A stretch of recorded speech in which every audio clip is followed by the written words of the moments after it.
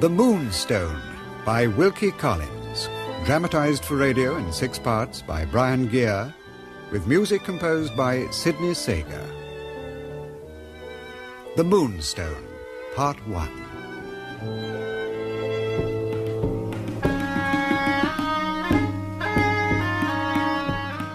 Hold out your hand, boy, and make a hollow of your palm. Now I pour the black ink into your hand, so. Just a little. And I make the signs over your head. Now, look into the ink and tell me, do you see the English gentleman from foreign parts?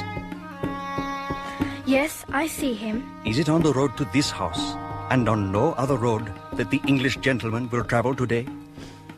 Yes, on this road, no other. And does the English gentleman carry with him that which we seek? Yes, he carries it with him. Will the English gentleman come here, as he has promised to come, at the close of day? I don't know. Why do you not know? I'm tired. I cannot see into the ink anymore. I blow gently upon your forehead, so. You can wake up, boy. You have done well. Brothers, that is all we need to know. In the meantime, we will return to the town. Come.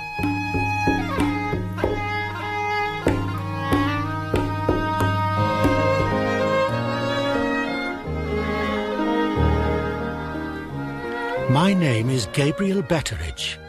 I am over 70 years of age, though still in good health, thank God, and I am house steward to Lady Verinder, in whose service I have been since I was a lad of 15. This morning, Mr. Franklin Blake came to me and said... Betteredge, my good friend. Pray be seated, Mr. Franklin. Thank you. I've been to the lawyers about some family matters, and among other things, we've been talking of the affair of the Indian diamond. Oh, dear, dear, dear. Mr. Brough thinks that the whole story ought to be placed on record in writing, and the sooner the better. No. Some might say, Mr. Franklin, that the whole thing will be best forgotten. There are those who come out of it very badly. True, but the characters of innocent people have suffered under suspicion already. Oh, I don't It would know. hardly do if their memories were to suffer also. I think that we should all tell the story of the diamond in turn. No, I don't As agree. far as our own personal experience extends, and no further. We must begin by telling how the diamond found its way into my aunt's house in Yorkshire 2 years ago.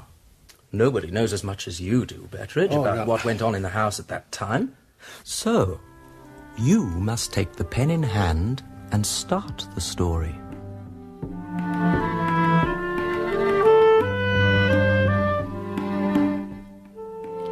Our house is high up on the Yorkshire coast and close by the sea.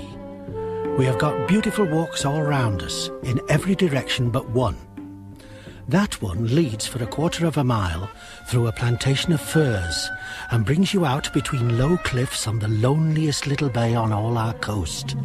The sand hills run down to the sea and end in 2 spits of rock jutting out opposite each other. Between the two lies the most horrible quicksand. No boat ever ventures here. No children from our fishing village ever come here to play. The very birds of the air, as it seems to me, give the shivering sand a wide berth. And what, you may ask, was I, Gabriel Betteredge, doing in such a desolate spot on a fine summer morning? Well, I will tell you. I was looking for our second housemaid, Rosanna Spearman, who was late for her dinner. And believe it or not, this was her favourite walk. I saw no sign of Rosanna in the plantation, but when I got onto the beach, there she was, in her little straw bonnet and her plain grey cloak that she always wore to hide her deformed shoulder as much as might be. You've been crying, Rosanna. I had one of my fainting spells this morning, that's all. I asked if I might come out here for a breath of air. Oh, yes. Now tell me what you're really crying about. About the years that are gone. My past life still comes back to me sometimes. Come, my girl. Your past life is all sponged out. Why can't you forget it? The stain is taken off Mr. Betteredge, but the place still shows. No one among the servants knows about the reformatory. No one but my lady and Miss Rachel and me. But I know. Don't you see? No, I don't see. That's just foolish talk. Now dry your eyes and come back with me. I don't want any dinner today. Let me stay a little longer. Why do you like to come here? It's such a miserable place. Something draws me to it. I try to keep away, but I can't. Sometimes, Mr. Betteredge, I think that my grave is waiting for me here. There's roast mutton and suet pudding waiting for you, so go in to dinner directly. This is what comes of thinking on an empty stomach. Oh, please not to tell my lady I am discontented, Mr. Betteredge. I am not. My mind's unquiet sometimes, that's all. Well, we'll say no more about it, Rosanna. Now come along. There's much still to do before Mr. Franklin arrives this evening.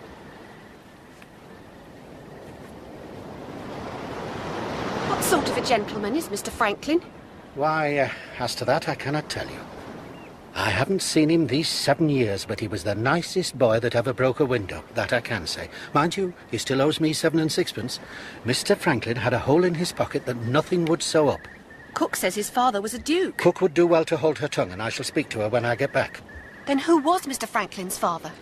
Mr. Franklin's father was plain Mr. Blake. He fancied he was a duke, and spent a considerable fortune trying to prove it. Oh, the whole thing dragged on for years and years, and he was still plain Mr. Blake at the end of it. He took revenge on his country by sending Mr. Franklin abroad to be educated. Then, yesterday morning, came this letter from Mr. Franklin to say he's arriving today to keep Miss Rachel's birthday. Oh, look, Mr. Betteredge, look. The tide's on the turn. Look at the sand, how it heaves and shivers. It's as if there were hundreds of suffocating people under there, all struggling to get to the surface and all sinking deeper and deeper. Rosanna! Throw a stone in, Mr. Betteredge. Throw a stone in and let's see the sand suck it down. Now, I will not have you talking like this. I will not have it, I say. You just be... Where are you? Who's there? Dear old Betteredge. I owe you 7 and 6pence. Now do you know who I am? Franklin. Mr. Franklin! Oh, Lord bless and save us. 4 good hours before we expected you. Mr. Betteredge, thank you. I'll go back now. I'll go back, and I'll try not to have any more silly thoughts. Yes, that's right, Rosanna. And do try to eat some dinner. It'll do you good. What a strange girl, Betteredge. Rosanna Spearman, Mr. Franklin, second housemaid. She's not herself today, but you'll be wanting some luncheon, Mr. Franklin. No, Betteredge. There's one advantage to this horrid place. We've got it to ourselves, and I've something to tell you. I dare say you'll hardly credit it, but I suspect I've been followed and watched in London. That's why I'm here 4 hours early. I came by the morning train to give a certain dark-looking stranger the slip. But who's watching you, sir, and why? Oh, just a minute. First, tell me about the 3 Indians you've had at the house today. I saw Penelope before I came down here, and she mentioned them. Tell me, Betteredge, what did they do? Oh, very little, sir. They took themselves off, as I asked them to. There were just 3 of them, and they had a little boy with them. I thought they were jugglers of some kind. They asked if they could put on their show for the lady of the house. But you straightway told them to leave. Well, sir, the family silver was on the pantry table, and their manners were so nice that made me suspicious. And then what? Well, then I tried to go back to a nice little nap I was having, but I'd scarcely dropped off before Penelope came running up, and she said the Indians knew you were coming, and they meant you some mischief. What mischief? And how did you know? Well, she was having a chat with the lodge-keeper's daughter, and they saw the Indians on their way out. Well, you know what women are. They took it into their heads that the little boy, largely on account of his being fair and delicate-looking, was ill-used.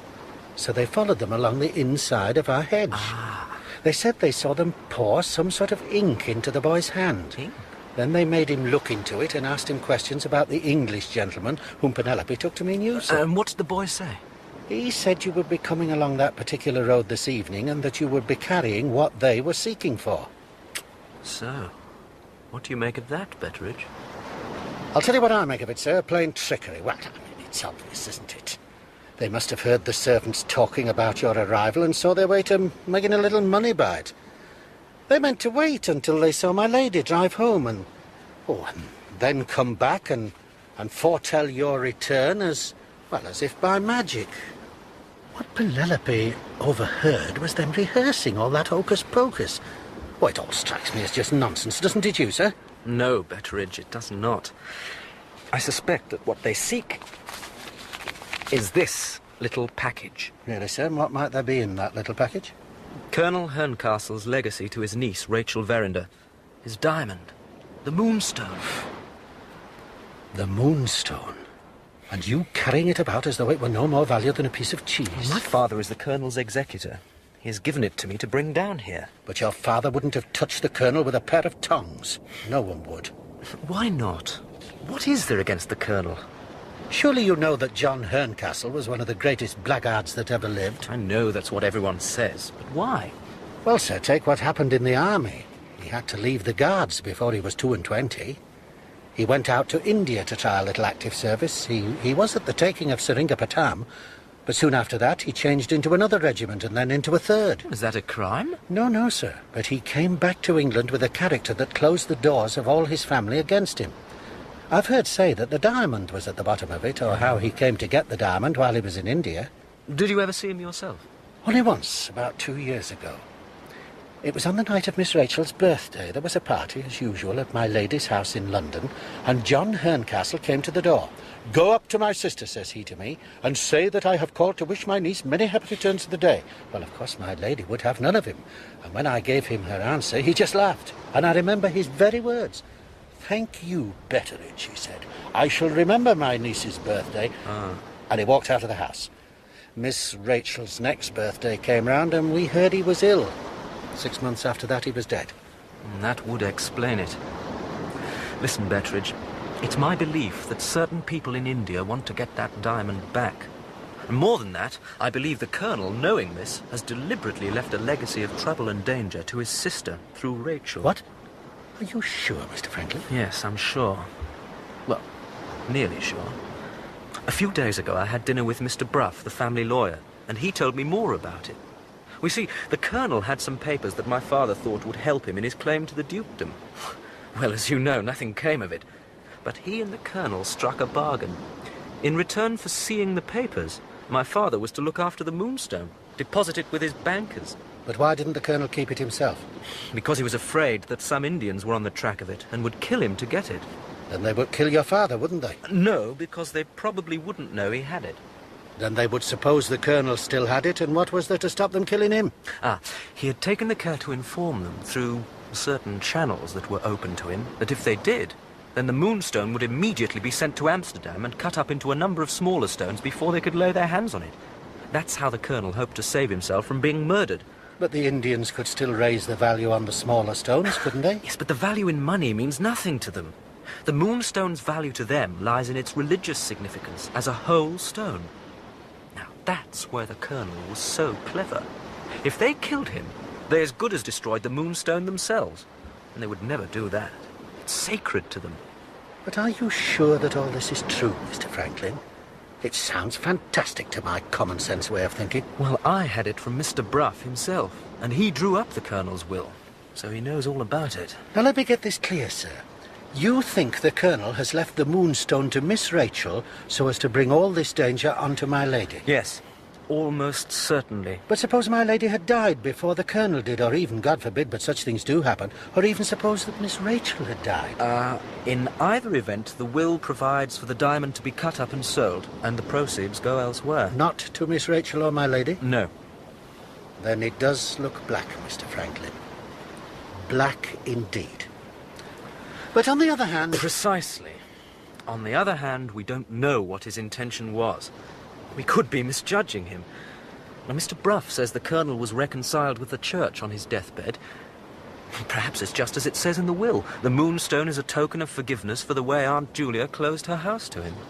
But then again, perhaps he took the clergyman in. That's not difficult to do, you know, sir, not when you're telling them what they want to hear. Now, Betteredge, do you see why I believe there's a conspiracy at the bottom of all this? I'm beginning to, sir. Though I keep hoping there still might be some perfectly innocent explanation for it. I don't think there can be. I think it means a plot among the Indians. A plot with some old Hindu superstition behind it. Mr. Franklin, you said you were followed in London. That was something to do with all this, I take it. Yes. After I took the Moonstone out of the bank, I thought I was followed by a man with a dark complexion. I went to my father's house to pick up my luggage and found a letter there which unexpectedly detained me in London. So, of course, I had to put the Moonstone back in the strong room again. And again, I thought I saw the man with the dark complexion. Now, I saw him definitely for the third time when I took the Moonstone out of the bank again this morning. So, I took the morning instead of the afternoon train, as I'd intended. Now, here I am with the diamond safe and sound, and what is the first news that meets me? I find that 3 strolling Indians have been at the house and that my arrival from London is of particular interest to them. It could be just coincidence. Yes. And it could be that in bringing the Moonstone to my aunt's house, I am serving the Colonel's vengeance blindfold. But then again, I could be vindicating him in the character of a penitent and Christian man. God alone knows, sir. Don't ask me. Why did my uncle leave the Moonstone to Rachel? Why didn't he leave it to my aunt if he wanted to make his peace with her? Because he knew my lady well enough to know that she would have refused any legacy that came from him. Well, how did he know that Rachel might not refuse it too? Is there any young lady who could resist the temptation of such a birthday present as the Moonstone? But why did he leave the diamond to Rachel only if her mother is still alive? Now, that's the condition in his will.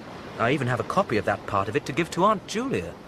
If he has purposely left a legacy of trouble and danger to his sister through her daughter, then it must be conditional on her being alive.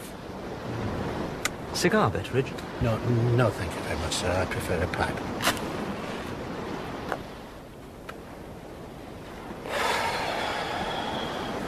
I wish I knew what to do. I don't want to alarm my aunt without reason, and I don't want to leave her without what may be a needful warning. If you were in my place, Betteredge, tell me, in one word, what would you do? In one word, sir, wait. With all my heart. But how long? Now, this is the 25th of May, and Miss Rachel's birthday is on the 21st of June, so we have close on 4 weeks in front of us. Let's wait and see what happens in that time, and let's warn my lady or not, as the circumstances direct us. Perfect, Betteredge, as far as it goes. But what's to be done with the diamond between this and the birthday? Put it in the bank at Frizinghall. The Bank of England isn't safer than the Bank at Frizinghall. If I were you, sir, I would ride straight there with it before the ladies come back from their drive. Excellent. The very thing. Betteredge, you are worth your weight in gold. Come along, back to the house and saddle the fastest horse in the stables. Why, this is the way. I do like to be doing something.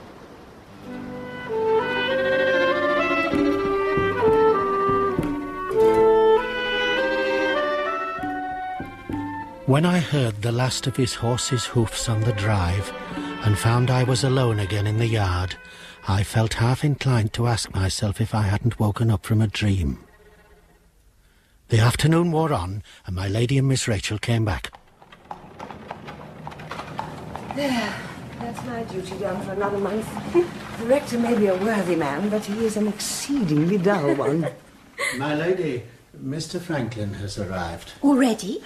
But he's not expected until this evening. Yes, Miss Rachel. That is to say, no, Miss Rachel. But where is Mr. Franklin? He has gone away again, my lady. Gone away again, Betteredge? Whatever for? I don't quite know, my lady. He is returning, naturally. I can only put it down to one of Mr. Franklin's freaks. He galloped off on a horse almost as soon as he got here. Freaks, Betteredge? And no doubt it was one of Mr. Franklin's freaks, as you call them, that inspired his arrival some hours earlier than expected. No doubt, my lady. Tell me, Betteredge, what does Mr. Franklin look like? Look like, Miss Rachel? Well, he looks like Mr. Franklin, I suppose. Betteredge, don't be obtuse. You know very well what I mean. The last time I saw Mr. Franklin, he was a boy of 14. He promised to be tall, I remember. Indeed, Miss Rachel, so he did. But, tall? No. I would not describe him as tall. But not short, Betteredge. Surely Mr. Franklin has not turned out short. He does want middle height by an inch or two, or so it seems to me. But he's neat and slim, and he still has that bright, straightforward look in his eyes. You will just have to contain your curiosity, Rachel, until Mr. Franklin has another of his freaks and returns. I'm going to my room. I don't know which is more fatiguing, the heat or the rector of Frizinghall. I thought I slipped out of that rather neatly. But no sooner had I gone to my own little sitting room than I had difficulties with Penelope. You will remember it was Penelope who told Mr. Franklin of the Indians when he arrived, and sent him on to find me at the Shivering Sand. Did I mention that Penelope was my daughter? Well, at all events, I've mentioned it now. She was also Miss Rachel's maid, and no sooner had she taken Miss Rachel's sunshade and gloves than she came to question me. Well, Father? Well, what, my girl? Now, Father, you know very well what. What did Mr. Franklin say about the Indians when you told him? Mr. Franklin and I went on, having dismissed the Indians as of no account whatsoever, to talk of foreign politics until we both fell asleep in the heat of the sun. Oh, by the by, I trust Rosanna returned satisfactorily. She left us in rather a hurry when Mr. Franklin found us. It's funny you should say that, Father, because Rosanna's been acting very strange since she came back, and Mr. Franklin's at the bottom of it, if you want my opinion. She turned all colours of the rainbow and asked hundreds of questions about him, and when I said I thought it was extraordinary that a strange gentleman should have any interest for her, she grew quite angry with me. Well, really, Father, there's only one explanation for it. Oh, and what might that be? Why, Rosanna has fallen in love with Mr. Franklin at first sight. Nay. That's all it can be. Fallen in love with him? Fallen in love with Mr. Franklin? Yes. Oh, come, that's the silliest thing I ever heard. Now, you just keep that idea to yourself. It would do the poor girl a deal of harm if that got about among the other servants. They have a low enough opinion of her as it is. Rosanna Spearman in love with Mr. Franklin. The very idea. Mr. Franklin returned from Frizinghall, and to my great disappointment, and no doubt to yours also, nothing had happened. He had not met with the Indians. He had deposited the Moonstone in the bank, and he had got the receipt for it safe in his pocket. I would have given something to have waited at table that evening, but waiting at dinner, except on high family festivals, was letting down my dignity in the eyes of the other servants. Penelope brought me some intelligence, however. And really, Father, I've never known Miss Rachel so particular over dressing her hair. Oh, but it was worth all the trouble, every bit. She looked so bright and pretty when she went down to meet Mr. Franklin in the drawing-room. Later in the evening, we heard them singing duets, and my lady, on the piano, following them, as it were, over hedge and ditch, and seeing them safe through it in a manner most wonderful and pleasant to hear through the open window. Later still, I went to Mr. Franklin in the smoking-room with the soda-water and brandy, and found that Miss Rachel had put the diamond clean out of his head. When I endeavoured to lead the conversation to more serious things, all I could extract from him was... Really, Betteredge, I've no hesitation in saying that Miss Rachel is the most charming girl I've seen since I came back to England. Towards midnight, I went round the house to lock up, accompanied by my second-in-command, Samuel the footman. When all the doors were made fast, except the side door that opened onto the terrace, I sent Samuel to bed and stepped out for a breath of fresh air. The night was still and close, and the moon was at the full. I had come out on the dark side of the house, and as I looked to my left, I saw the shadow of a person thrown forward from behind the corner. Being old and sly, I forbore to call out, but my feet betrayed me on the gravel. Before I could steal round the corner, I heard lighter feet than mine, and more than one pair of them, retreating in a hurry. By the time I had got to the corner, the trespassers had run into the shrubbery and were lost to sight. From there they could easily make their way over our wall and into the road. While I was thinking what to do, I noticed for the first time a little bright object lying on the gravel under the light of the moon. I picked it up. It was a small bottle. Inside there was a thick, sweet-smelling liquor, as black as ink.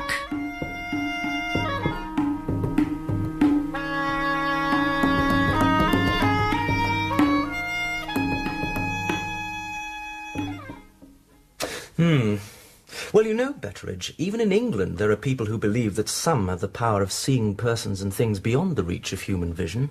They call it clairvoyance, brightness of sight. The Indians must believe the boy is one of these. Just a lot of hocus-pocus, if you ask me. Quite. But depend upon it, Betteredge, the Indians took it for granted that we should keep the diamond here, and they brought their clairvoyant boy to show them the way to it. Do you think they'll try again, sir? It depends on what the boy can really do. If he can see the diamond inside the bank at Frizinghall, we shall be troubled with no more visits at present. But if he can't, we shall have another chance of catching the Indians in the shrubbery before many more nights are over our heads. My own feeling was that the Indians had reports of Mr. Franklin having been seen at the bank and drew their own conclusions. Now pay close attention to what I say next. You will find it has a bearing on something that is still to come. Mr. Franklin dabbled in decorative painting.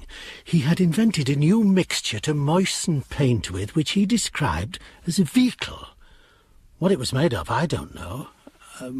What it did, I can tell you in 2 words. It stank. Miss Rachel, being wild to try her hand at the new process, they set to work decorating her own little sitting-room door. Mr. Franklin scraped off all the nice varnish and made a surface to work on. Miss Rachel then covered the surface, under his direction, with birds and flowers and cupids, copied from a famous Italian painter whose name escapes me.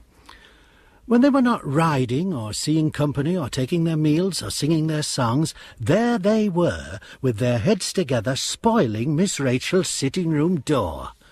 The servants' hall began to debate whether or not we should have a wedding in the house before the summer was over. That Mr. Franklin, on his side, was in love, no one who saw him could doubt. The difficulty was to fathom Miss Rachel. There was also her other cousin, Mr. Godfrey Ablewhite. Mr. Godfrey, Father? How can you possibly think Mr. Godfrey's chances are better than Mr. Franklin's? For one thing, Mr. Godfrey is very well off. Mr. Franklin, I fear, is always in want of money. How can you possibly know that? Because I know Mr. Franklin, that's how.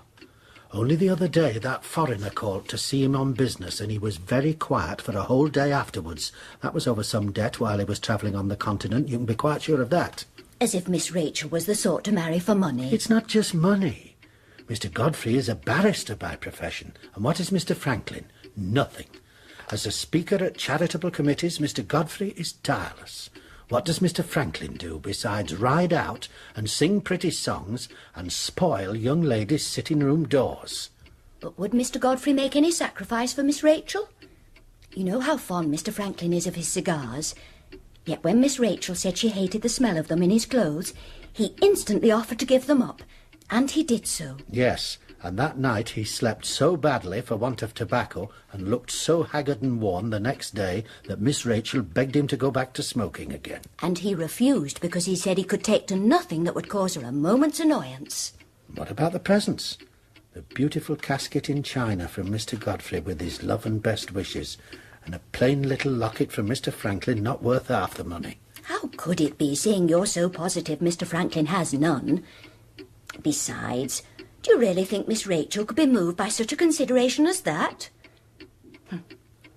If you ask me, Miss Rachel would sooner marry the dustman than Mr. Godfrey Ablewhite. Shortly before Miss Rachel's birthday on the 21st, we had the doctor in the house professionally. He was summoned to prescribe for Rosanna Spearman. And as it was a matter concerning one of the servants, my lady naturally wanted to hear my opinion of the matter. Waking and crying at night, loss of appetite. Yes, I put it down to nerves, Lady Verinder. I doubt if the girl's fit for service. Would a change of air be beneficial, do you think, Mr. Candy? Indeed, a change of air is often most beneficial in cases like this. I would strongly advise it, if it be possible. Would you like to go to one of our farms inland, Rosanna? Perhaps as a dairymaid? And getting more fresh air than you do here, you would find your spirits improve remarkably. Oh, my lady, I know you mean to be helpful, but I do so love it here. I would be far worse if you sent me away from here and all of you. I'm so grateful to you, my lady, for giving me a chance. Please let me stay. Oh, Betteredge, what do you say? Well, my lady, seeing as Mr. Candy thinks it's nerves and Rosanna does so want to stay, it would only do her nerves more harm to send her away. At least that's how it seems to me. I have no complaints of her work, my lady. Very well, Rosanna, you may stay. But no more crying at night, do you hear? It cannot be good for you to lose your sleep. Thank you, my lady. As you wish, my lady, but I still think a change of air's the thing. Thank you, Mr. Candy. And I look forward to seeing you at dinner on Rachel's birthday. Oh, it will be my pleasure, my lady. That proved to be the worst advice I could have given, though I meant only to help Rosanna. If I could have looked a little way into the future, I would have taken her out of the house then and there with my own hand. Later the very same day, Penelope made an awkward discovery which we hushed up on the spot. She caught Rosanna at Mr. Franklin's dressing-table, secretly removing a rose which Miss Rachel had given him to wear in his buttonhole, and putting another rose like it, of her own picking, in its place. June the 21st, the day of the birthday, was cloudy and unsettled at sunrise, but towards noon it cleared up bravely.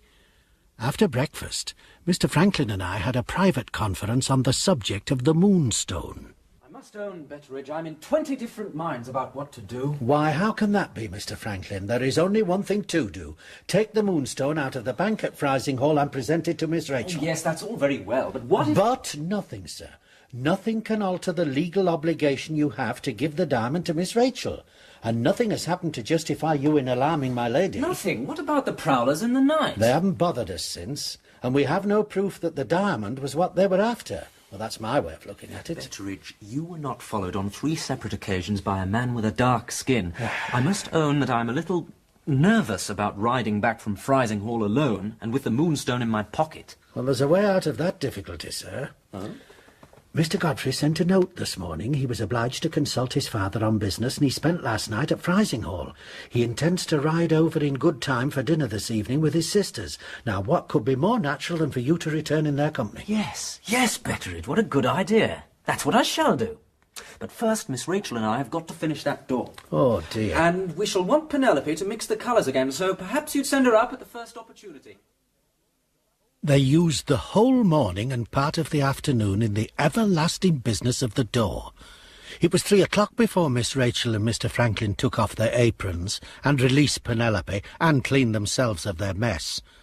But they had finished the door on the birthday, and proud enough they were of it. Mr. Franklin snatched a morsel from the luncheon table and rode off to Frising Hall to escort his cousins, the Ablewhites, as he told my lady, to fetch the Moonstone, as was privately known to himself and me. This being one of the high festivals on which I took my place at the sideboard, I had plenty to occupy me while Mr. Franklin was away. Then I retired to collect myself over a pipe of tobacco. I was aroused by the clatter of horses' hoofs outside, and going to the door, received a cavalcade comprising Mr. Franklin and his 3 cousins escorted by a groom. Ah, my dear Betteredge, good day. Good day, Mr. Godfrey, sir, good day. But so hot, Betteredge, so hot. However, I'm most glad to see you wearing so well. That's very kind of you, sir. You do not seem to be quite your usual self, if I may say so. Ah, the pressures of the world, I fear, Betteredge. Quite, sir, quite. And your father? I trust you found him in good health? Much as usual, Betteredge. Felicity, Georgina, do stop gossiping and come inside, out of the heat.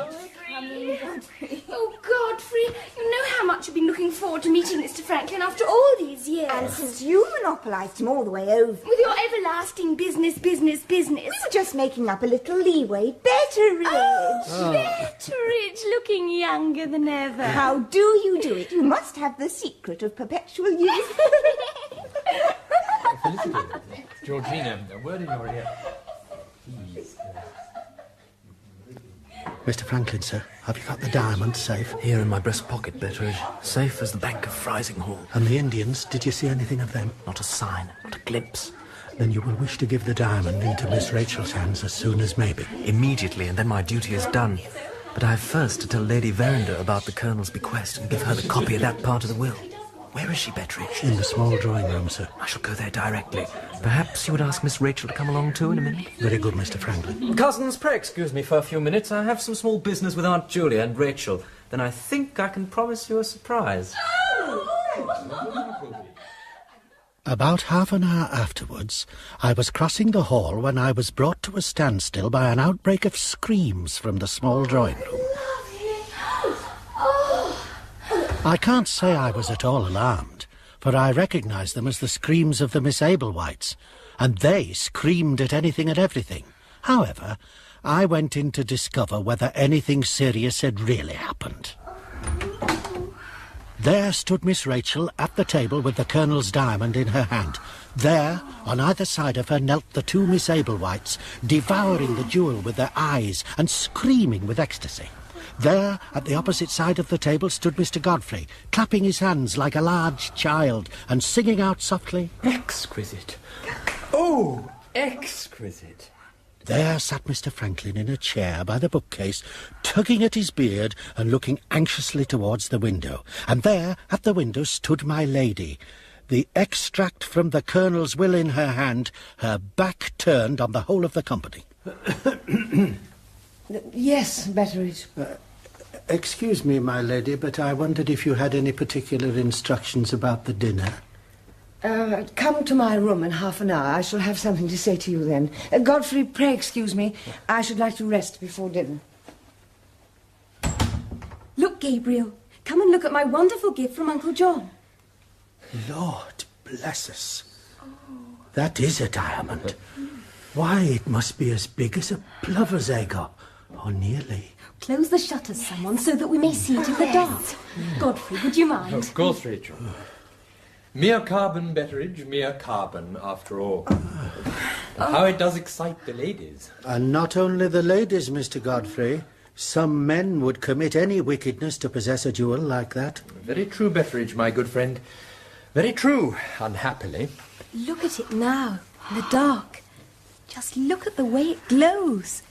It's like the harvest moon. Oh, it's lovely, Rachel. Quite lovely. Oh, you are lucky. I wish that I had such a jewel, don't you, Felicity? Oh, yes, Georgina. You'll be the envy of the county with this, Rachel.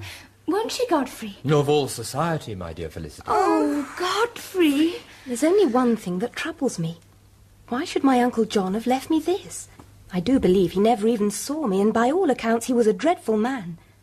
Franklin, have you no idea? No, Rachel. I wish from the bottom of my heart that I had. It is so beautiful.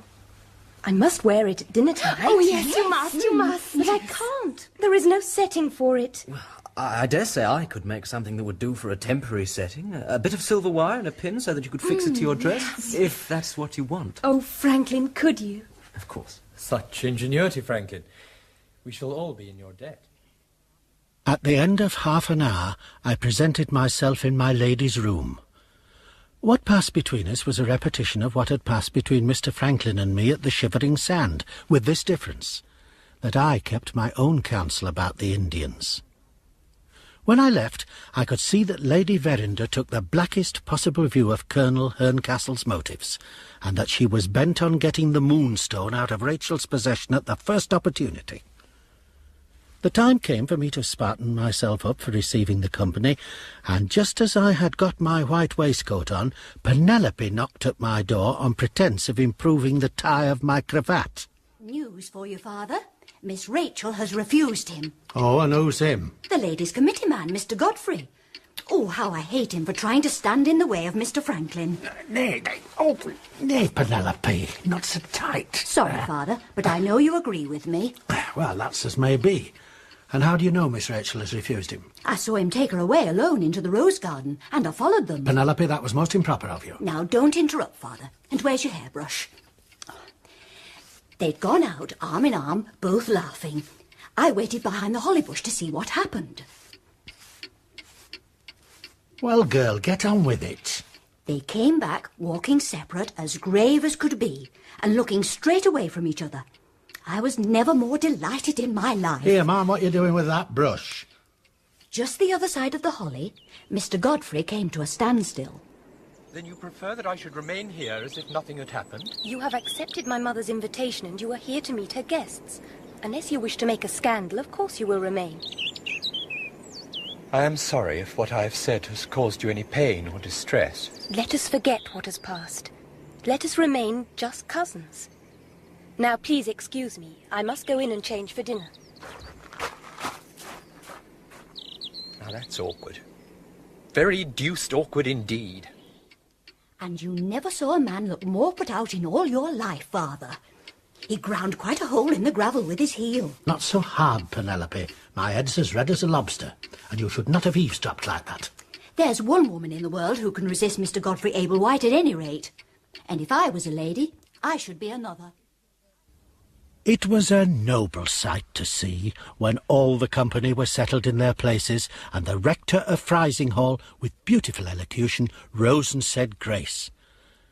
But as the dinner got on, I became aware that this festival was not prospering as others had before it. There were gaps of silence in the talk, and when they did use their tongues, it was usually in the most unfortunate manner. Mr. Franklin, I regret to say, was no exception.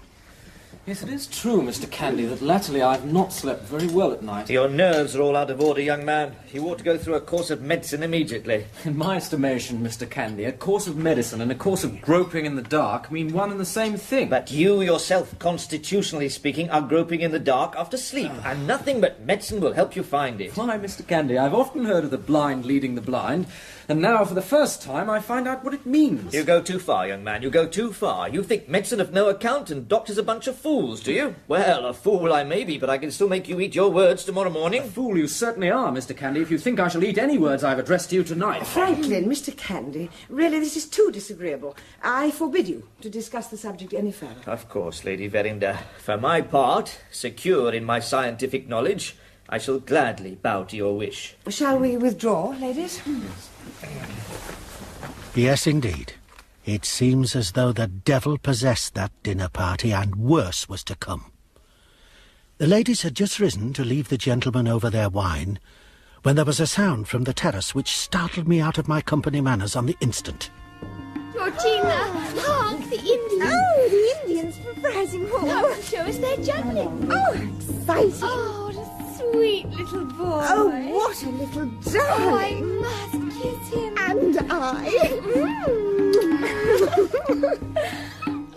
As I lived by bread, here were the Indians returning to us with the return of the Moonstone to the house. Mr. Franklin got on one side of Miss Rachel, and I put myself behind her. There she stood, innocent of all knowledge of the truth, showing the Indians the Moonstone in the bosom of her dress. The next thing I clearly remember was one of the company, Mr. Mirthwaite, the famous Indian traveller, coming up quietly behind the jugglers and addressing them in their own language. The next moment their faces turned grey. The chief Indian, the one who spoke English, turned to my lady and informed her that the entertainment was over. The Miss Ablewhites were loud in their disappointment. The little boy went round with the hat, and the juggling was over as soon as almost it had begun. The ladies withdrew to the drawing-room, the gentlemen returned to their wine, and I and Samuel the footman saw the Indians safe off the premises. Going back by way of the shrubbery, I found Mr. Franklin and Mr. Mirthwaite walking slowly up and down among the trees. Mr. Franklin beckoned me to join them. Mr. Betteredge, I have spent many years in India, and I can assure you that those three Indians are no more jugglers than you or I. Really, Mr. Mirthwaite? Then what are they? Unless I'm mistaken, they are high-caste Brahmins.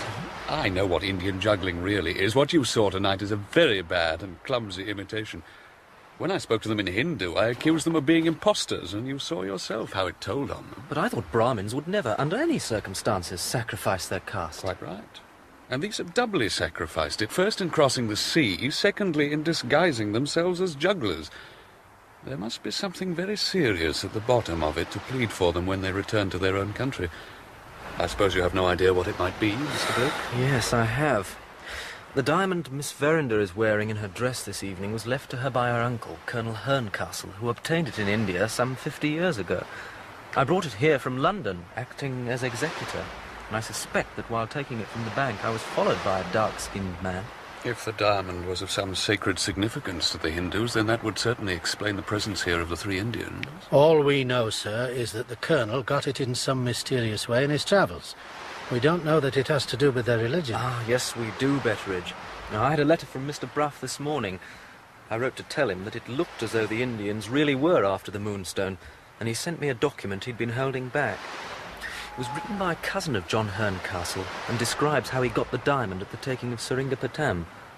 The writer says he thinks that Herncastle had killed 3 Indians, not in the fighting, but during the looting which followed, and had obtained the Moonstone at that terrible cost.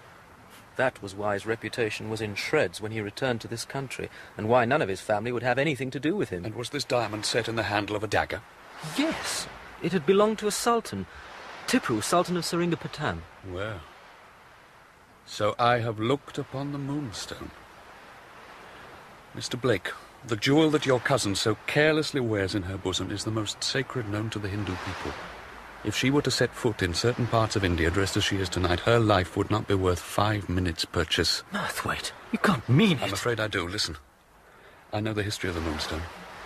It is centuries old, and tradition says that it was originally set in the forehead of the Indian god who typifies the moon. Hundreds of years ago, when the Mohammedans sacked the holy city of Somnath and stripped the temple of its treasures, only the moon god escaped. 3 Brahmins, at great risk, took it to Benares, and there it was set up and worshipped again. There's a legend that Vishnu appeared in a dream to the Brahmins and commanded that the Moonstone should be watched from that time forth by 3 priests in turn, night and day, to the end of the generations of men. The next turn in the story took place in the reign of Aurangzeb, the Mughal emperor. At his command there were more attacks upon the temples of Brahma, and the Moonstone was seized by an officer and his army. It passed from one lawless hand to another, until it fell into the possession of Tipu, who placed it as an ornament in the handle of a dagger. Now suppose those 3 men whom Herncastle is reported to have killed were the 3 Brahmin priests who were then the Moonstone's guardians, disguised and outwardly conforming to the Mussulman faith. Do you not begin to see who our 3 incompetent jugglers might be? Lord bless us. The 3 Brahmin priests who have succeeded to the guardianship of the Moonstone. And dedicated, you may be sure, to securing its return at whatever cost. You mean they would kill to gain their object? My dear fellow, the sacrifice of caste may be a serious thing in India. The sacrifice of life is nothing. What a set of murdering thieves. Ah, but a wonderful people, Mr. Betteredge. Yes, it sounds like it. They have seen the Moonstone on Rachel's dress. There's no help for it.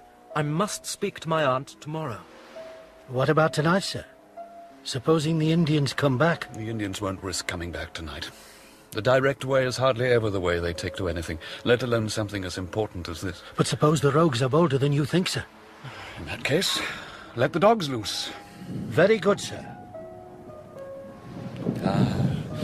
It's been building up to this all day. The Indians will want their umbrellas tonight, Mr. Betteredge. Come, let us rejoin the ladies.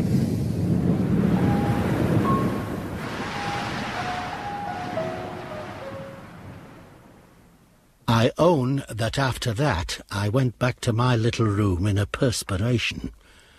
I was far into my second pipe when Penelope came in with her report from the drawing-room where she'd been handing round tea. The Miss Ablewhite sang a duet very loudly. I saw Mr. Franklin positively flinch. And Miss Rachel has been stealing looks at him, and I know very well what sort of looks. And Mr. Franklin has been going on at Mr. Godfrey about ladies' charities. And Mr. Godfrey has been hitting back rather smartly. And Mr. Murthwaite has been asleep. Oh, have you seen anything of Mr. Candy during the evening? Why, no, should I have? Well, he vanished most mysteriously for a time, and when he came back he was wearing a very smug look. I wonder what he's been up to. The arrival of the carriages was the signal for the arrival of the rain. Most of the company went home under cover. The exception was Mr. Candy, who had only a gig, but he still seemed very pleased with himself. It looks as though it means to rain all night. What a downpour! I'm afraid you'll get wet through, Mr. Candy. Mr. Betteredge, I wonder you have arrived at your time of life without knowing that a doctor's skin is waterproof. Good night to you.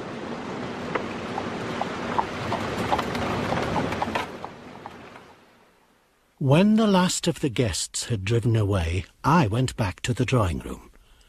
Mr. Godfrey had some brandy and soda water. Mr. Franklin took nothing. He looked dead tired. I suppose the events of the day had been too much for him. Truth to tell, they'd been rather too much for me. My lady was looking hard at the wicked Colonel's legacy shining in her daughter's dress. Rachel, where are you going to put your diamond tonight? Oh, I don't know. Anywhere. Why, on my dressing table, of course, with my other things. Oh, no. It might take to shining in the dark. I'm sure I'd be quite terrified if I woke up and saw its awful moony light shining out of the gloom. I know. The Indian cabinet in my sitting room. Now that is just the place, Mamma. What could be more appropriate than the Indian diamond going into the Indian cabinet? Why, they could admire each other. My dear, your Indian cabinet has no lock on it. Good heavens, is this an hotel? Are there thieves in the house? Why not let me keep the diamond for you tonight? Oh, Mamma, no. How could you suggest such a thing? Very well, my dear, as you wish. But I'd like you to come to my room first thing tomorrow morning. I shall have something to say to you. Not something unpleasant, I hope. Well, I really can't discuss it with you in your present mood. Good night, gentlemen. Good night. Good night, Betteredge. Good night, my lady. And so the day ended. Already, it seemed to me, the Moonstone had begun to cast its shadow over our lives. When the gentleman retired for the night, Mr. Godfrey was very solicitous for Mr. Franklin's rest, and pressed him to take a brandy and soda to his room. It would help him sleep, he said. That night I shut up everything myself and left nothing to Samuel. All was safe and fast when I went to bed between midnight and 1 in the morning. The day had been a little too much for me, I suppose, for I had a touch of Mr. Franklin's malady, and it was sunrise before I fell asleep.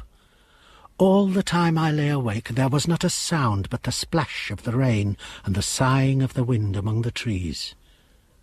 About 7:30 I woke, and opened my window on a day of fine sunshine.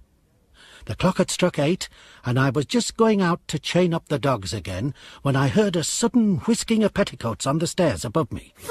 Father, come quick! Penelope, you'll wake the house, whatever's the matter. Oh, Father, don't stand there, for God's sake. Come upstairs. The Moonstone has gone. Gone? But how could it have gone? Oh, how should I know? But gone it most certainly is. And Miss Rachel's half out of her mind. Oh, Father, come up and see.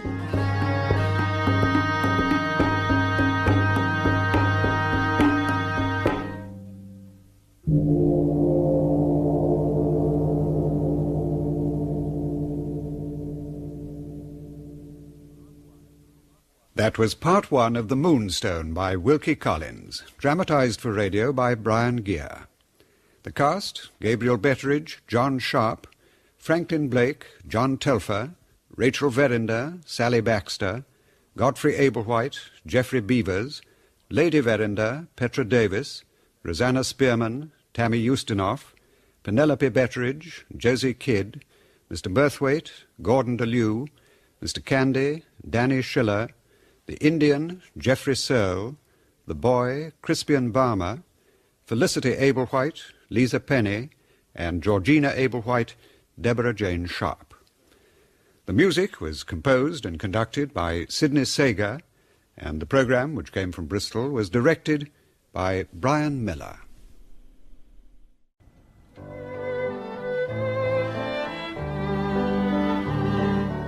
The Moonstone by Wilkie Collins, dramatised for radio in 6 parts by Brian Gear, with music composed by Sidney Sager.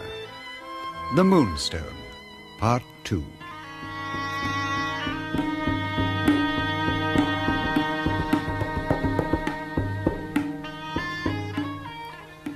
Gabriel Betteredge is my name, and I am my Lady Verinder's steward at the family seat in Yorkshire. Perhaps you will remember that Mr. Franklin Blake wanted me to begin the story of the Moonstone, telling you just as much as I knew at the time, and no more. Let me go back a bit. The Moonstone was a large diamond left by Colonel Herncastle to his niece, Miss Rachel Verinder, on her 18th birthday. But the Colonel was a secretive man, and some trouble seems to accompany the Moonstone wherever it goes. When Miss Rachel's cousin, Mr. Franklin, brought it to her in Yorkshire, he was followed by 3 Indians. According to Mr. Murthwaite, the explorer, who lives in our locality, they are Brahmin priests, dedicated to getting the diamond back by any means whatever. The morning after Miss Rachel's birthday, I was just opening the front door when my daughter, Penelope, called out that the Moonstone had vanished from Miss Rachel's sitting room where it was left overnight. Now, Father, come and see for yourself. I saw Miss Rachel put the diamond into the Indian cabinet last night. When I came in with our cup of tea at 8 this morning, I found the drawer open and empty. Is this true, Miss Rachel? Yes, Betteredge, it's true. The diamond is gone. I'm going into my bedroom and I don't want to be disturbed. Betteredge, what is the matter? What is all this noise? The diamond, my lady. It's gone. And where is Rachel? In her room, my lady, and she has locked the door. Rachel, it is I. I do not wish to see anyone, Mamma. Rachel, open this door instantly. Now, Rachel, what is all this about the diamond? Poor Miss Rachel, I've never seen her so upset. Is this Betteredge? Miss Rachel's diamond gone? Yes, sir. I'm afraid it's true. Oh, how awful. How very shocking. You're quite sure? Quite, Mr. Godfrey. Oh, dear me. How very unfortunate. Oh, Franklin, have you heard the news? Rachel's diamond is missing. What's that you say, Godfrey? The diamond, the Moonstone. It's vanished. What? The Moonstone has gone from where it was put in the Indian cabinet. Gone? Gone, you say? Are you quite well, Mr. Franklin? You don't seem quite yourself, sir, if I may say so. Well, the fact is, Betteredge, last night I had the best night's sleep I've had for ages. I haven't quite woken up. However, let's think what to do. Now, where was the diamond put? In the Indian cabinet, Mr. Franklin. I saw Miss Rachel put it there. Well, now, perhaps it's fallen down behind the drawer. Have you looked, Penelope? Why, no, I haven't. I was so upset, and so was Miss Rachel. Well, then, look now, girl, look now. Yes, Father. I'll look on the floor in case it fell down and rolled away somewhere. Would you like some black coffee, Mr. Franklin? No, thank you, Betteredge. I'm beginning to wake up now. The diamond is definitely not in the cabinet. I can't see it on the floor. Penelope, knock and see if Rachel can tell us anything. Well, I'll try, sir, but really she seemed so upset.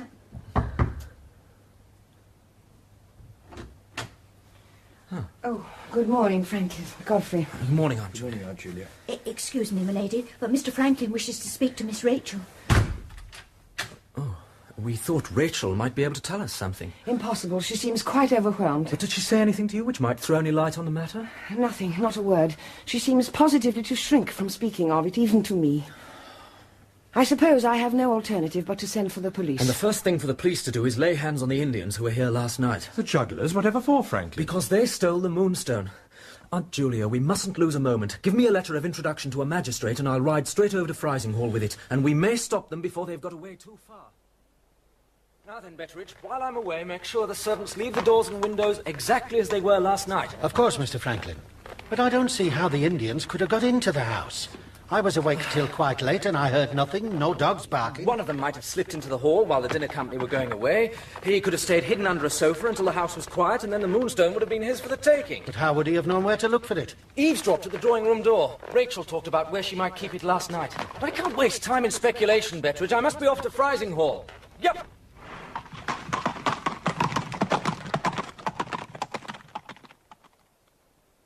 It all seemed rather flat after Mr. Franklin had ridden off. My lady sent for me, and I had to tell her everything that I had kept from her so far about the Indians and Mr. Franklin's suspicions. She was a woman of high courage, and agreed we had been right to say nothing until now. Miss Rachel stayed locked in her room. The women servants took to whispering in corners, except Rosanna Spearman, who kept by herself. At 11 o'clock, Mr. Franklin came back from Frizinghall. Well, Franklin, are the police coming? Yes, Superintendent Seagrave and 2 men are following, but it's a mere matter of form. The case is hopeless. Do you mean the Indians have escaped? The poor Indians have been most unjustly put in prison. But what about one of them being hidden in the house? That has proved to be quite impossible. Oh, would you explain yourself, Franklin, instead of adding to the mystery? Perfectly simple, Aunt Julia. I took your letter to the magistrate, and the magistrate sent for the police. Well, so far, so good. But when the police made inquiries, they discovered that the Indians were still in the town. Hardly the act of guilty men. And more than that, they'd all been seen returning with their little boy between the hours of 10 and 11, which proves they'd walked straight back from here. But might they not have returned later in the night? No, the police had some reason to make inquiries at the lodging house where the Indians are staying, and they saw them all there at midnight. And soon after midnight, I went round and shut up the house. So, that disposes of any idea of their returning and breaking in. Then why are the Indians still in prison, Franklin? Because the magistrate thought something might be turned up against them. So he committed them for a week as rogues and vagabonds to keep them at our disposal, as it were. But in truth, there isn't even a case of suspicion against them. This gets worse. If the Indians did not take the diamond, then who did? 10 minutes later, Superintendent Seagrave arrived. He was the most comforting officer you could wish to see. tall and portly, and he ordered his 2 inferior officers about with great severity. He asked me to wait upon him in Miss Rachel's sitting room. I've gone round the premises both outside and in, Mr. Betteredge, and the result of that investigation proving to me that no one has broken in, and I deduce that the robbery must therefore have been committed by someone in the house. I sincerely hope you are wrong, Mr. Seagrave. Oh, depend upon it, I'm right. So I posted one of my men on the staircase leading to the servants' bedrooms with the strict instructions to let nobody past him until further orders. Now then, I shall now examine this sitting room. Go on, you tell him. Go on, get him. Here he is. Now, what's all this, Mr. Superintendent, about none of us being allowed to go to our room? Who is this person, Mr. Betteredge? Nancy Swales, our kitchen maid. Well, then, Nancy Swales, it's true that until further inquiries have been completed, I have barred all the servants from going to their rooms. Have you indeed? Then which of us do you think it was that did it? Can you tell me that? Now, silence. I will not have you women barging in here when I'm conducting an investigation. Now, I don't know. You. You. Me, sir. Who are you? Rosanna Spearman, sir. Well, Rosanna Spearman, you just look at the mischief someone's petticoats have done already. What mischief, sir? Well, that smear of paint on the door just under the lock. Now, clear out, all of you, will you now, please? Clear out. Now then, Mr. Betteredge, I should like to speak to Miss Rachel Verinder. Would you be so kind as to summon her for me? She's in there, Mr. Seagrave, in her bedroom. Oh, indeed. Well, then, pray ask her if she would kindly favour me with a word. Miss Rachel? What is it, Betteredge? Superintendent Seagrave is here, Miss Rachel, and would like to speak with you. I have nothing to tell him, and I can't see anybody. Very good, Miss Rachel. Did you hear that, Mr. Seagrave? Miss Rachel regrets that I heard, thank you, Mr. Betteredge, and I must say I found the young lady's attitude, quite frankly, to be obstructive. Highly obstructive. Miss Rachel is very upset by the loss of her jewel. I beg you to wait a little and see her later. Very well, Mr. Betteredge. Well, as I cannot speak to the young lady, I should like to question her maid. Yes. That is my daughter, Penelope. I'll send for her. Penelope told Mr. Seagrave all she could, which was little enough. Questioning Mr. Franklin, Mr. Godfrey and myself produced still less. Mr. Seagrave next tried to discover whether any of the furniture had been moved out of its usual place during the night. While we were poking about among the chairs and tables, Miss Rachel herself suddenly appeared out of her bedroom. Penelope? Yes, miss? Mr. Franklin Blake sent you with a message to me this morning, saying you wished to speak to me. Yes, miss. Where is he now? He's on the terrace with Mr. Godfrey. Then I shall go down and see him. If you please, Miss Verinder, I would rather you favoured me with your conversation. My business is with Mr. Blake, not with the Superintendent of Police. Dear. It showed a want of due respect, but I couldn't help looking out of the window. Miss Rachel went up to Mr. Franklin without appearing to notice Mr. Godfrey, who drew back and left them alone. She spoke a few words to Mr. Franklin, who seemed to be utterly astonished by what she said. While they were still together, Lady Verinder came onto the terrace. Miss Rachel saw her, said a few more words to Mr. Franklin, and went back into the house. Then Mr. Franklin seemed to tell Mr. Godfrey and my lady what Miss Rachel had said to him, for they too stopped short in amazement. I had just seen as much as this when the door of the sitting-room opened violently, and Miss Rachel walked swiftly through to her bedroom. Miss Verinder, I must insist, if I am to recover your jewel, I then... have not sent for you. I don't want you. My diamond is lost, and neither you nor anybody else will ever find it. Oh, dear. And precisely what am I supposed to make of that, Mr. Betteredge? I can only assume, Mr. Seagrave, that Miss Rachel's temper is still upset by the loss of the diamond. But I'm here to help find it. That appears to be the very thing she objects to. I imagine that's what she was telling Mr. Franklin just now on the terrace. It was his idea to fetch you, and she was certainly saying something very serious to him. And how, may I ask, does Miss Verinder know the diamond will never be found again? No, Mr. Betteredge, no. There's nothing else for it. I shall have to search the servants' quarters. The result, of course, was that the Moonstone remained as lost as ever, and Mr. Seagrave was fast approaching his wits' end. At this point, Mr. Franklin sent for me in the library. To my astonishment, just as my hand was on the door, it was suddenly opened from the inside and out walked Rosanna Spearman. Oh, excuse me, Mr. Betteredge. Rosanna, what are you doing in the library at this time of day? Mr. Franklin dropped one of his rings upstairs, and I have just been to give it to him. You should have handed it to me. Just because the police have turned the house upside down, there's no need for you to forget your manners, my girl. Now, don't let me have to speak to you again. I'm sure Mr. Franklin was obliged to me. Come in, Betteredge. I want a conveyance to the station. Yes, Mr. Franklin, going to London? No, I've convinced my aunt that we need a better man than Seagrave. Now, my father knows the Chief Commissioner of Police, and if anyone can lay his hands on the right man for this job, he can. So I'm going to telegraph him straight away. Very good, Mr. Franklin. I'll have the pony chaise got ready. Right. Oh, by the way, that girl who was in here just now, is she altogether right in the head, Betteredge? She behaved very oddly. Oh? In what way, sir? She came to give me a ring I'd dropped, and instead of going away again, she said, "They'll never find the diamond, will they? Nor the person who took it. I'll answer for that." And she heard your step outside, and she left. I'm sorry that she's troubled you, Mr. Franklin, but I don't think there's any harm in the girl. I'll see that she doesn't bother you again. Well, keep a careful eye on her, will you? This is a more important matter than you may think. It's a matter of £20,000, sir. It's a matter of quieting Rachel's mind. I'm very uneasy about her. And so am I, Mr. Franklin. Oh, by the way, Mr. Seagrave says he wants to question the Indians at Frizinghall. He says he thinks someone in the house stole the diamond in collusion with them. The man's a fool. Well, I suppose I'd better wait and see what the result is before I send my wire. But if you ask me, he's just trying to gain time. Yes, sir. Perhaps you would be good enough to take him into Frizinghall with you. Oh, and Mr. Godfrey, he's interested in the interview with the Indians, too. On my way to the stables to order the chaise, I looked in at the servants' hall. They told me that Rosanna Spearman had been suddenly taken ill and was lying down in her room. Curious, I thought. She'd looked well enough just a few minutes before. She came downstairs again at tea time, had an hysterical attack and was sent back to bed.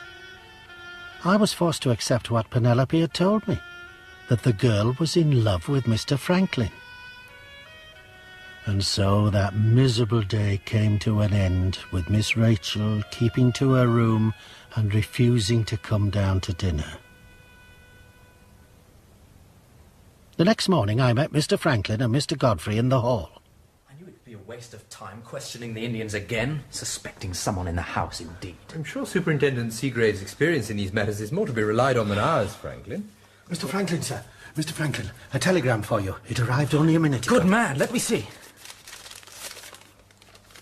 Oh, excellent! Couldn't be better. What is it, Franklin? Has the Commissioner found someone who can help I'll us? say he has. Sergeant Cuff, no less. Sergeant Cuff? Where have I heard that name? The newspapers, perhaps? There isn't his equal in England when it comes to unravelling a mystery. We're to expect him by this morning's train. I shall be most interested to hear his opinion of the case. I'm afraid I must be in town on Friday. I have a ladies' committee on Saturday morning. But I'll gladly stay until the last train today. I wonder what Seagrave will find to say for himself. He's coming back to us this morning. I'm sure that Mr. Seagrave has done all that any competent officer can be expected to do. Now, if you'll excuse me, there are some notes I want to look over before Saturday. Certainly. By the way, Mr. Franklin, you remember Mr. Candy, with whom you had that discussion at Miss Rachel's birthday dinner? Discussion? What discussion? About your sleepless nights. Oh, yes. And I was proved right. I had the best night's sleep for ages, and no medicine passed my lips. So much for Mr. Candy and his ideas. Indeed, sir. But the postman tells me the poor man is in a fever. Quite delirious, he says. Delirious? What's the matter with him? Pneumonia, I shouldn't wonder. Don't you remember how it came on to rain very heavily and he only had his gig to drive home in? Oh, yes. Well, there's rough justice for you. Is anybody looking after him? He has an assistant, a Mr. Jennings. Strange man, but competent, I suppose.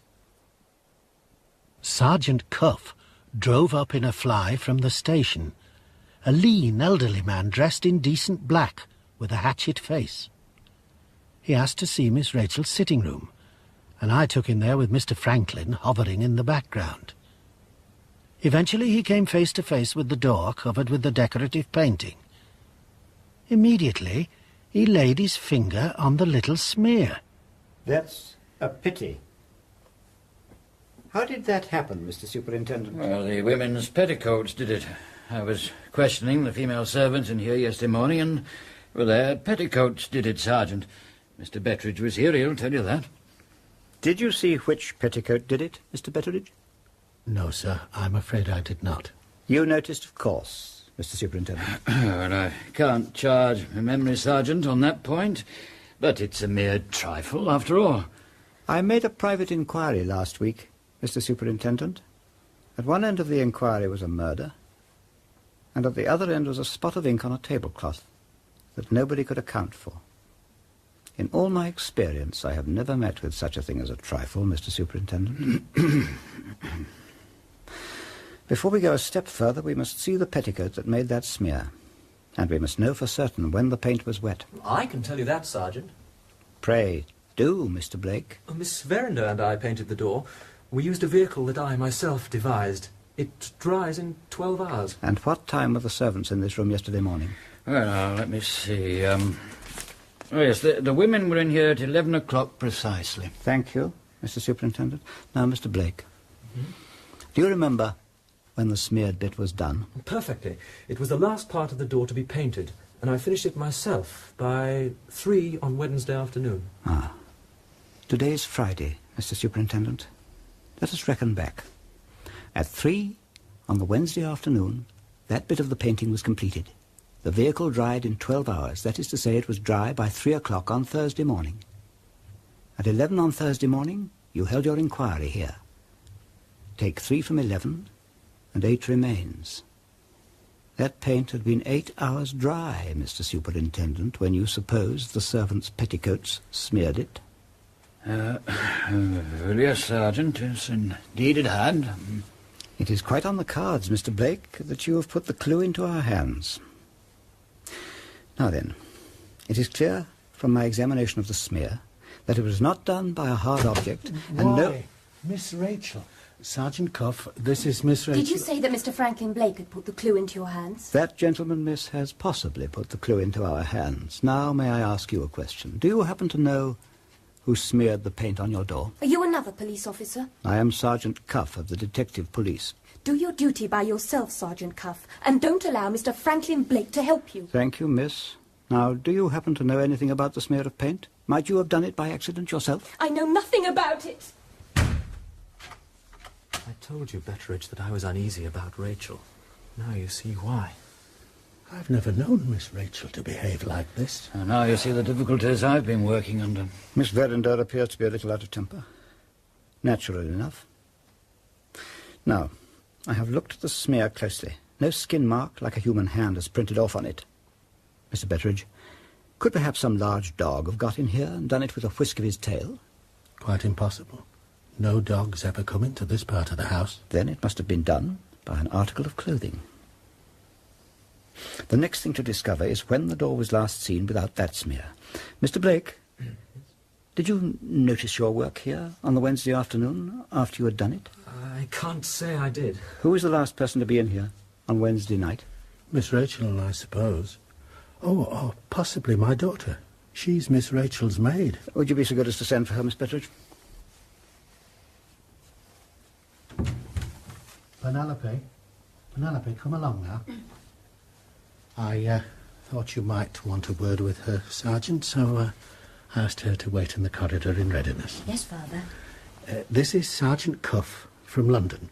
He'd like to ask you about Wednesday night, Penelope. Perhaps you'd be so good, Penelope, as to help me a little over that smear of paint on the door. Just under the lock.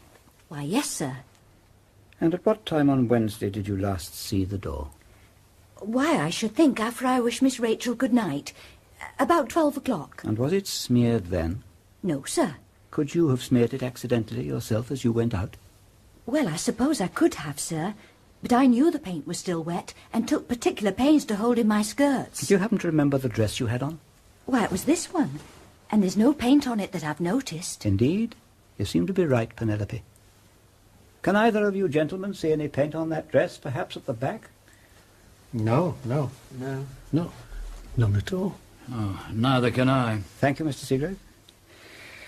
Then I think we can safely say that someone must have been in this room and done the damage to the paint between midnight and 3 o'clock.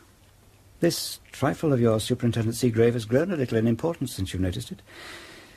We have now to look for an article of dress in this house with a smear of paint on it, and to ask the owner of that article how he or she can account for being in Miss Veranda's sitting room in the early hours of Thursday morning. If that person can't satisfy us, we haven't far to look for the hand that took the diamond. I'll not detain you any longer from your regular business in the town, Mr. Superintendent. And I've only one opinion to offer on leaving this case in your hands, Sergeant Cuff. There is such a thing as making a mountain out of a molehill. Good morning. Be so kind as to leave one of your men here in case I should want him, Mr. Seagrave. Very good. Sergeant Cuff. Mr. Betteredge, ask her ladyship if I may have 10 minutes' conversation with her, as soon as it may be convenient. Is this absolutely necessary, Sergeant Cuff? Absolutely. The other officer has done a world of harm by letting the servants see that he suspected them. But at the same time, their rooms must be searched again, because the first investigation only looked for the diamond, and now I must look for the article of clothing with the paint on it. And if you find that, I presume it implies you have also found the thief. At present, I don't say the diamond is stolen. I only say it's missing. And finding the dress with the paint on it may lead to its recovery. My servants have been with me for years. I will not allow them to be insulted a second time by having their rooms searched as though they were common thieves. But suppose, your ladyship, that this time everyone in the house consented to be searched. That would impress the servants as fair dealing between them and their betters. And instead of hindering the investigation, they will make it a point of honour to assist it. Oh, what do you say, Betteredge? I agree with the sergeant, my lady. Then you shall speak to the servants with the keys of my wardrobe in your hand, Sergeant Cuff. Thank you, my lady. But hadn't we better make sure that the other ladies and gentlemen will consent? Come in. Excuse me, Aunt Julia, but it's time for me to depart to catch my train, and I've come to take my leave. Franklin here is coming to the station with me. Well, just before you go, Godfrey, Sergeant Cuff wishes to search the servants' rooms again, and he proposes we all consent to be searched. May I have your agreement? Of course. Here's the key to my trunk, Sergeant Cuff. It can follow me to London when you have done with it. Nothing I have is under lock and key. You may search my things with pleasure. Thank you, gentlemen. Perhaps you'd say my farewell to Rachel, Aunt Julia. When next I see her, I hope I may return to a certain subject which I mentioned to her on her birthday. Come along, Godfrey. We've no time to lose. Oh, yes. Thank you for reminding me, Franklin. Farewell, Aunt Julia. Godfrey. Well, it now remains only to obtain Rachel's consent. I shall go and speak to her at once. There is just one more thing, your ladyship. May I see the washing book, if you please? Certainly, if it will bring this business to a speedier conclusion.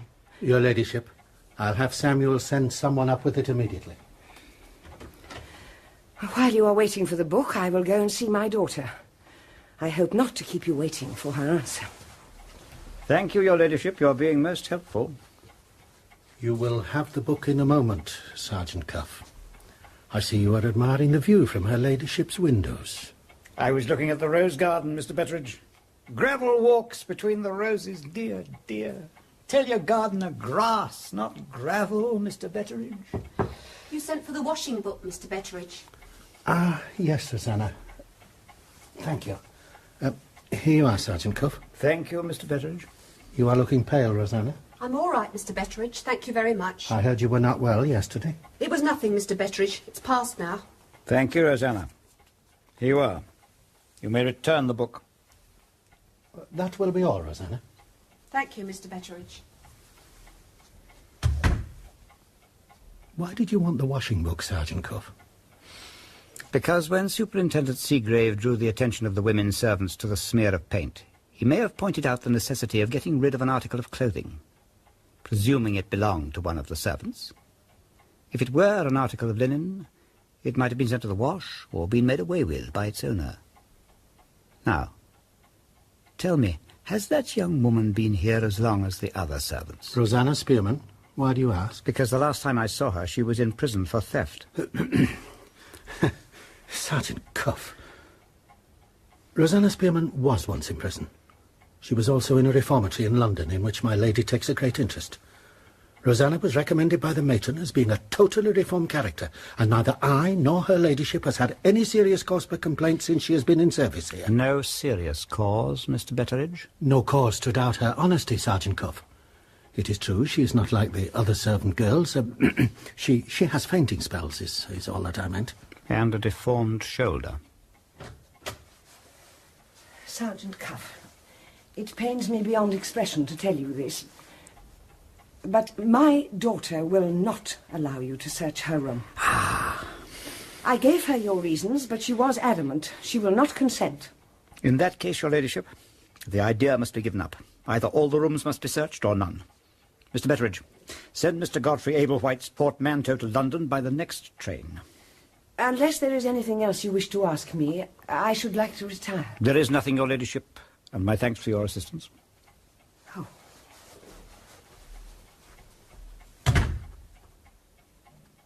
You don't seem to be much disappointed, Sergeant Cuff. No, I am not.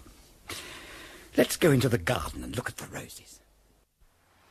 It's a pity Miss Verinder won't help me. She makes this investigation more difficult than it might have been.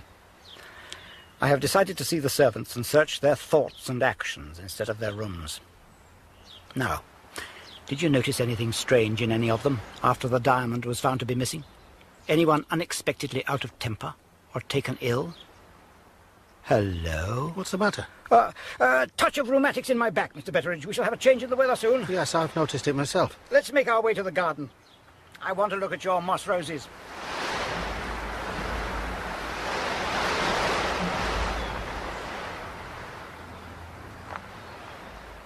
I should have known. Shrubberies are as bad as doors for gathering eavesdroppers. Tell me, Mr. Betteredge, does Rosanna Spearman have a sweetheart like the rest of them? Really, Sergeant Cuff, with her appearance, poor thing? I ask for her own sake. You see, I saw her hiding in the shrubbery as we went by. Very well, Sergeant. Yes and no. She has been foolish enough to fall madly in love with Mr. Franklin Blake.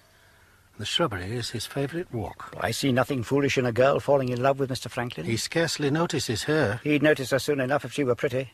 However, I'm glad it's cleared up. Did you notice anything you couldn't account for among the servants when the diamond was found to be missing? Nothing, except that we all lost our heads, including myself. Would you allow me the use of a room for seeing the servants in? You'd better have my own. Thank you. Send them in order of rank. Just the indoor servants, Mr. Betteredge. And so they went in. Cook, Lady Julia's maid, my daughter Penelope, Miss Rachel's maid, then the first housemaid and the second housemaid, Rosanna Spearman, then Samuel the footman, and last Nancy the kitchen maid, all emerging flushed or pale, tight-lipped or garrulous according as they had been dealt with.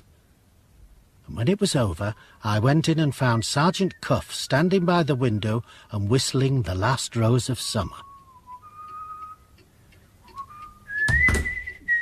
Any discoveries, Sergeant? If Rosanna Spearman asks to go out, let her go. But let me know first. I hope you don't think she has anything to do with the loss of the diamond. I'd better not tell you what I think. You might lose your head for the second time. Come in. Oh, excuse me, Mr. Betteredge, but may I have leave to go out for a bit? My head's that bad again and I'd like some air. Why, yes, Rosanna, of course. Thank you, Mr. Betteredge. Are you blessed with the gift of second sight, Mr. Cuff? No, Mr. Betteredge. Just uncommon powers of observation, and many years of dealing with the sad byways of this little world. Now, which is the servant's way out? I'd like to know where she's going. Ask Samuel, the footman. It's easier to direct you from the ground floor. Just lock the door of your room, would you? If anybody asks for me, say I'm in here, composing my mind. Now, it may have been foolish of me, but I wanted to know what Sergeant Cuff had found out from his questioning. So I dropped in at the servants' hall where the women were taking tea, and there I learnt a lot. Shortly afterwards I came upon Mr. Franklin taking his favourite walk in the shrubbery, having returned from driving Mr. Godfrey to the station. I wish to God I'd thrown the Moonstone into the quicksand that day I brought it here. Well, and what has the great Sergeant Cuff been doing? He's been questioning the servants. And I've been doing some detecting of my own. Now, you've noticed yourself that Rosanna Spearman's been behaving oddly. Well, yesterday afternoon she said she was ill, but it seems that Lady Julia's maid and Mary the first housemaid didn't believe her. They crept up to her room where she was supposed to be resting and found her door locked and the keyhole blocked up and not a sound from the inside. Well, of course not, if she was supposed to be lying down. Yes, but that's not all. It seems the baker's man thought he saw Rosanna yesterday afternoon walking over the moor to Frizinghall. What? And there's more. Rosanna appeared at tea time, had an attack of the hysterics, and was sent back to bed. The same two women kept up their watch. They said there was a light under her door at midnight, and they heard a fire crackling in her room at 4 in the morning, and that's what they told Sergeant Cuff. Well, there's an end of the mystery. It's obvious. The paint-stained dress is Rosanna Spearman's, and the fire in her room was an attempt to destroy it. She has stolen the Moonstone. I'll go in directly and tell my aunt. Not just yet, sir, if you please. Cuff! And why not just yet? Because if you tell her ladyship will tell Miss Verinder. Am I to understand that you forbid me to tell my aunt what has happened? You are to understand, sir, that if you tell anybody what has happened until I give you leave, then I throw up the case. Oh, very well, if you insist. Good day. Mr. Betteredge, perhaps you'll be so obliging as to do your detective business along with me in the future. Now, is there any path leading from the house to the beach? Yes, Sergeant, there is. Through the plantation of firs. Be so good as to show it to me.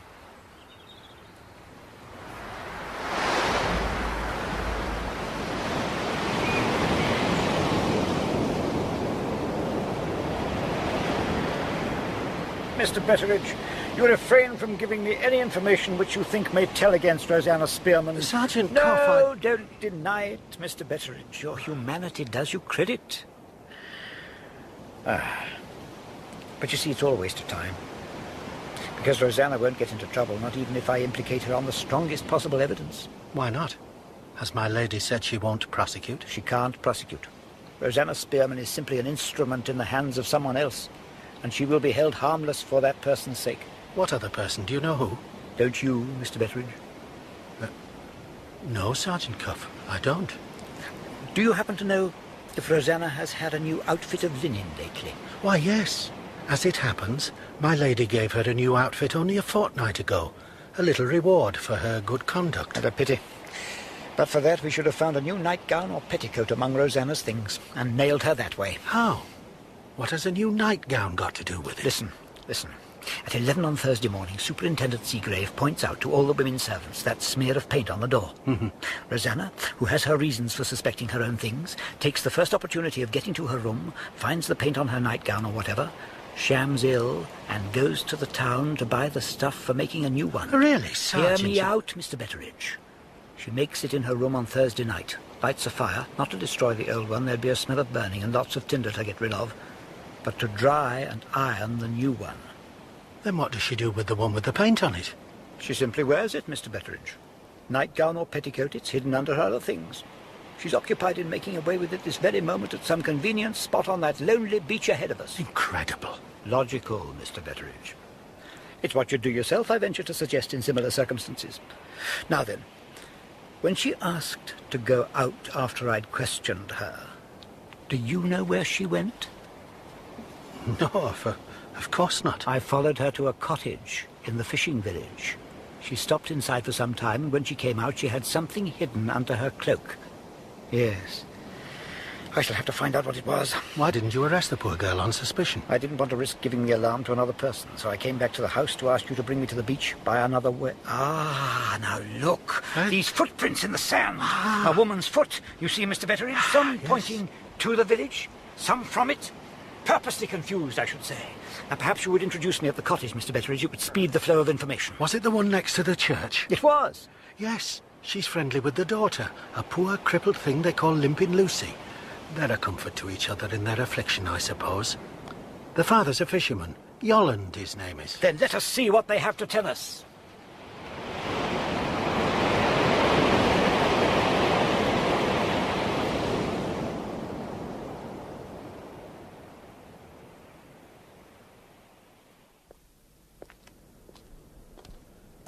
So she wrote a letter there to a friend, Mrs. Yolland says. And from Yolland's beachcombing, she bought 2 dog chains and a small tin case. Now, what on earth would she want with those? Oh, I can tell you that easily enough. She's joined the 2 chains and tied them to the hasp on the case. She's sunk the case in the water and made the loose end of the chain fast to some place under the rocks. She'll leave it there until this business is over, and then she'll come back and haul it up again. The mystery is, what the devil has she hidden in that case? The Moonstone? No, not the Moonstone. The whole experience of my life is at fault if Rosanna Spearman has got the Moonstone. Then the dress with the paint stains on it. If anything is thrown into that quicksand, does it ever come up again? Oh, never. You can depend on that. Does Rosanna know that? Everyone round here knows that. Then if she wants to be rid of the dress, all she has to do is tie up a stone in it and throw it in. She hasn't got rid of it. She's hidden it. Now, why? It's no good. There's nothing else for it. Tomorrow I must go to Frising Hall and discover what she bought there. Mr. Betteredge, I'm degraded in my own estimation. I've let Rosanna Spearman puzzle me. Mr. Betteredge, my lady would like to see you and the sergeant immediately. Very good, Samuel. Just one moment, Mr. Betteredge. Samuel, has Rosanna Spearman returned? Yes, sir, nearly an hour since. And where is she now? Why, at supper, sir, with the rest. Thank you, Samuel. Thank you, sir. Now, Mr. Betteredge, let us see what Lady Verinder wants of us. Sergeant Cuff, is it important to your inquiries to know if anybody is planning to leave the house? Most important, my lady. Then I have to tell you that my daughter proposes going to stay with her aunt, Mrs. Ablewhite of Frising Hall. She has arranged to leave first thing tomorrow morning. May I ask when Miss Verinder made this decision? About an hour ago. My lady, I would be grateful if you could put off Miss Rachel's departure until later in the day. I have to go to Frising Hall myself in the morning, and when I return, I would like to say 2 words to her, unexpectedly. Betteredge. My lady? Tell the coachman not to send the carriage for Miss Rachel until 2 o'clock. Tell him those are my orders. Very good. Have you more to say, officer? Only one thing, your ladyship. If Miss Verinder is surprised at the change, please not to mention me as the cause. That's a wonderful woman. But for her self-control, the mystery that puzzles you, Mr. Betteredge, would have been at an end tonight. Damn you, Cuff. There's something wrong about Miss Rachel, and you've been hiding it from me all the while I've been leading you on to it. I did say that if I told you what I thought, you might lose your head again. I beg your pardon, Sergeant, but I have served this family for 50 years. Miss Rachel used to climb onto my knee and pull my whiskers. Don't distress yourself, Mr. Betteredge. In my line of business, if we were quick at taking offence, we wouldn't be worth salt to our porridge. Well, tell me the truth, Sergeant. What do you suspect? It's no kindness to keep on hiding it from me. I don't suspect, I know. Do you mean to tell me in plain English that Miss Rachel has stolen her own diamond? I do. Miss Verinder has been in possession of the Moonstone from first to last. Oh. And she has taken Rosanna Spearman into her confidence because she calculated I would suspect Rosanna of the theft. It's the whole case in a nutshell. But why? What are your reasons? Not so hasty, Mr. Betteredge. If Miss Verinder refuses to put off her visit to her aunt, which you will find she will, then I shall be obliged to lay the whole case before Lady Verinder. So let the matter rest there for tonight. But, Sergeant... No, not another word you get out of me tonight. Come in. Excuse me, Mr. Betteredge, but my lady sent this message for you. Oh, yes, thank you, sir. It's for you, Sergeant. My lady says she forgot to mention that the magistrate at Frising Hall reminds her that the Indians must be released early next week. Ah, yes. Let me see. Superintendent Seagrave's report mentioned an Indian traveller who spoke their language. Yes, Mr. Murthwaite. Ah, yes, Murthwaite. Be so good as to write down his address for me, Mr. Betteredge. I'll look him up when I go to Frising Hall in the morning. The sergeant went to talk roses with the gardener. I lit a pipe. But this was the first trouble for many a year that wasn't to be blown away by a whiff of tobacco. I felt wretchedly old and worn out. Yet with all this I held firm to my belief in Miss Rachel. I knew her, and Sergeant Cuff didn't. There was a change in the weather coming, and after a bit I stirred myself to go to the hall and look at the glass. As I came up to the swing door leading from the servants' quarters to the hall, It was violently opened from the other side, and Rosanna Spearman ran past me. Rosanna, what's the matter? Are you ill? Speak to me. For God's sake, don't speak to me. Is anything the matter, Mr. Betteredge? No, Sergeant, nothing. Nancy! Nancy! Yeah, Mr. Betteredge? Go and look after Rosanna Spearman, and hurry up, girl. Go on, hurry. Yeah, Mr. Betteredge. Get on my nerves, Sergeant Cuff. You are everywhere. I find it pays to be. Betteredge! Oh, Mr. Franklin. Excuse me, Sergeant. Betteredge, have you seen anything of Rosanna Spearman? Yes, she's just run into the servants' quarters looking very upset. I'm afraid I'm the one who upset her. You, sir? I can't explain it, but I really do believe she was on the point of confessing something. Something about the Moonstone, not 2 minutes since. What's that? Only the swing door, Mr. Franklin. There's a wind getting up. What did Rosanna say to you? I was in the billiard room, just having a knockabout, trying to get this wretched business out of my mind. Then all of a sudden there's Rosanna Spearman at my side, looking like a ghost. Quite startled me. "Do you want to speak to me?" I said. "Yes," she said, "if I dare." Well, what an odd thing to say. I thought she must mean something about the diamond. "I don't quite understand you," I said. "Is there anything you want me to do?" And I just took another shot with the cue, and she said, "He plays billiards, anything rather than look at me." Well, I ask you, Betteredge. And then she dashed out. I didn't mean to upset her. You mustn't worry about it, sir. Rosanna is a strange girl. Well, to tell you the truth, Betteredge, I almost wish the loss of the Moonstone could be traced to her, if only to... Oh, damnation. I was pretty sure Sergeant Cuff had been listening at the swing door. He knew he could expect no more help from me, so it was just like him to help himself. As I was going the rounds and locking up that night, to my astonishment I found him stretched out on some chairs across the passage leading to Miss Rachel's bedroom, with a red handkerchief tied round his head.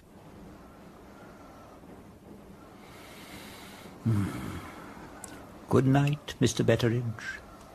What are you doing here? I want to stop any possibility of communication between Miss Rachel and Rosanna Spearman. Why should there be any?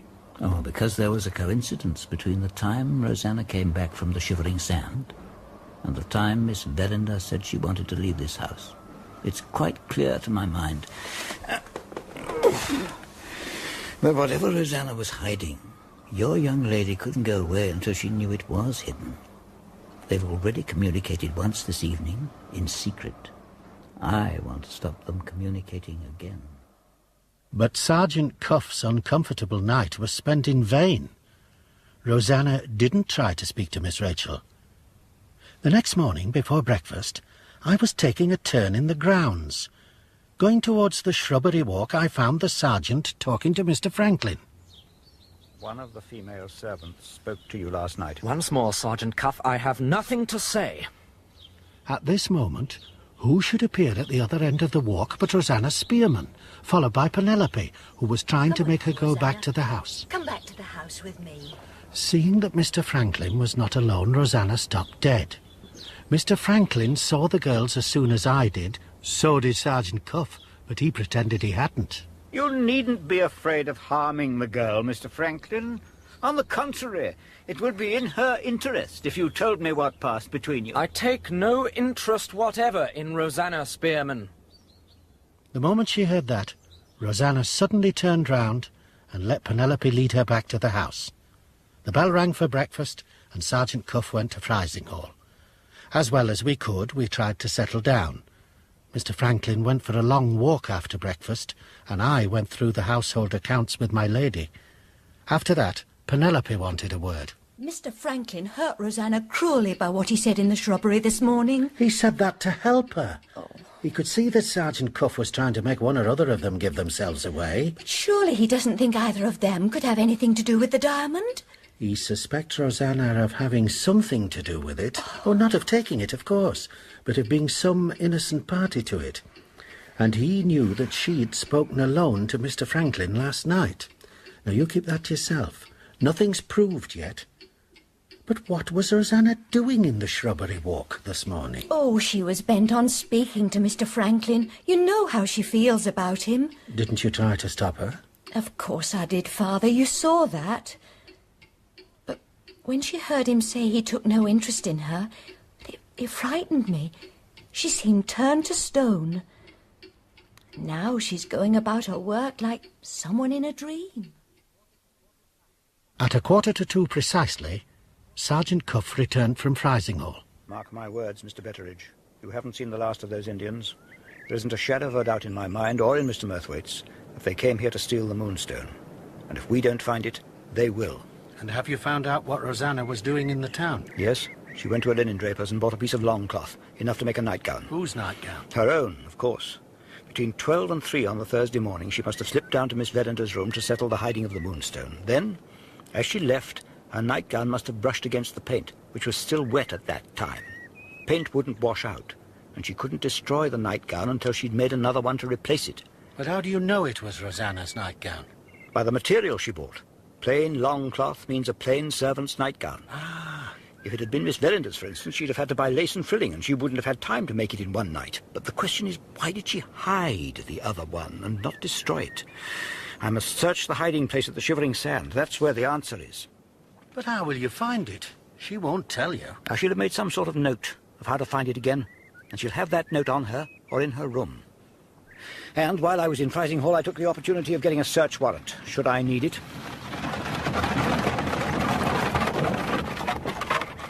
The close carriage to take Miss Verender to her aunt, I presume. Yes. May I have a word with your footman on the back? Samuel, just come here a moment, please. Sir? Sergeant Cuff wants to speak to you. Samuel, there's a friend of mine waiting among the trees, this side of the lodge gate. As the carriage passes, he'll jump up alongside you. All you have to do is hold your tongue and shut your eyes. Do you understand? Yes, sir. Do you mean to say you're setting a watch on Miss Rachel? No one regrets the necessity more than I do. There is Lady Verender come to watch her daughter's leaving. Try to forgive me. Goodbye, Penelope. Goodbye, Miss Rachel. Miss Verender, Yes? I can't presume to stop you visiting your aunt. But if you do, it makes it much harder for me to recover your diamond. Now, do you go or do you stay? Thank you, Sergeant. Drive on, Stockdale. Rachel! Rachel! At least say goodbye. I said drive on. Rachel! Yes, Stockdale, do as Miss Verender says.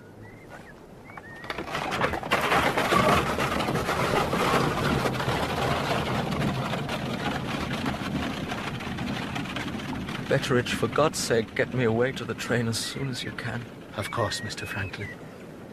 Thank you for all your kindness, Aunt Julia. Let me go now. If that is what you wish, Franklin.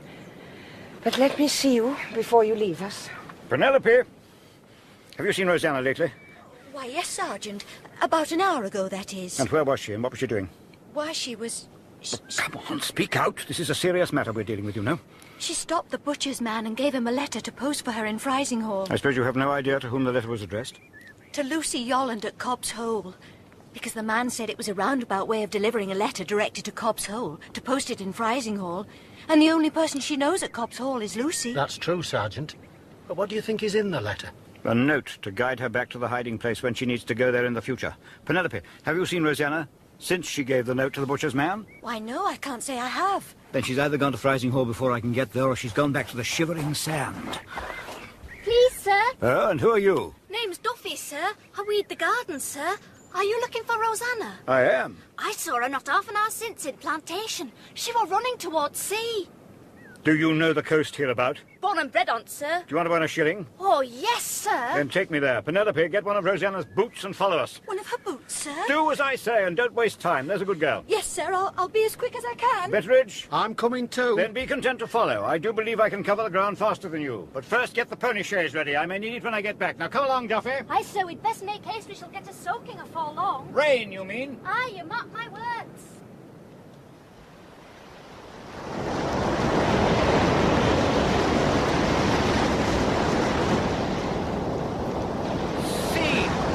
Here are her footprints. The rain hasn't quite blotted them out. Her boot fits them to a hair. Then where is she? There's not a soul to be seen. Well, except that fisherman over there by those boats. That's Mr. Yolland. Then run and fetch him, Duffy. Go on. Mr. Yolland, have you seen Rosanna Spearman? All her footprints point to the rocks and the sea, Mr. Betteredge. There are none returning. She's been back to that hiding place and some fatal accident has happened to her. No, Sergeant. No. No accident. Looking for Rosanna. I've seen note of her today. These are her footprints, Yolland, leading straight out to those rocks. And none coming back. Could a boat have taken her off? Well, no boat that ever was built could have got to her through those breakers. She wasn't meeting a boat, and she didn't have an accident. She came here weary of her life, and she came to end it. Mr. Betteredge, are you saying she deliberately killed herself? I know she did, and I know why. Oh, Father, I'd completely forgotten. She left a note for you. Here. Give it to me, girl, give it to me. I found it in her room when I went to fetch her boot. Well, what does it say? You have often forgiven me in past times. When next you see the shivering sand, try and forgive me again. Well, there you are. Was that if he's not proof she come here to destroy us, then, poor thing? Mr. Yolland, is there any chance of recovering her body when the tide ebbs? No, sir. What the sand takes, the sand keeps forever.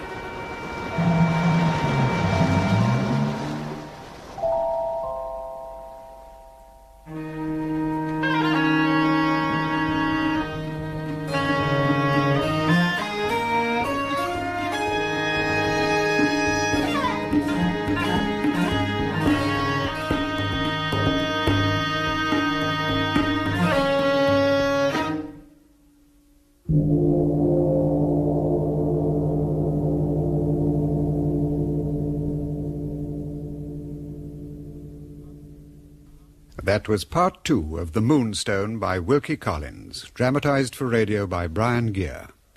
The cast: Sergeant Cuff, John Franklin Robbins, Gabriel Betteredge, John Sharp, Franklin Blake, John Telfer, Rachel Verinder, Sally Baxter, Godfrey Ablewhite, Geoffrey Beavers, Lady Verinder, Petra Davis, Rosanna Spearman, Tammy Ustinov, Penelope Betteredge, Josie Kidd, Superintendent Seagrave, Rex Holdsworth, Samuel, Matthew Adams, Duffy, Debbie Cumming, Nancy, Joe Scott Matthews, and Yolland, Tom Eastwood. The music was composed and conducted by Sidney Sager, and the programme, which came from Bristol, was directed by Brian Miller.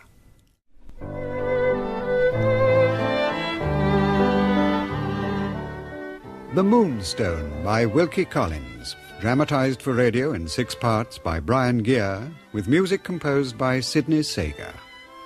The Moonstone, Part 3.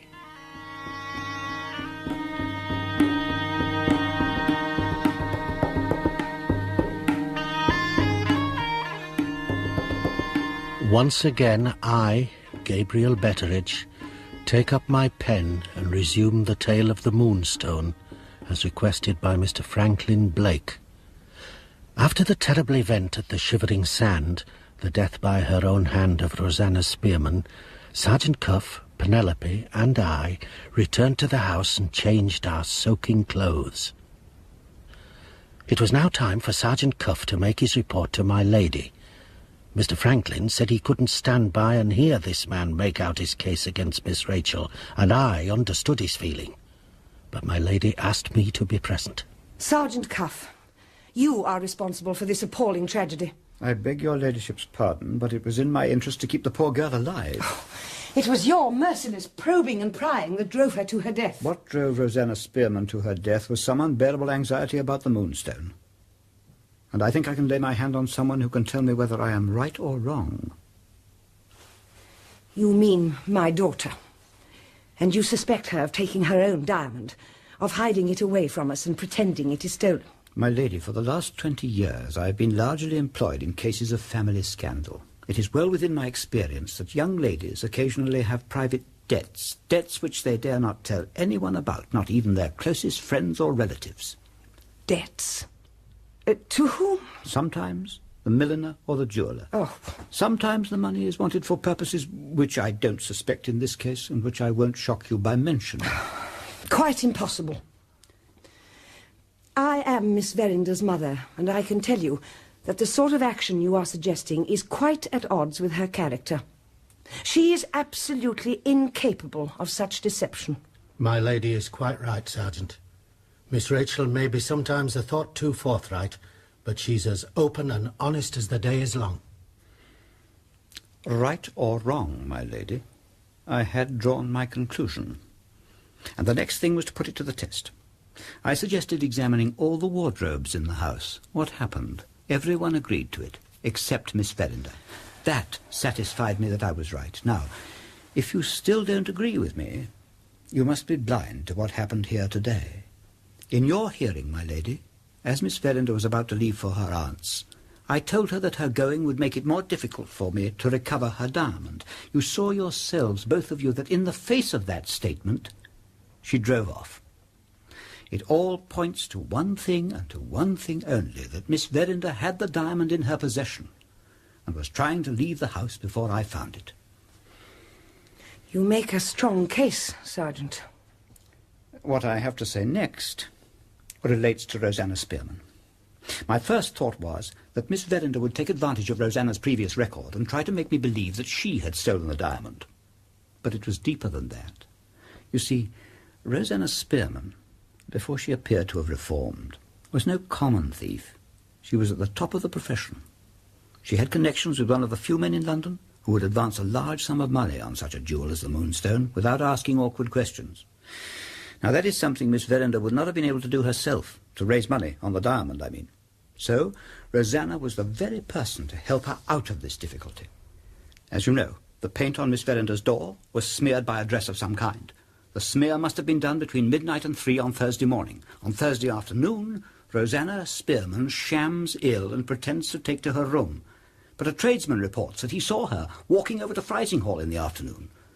She reappears at tea time, shams ill again, and returns to her room. Her door is locked, the keyhole is blocked up, and she lights a fire. The explanation is this. I went to Frizinghall and found that Rosanna was there on Thursday afternoon, and she bought the material to make a servant's nightgown. And on Thursday evening in her room, she made it, washed it, dried it, and ironed it, because it was her nightgown that made the smear. How do you know? Well, it is something I have not yet proved. But remembering what I've already told you, doesn't it seem probable that she visited Miss Verinder between midnight and 3 on Thursday morning and smeared the paint as she was leaving? And what was she doing at the sand in the afternoon? It's my belief she was trying to visit the hiding place. She could have got rid of the old nightgown by wrapping a stone in it and throwing it into the quicksand. Why she should have hidden it, indeed if she has hidden it, baffles me at present. Now, there are 2 courses of action open to me, my lady. One is to put a watch on Miss Verinder, on the people she sees, the rides and walks she takes, the letters she writes and receives. And how would you do that? With your permission, I could introduce a woman of great experience into your house as a servant, or Mrs. Ablewhite's house, if Miss Verinder remains there. The other thing would be for an officer in London to make an arrangement with that moneylender. You may depend upon it, Rosanna would have told Miss Verinder his name. And how does all this spying and prying help us? It means we draw a line round the Moonstone, and we draw it closer and closer until we find it in Miss Verinder's possession, supposing she now decides to keep it. And if her debts press, and she decides to sell it herself without Rosanna's help, then we have our man ready, and we meet it in London. No. Absolutely no. I will not have my daughter spied on in this manner, as though she were a common criminal. You mentioned another way. Yes, my lady. Not so certain as the other, but worth a try. A sudden shock, administered when she least expects it. What sort of shock? I'll go to her at Frizinghall and confront her with Rosanna's death. She may break down and confess everything. Yes, to that I agree. Oh, very good, my lady. The pony chaise is waiting. I'll go to Frizinghall without delay. No. I beg your pardon, my lady? I shall tell my daughter of Rosanna's death. I am her mother. It is my right and my duty. Oh, you may rely on me to try the experiment as boldly as you would yourself. And I shall inform you of the result before the last train leaves for London tonight. When I told Mr. Franklin what was happening, he immediately put off his plan to leave by the next train so that he could hear the news from Frizinghall. This decision left him with a lot of time on his hands, and nothing to talk about except Miss Rachel's treatment of him, and nobody to talk to except me. How do you explain Rachel's conduct? You see, it's perfectly understandable if only we proceed from what we know, and not from what we imagine we know.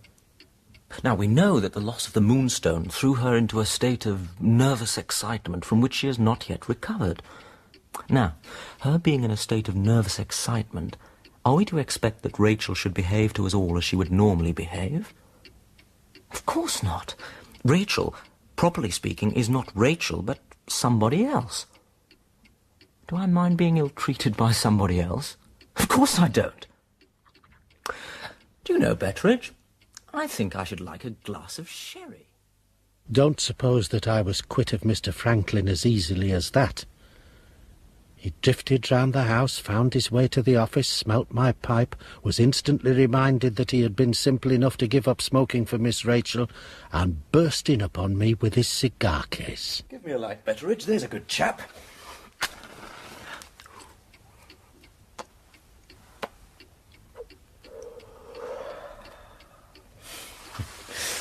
You know, I can scarcely believe that a man can have smoked as long as I have without discovering that there's a complete system for the treatment of women at the bottom of his cigar case.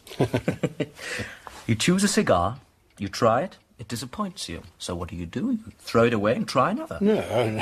You choose a woman and she breaks your heart. So what do? You throw her away and try another. I often felt inclined to try that when the late Mrs. Betteredge was alive. But the law insists that you smoke your cigar when once you've chosen it. Oh, too true, Betteredge, too true. Change the law, I say.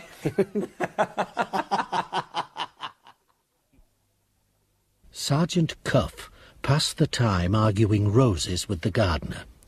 The pony chaise returned a good half-hour before I expected it. My lady had decided to stay at her sister's house for the present. The groom brought 2 letters from Lady Verinder, one addressed to Mr. Franklin, the other to me. I sent for Sergeant Cuff and read mine to him, since it concerned him. I have performed the promise I made to Sergeant Cuff with this result. So far as Rosanna Spearman is concerned, Miss Verinder declares that she has never spoken a word in private to her since she entered my service. They did not meet on the night the diamond was stolen, and no communication took place between them from the time the alarm was first raised to this present Saturday afternoon when Miss Verinder left us. This is the result of my telling my daughter suddenly and plainly that Rosanna Spearman is dead.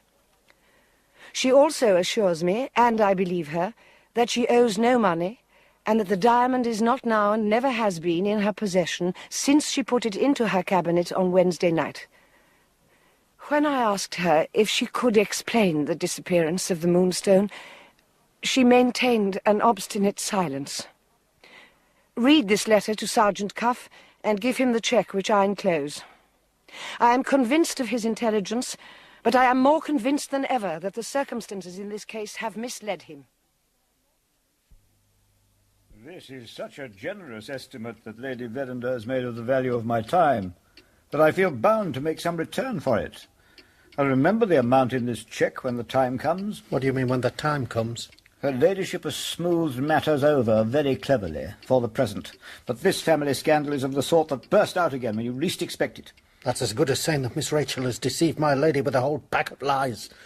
I consider your remark an insult, Sergeant Cuff, to both Miss Rachel and my lady. You would do better to consider it as a warning to yourself. You haven't done with the Moonstone yet, you know. In fact, I can tell you 3 things that will happen in the near future. First, you will hear from the Yollans at Cobb's Hole. You will hear from the Indians again. And sooner or later, you will hear from that moneylender in London whom I have mentioned. How can you be so sure? Because they are inevitable consequences of what has already happened. You will hear from the Yollans when Rosanna's letter reaches them on Monday morning. You will hear from the Indians because they will not give up their pursuit of the diamond. You will hear from Mr. Septimus Luca because the diamond will cross his path sooner or later. Septimus Luca? The moneylender. He lives in Lambeth. Make a note of it, Mr. Betteredge, so that there shall be no mistake when it happens. And with that, Sergeant Cuff left us, walking to the station with the gardener, the better to argue about roses. That left Mr. Franklin, who, having read my lady's letter to him, had also decided to go, perhaps abroad again. Aunt Julia says that Rachel and I best apart for the present. Rachel still cannot forgive me for bringing in the police. But that would only have been to help her get her diamond back. I cannot understand, Miss Rachel. Really, I can't. Anyway, Aunt Julia intends to take Rachel to London for the best medical advice and to get her away from this place and all its memories. You know the proverb, sir, when things are at their worst, they're sure to mend. Well, they can't be much worse than they are now. You know, when I came here from London with that horrible diamond, I don't believe there was a happier household in England. Look at it now. Scattered, disunited, the very air poisoned with suspicion. The Moonstone has served Colonel Herncastle's vengeance by means he never dreamt of. Tell me where you're going to, sir. Going? I'm going to the devil! God bless you, sir. Go where you may.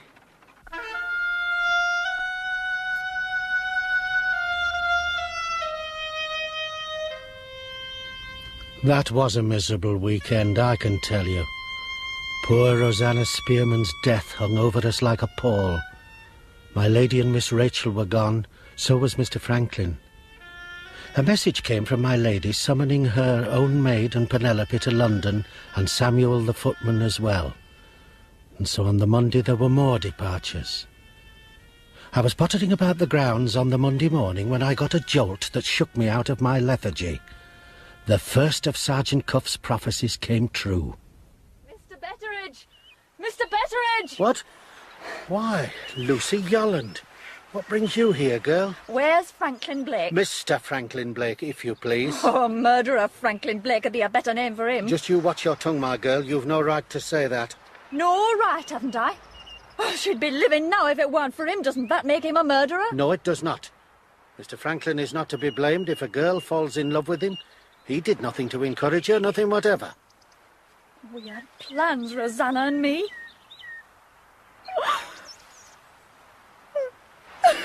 There, now, come on, love. Don't take on so. We were going to London together to make our living from sewing. And then this morning comes a letter saying she's made away with herself. And it's his fault. What do you want with Mr. Blake? I have a letter for him. From Rosanna? Yes. Well, I'm afraid you can't see Mr. Blake. He went to London last night. Is that God's truth? Of course it is. Then I will bid you good morning, Mr. Betteredge. No. Wait a minute, Lucy. Don't be so impatient. If you leave the letter with me, I'll forward it on to him. I have his London address. Rosanna said I was to give him this letter myself, from my hands into his. No other way. Be reasonable, girl. No, from my hands into his. If he wants the letter, he must come back here and get it. From me. Write and tell him that, Mr. Betteredge. Tuesday's post brought me 2 letters. One from Penelope saying that my lady and Miss Rachel were safely established in London. One from Mr. Franklin saying that by the time I received it he would be bound for foreign parts, quite where not even he knew at that moment. I must confess I could not get Rosanna's letter to Mr. Blake out of my mind. Did it contain the confession he thought she was trying to make to him about the diamond, or was it merely the unhappy outpouring of her love for him? But until he returned to claim it, if he ever did, it would remain sealed and its secret as hidden as poor Rosanna's body in the quicksand. Wednesday came and brought nothing. Thursday brought a second budget of news from Penelope. Some great London doctor had been consulted about Miss Rachel and had earned a guinea by recommending that she had better be amused, so there was a whole round of gaieties in prospect. Mr. Godfrey had called, and to Penelope's great annoyance had been most graciously received. On Friday, again nothing. On Saturday, the last day of my narrative, the postman brought me a London newspaper. I opened it eagerly and found one of the police reports marked in ink. As I read it, I fancied I could hear the voice of Sergeant Cuff in my head. Lambeth. Shortly before the closing of the court, Mr. Septimus Luker, the well-known dealer in gems, etc., etc., applied to the sitting magistrate for advice. The applicant stated that he had lately been annoyed by some strolling Indians, 3 in number. After having been sent away by the police, they had returned again and again, and had attempted to enter the house on pretence of asking for charity. Mr. Luca said he had only the day before been compelled to dismiss from his service a skilled carver in ivory, a native of India, on suspicion of attempted theft. He expressed a fear that this man and the street jugglers might be acting together. The magistrate remarked that if the annoyance were repeated, Mr. Luca could summon the Indians to that court. And as to the valuables in his possession, Mr. Luca would do well to communicate with the police and adopt such additional precautions as their experience might suggest. And so Sergeant Cuff's 3 predictions had been proved right in less than a week. If you desert me and side with the sergeant, if the only explanation you can see is that Miss Rachel and Mr. Luca must have got together and that the Moonstone must be in pledge in the moneylender's house, I'm bound to say I can't blame you. At this place, then, we part. The mystery of the Indian diamond has threaded its way to London, and to London you must go after it, leaving me at the country house. And so I, Gabriel Betteredge, bid you farewell. For the present.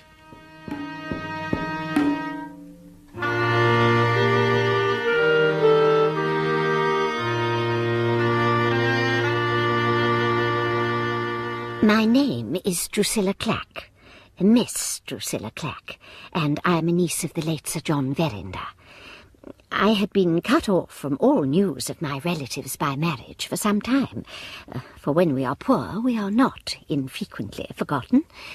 When a letter arrived from my wealthy relation Mr. Franklin Blake, the whim had seized him to stir up the deplorable scandal of the Moonstone, and he wanted me to help him by writing the account of what I saw while visiting at Aunt Verinder's house in London. Pecuniary remuneration was offered to me. It cost me a hard struggle before Christian humility conquered sinful pride, and I accepted Mr. Blake's cheque. My diary informs me that I was accidentally passing Aunt Verinder's house in Montague Square on Monday, the 3rd of July, 1848. Seeing signs of occupation, I felt it would be an act of polite attention to knock and make inquiries. Accordingly, I was invited to luncheon the next day at 2. In addition to Lady Julia and her daughter Rachel, Mr. Godfrey Ablewhite was present. I am an ardent worker on behalf of many good causes, including the Mother Small Clothes Conversion Society, with which Mr. Godfrey was associated, so we were already acquainted, and I had the highest opinion of him. Only a few days previously, he and another gentleman, Mr. Septimus Luca of Lambeth, had been the victims of an assault which had made them the talk of London. After luncheon, Rachel, ever, I am afraid, of a wilful and unregenerate spirit, pressed him for the full story. My dear Rachel, the newspapers have told it far better than I could. Nonsense. It was you to whom it all happened. Now I promise you shall have no peace until you tell me the last detail. Oh, Rachel. Very well, then. I returned home last Friday to find a little boy waiting in the hall for me with a letter. It was from, or seemed to be from, a lady who wanted to donate a large sum of money to the Mother's Small Clothes Conversion Society, supposing she got a satisfactory reply to certain questions she wanted to put to me. The Mother's what, Godfrey? Allow me to enlighten you, Rachel, dear. The Mother's Small Clothes Conversion Society exists to rescue unredeemed father's trousers, if you will forgive the word at the drawing-room table, from the pawnbroker. We then, with our needles, abridge them to suit the proportions of the innocent son of the family, to prevent their resumption by the irreclaimable parent. I trust I make myself clear? Perfectly, Clack. It sounds quite disgusting. I wonder you aren't dead of any one of 100 dreadful diseases. Rachel! Please go on, Godfrey. I went to the address. It was in the Strand, Northumberland Street, and the door was opened by a most respectable, though somewhat corpulent man who conducted me to an empty room at the back on an upper floor. There was a faint odour of musk and camphor about the place, I remember, and on the table was a beautiful Oriental manuscript. I was looking at this when I was suddenly attacked from behind, overpowered and searched. Oh. All my personal possessions were strewn here, there and everywhere. Of course, I didn't know this until afterwards, because I was blindfolded and gagged almost immediately. Oh. Was it the Indians? Well, certainly the arm that was thrown around my neck at the very start was a bare, brown arm. Yes, they could have been Indians. And how many of them were there? I'm pretty sure it was 2 who attacked me, and 1 who searched my pockets. 3 all told. And it was all done in total silence. I didn't hear so much as a footstep behind my back. And then when they didn't find whatever it was that they were looking for, they spoke in some foreign tongue, and then they hauled me into a chair and bound me, hand and foot. Oh, quite shocking. And how long were you left like that? Oh, not very long, Aunt Julia. Only a minute or 2, I should judge. The landlord and landlady found me. They'd seen the 3 Oriental gentlemen leave, accompanied by the portly gentleman who had let me in. They remembered that a visitor had arrived, but had not left, and had thought it prudent to investigate. Lucky for me that they did. Did they know anything of the Indians? Nothing whatever. The portly gentleman had engaged the rooms, paid a week in advance, and had said that they were wanted for friends of his. 3 Oriental noblemen newly arrived in the country. And then exactly the same thing happened to Mr. Septimus Luca. Indeed. But I know only what the newspapers tell us of that. Well, it appears he received a note just as I did, except that his pretended to be from one of his customers who wanted to make a purchase. Mr. Luca went to an address in Alfred Place, off Tottenham Court Road. Exactly the same events occurred. The empty room, the beautiful manuscript, the attack. With this one difference, that they took from him a receipt which mentioned a valuable of great price. The Moonstone. I should hardly think so, my dear Rachel. In any case, it would have been of no use to them, since it stated that the valuable, whatever it was, should only be given up to the owner in person. No doubt their English friend looked it over and explained this to them. They made no attempt to produce the receipt at Mr. Luca's bank. It seems an extraordinary coincidence that both you and Mr. Luca should have been attacked by these people. And the police explained that by my having been seen speaking to Mr. Luca earlier the same day. Oh, so Mr. Luca is known to you? Oh, no. No, but it seems we share the same bankers in Lombard Street. Ah. And when Mr. Luca and I were giving our statements to the police, I recognised him. It was one of those silly little contests of politeness as we met at the door of the bank. He insisted that I precede him, and I said a few civil words. Evidently the Orientals were watching him and had assumed that I was known to him. Have the police done anything, Godfrey? Nothing whatever. And I suppose it is certain that the men who attacked you were also the men who attacked Mr. Luca? Well, it would certainly seem that they were. And not a trace of them has been found? Not a trace. Do you think they were the 3 Indians who came to our house in Yorkshire? My dear Rachel, I told you they blindfolded me before I could see a thing. What do you know about Mr. Luca? Nothing at all. Beyond the fact that he's a moneylender. No one knows less about Mr. Luca than I do. Had you ever seen him before you met at the bank? Never. Now, pray forgive me, Rachel, but I am tired of talking about But this. I am not. Have you seen him since? At the police station, when we were trying to help the inquiries. This banker's receipt you said had been taken from him. Didn't it mention what the valuable was? I haven't seen the receipt, but according to the description I've heard of it, it didn't. Well, what did it say? A valuable gem belonging to Mr. Luca, deposited by Mr. Luca, sealed with Mr. Luca's seal, and only to be given up on Mr. Luca's personal application. And that is all I know about it. Some of our private affairs have got into the newspapers.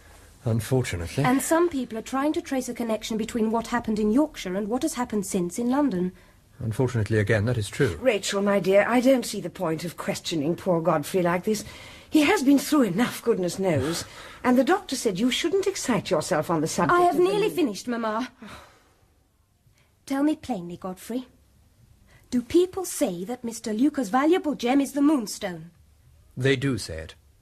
There are people who don't hesitate to accuse Mr. Luca of telling a falsehood to serve some private interests of his own.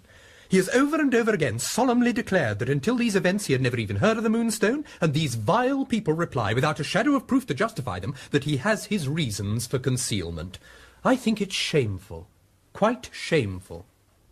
Considering that Mr. Luca is only a chance acquaintance of yours, you take up his cause rather warmly, Godfrey.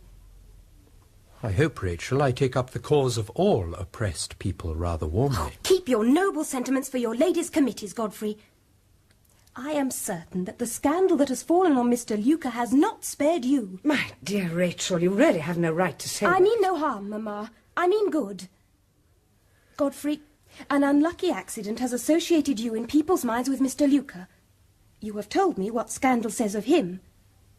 What does scandal say of you, Godfrey? Oh, no, don't ask me. It's better forgotten, Rachel. It is indeed. I will hear it. Oh, tell her, Godfrey, please. Whatever it is, it cannot do her as much harm as your silence is doing now. If you will have it, Rachel. Scandal says that the Moonstone is in pledge to Mr. Luca and that I am the man who pawned it. Oh, no. No, this is my fault. I must put it right. I had a right to sacrifice my own reputation if I wished, but to let an innocent man be ruined because... Rachel, calm yourself. You exaggerate. My reputation stands too high to be harmed by a thing like this. It'll be forgotten in a week. Drusilla, quick, in my workbox, a little glass vial. Why, whatever's the matter? Hurry, 6 drops in water. Do not let Rachel see. Mamma, Miss Clack, hear what I say. I know the hand that took the Moonstone. I know Godfrey Ablewhite is innocent. Take me to the magistrate, Godfrey. Take me to the magistrate and I will swear it. Rachel, you must not appear in public in such a thing as this. Your reputation is far too pure and sacred a thing to be trifled with. My reputation? What reputation? The best detective officer in England says that I've stolen my own diamond to pay my private debts. What reputation does that leave me with? Godfrey, I won't let you be accused and disgraced through my fault. I won't. If you won't take me before the magistrate, draw up a declaration of your innocence on paper and I will sign it. Rachel.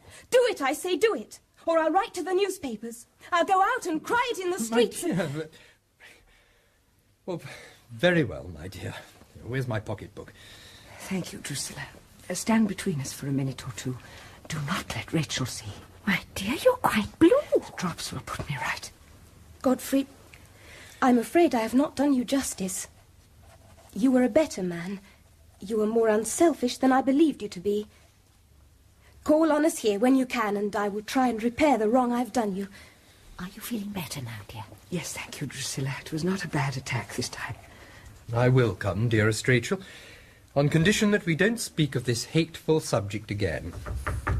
They've come to take me to the flower show. I have not distressed you, Mamma, have I? No, my dear. Now go with your friends and enjoy yourself. The declaration, is it ready? I must sign it before I can go out with an easy mind. Here you are, Rachel, and here is my pen. Rachel, dear, such an intense emotion as you have just shown is an infallible indication of an unquiet spirit. Perhaps if instead of visiting flower shows, you would care to spend an improving hour or so with a number of tracts, which I happen to have with me. Save that for those with simpler minds than mine, Miss Clack. Rachel, my dear, I pity you. What do you mean by pitying me? Don't you see how happy I am? I'm going to the flower show, Clack, and I've got the prettiest bonnet in London. Goodbye. Dear Aunt, a little conspiracy. Dear Miss Clack, a pious fraud which even your high moral rectitude will excuse. Why, Mr. Godfrey, whatever do you mean? Will you leave Rachel to suppose that I accept the generous self-sacrifice which has signed this paper? And will you kindly bear witness that I destroy it in your presence before I leave the house?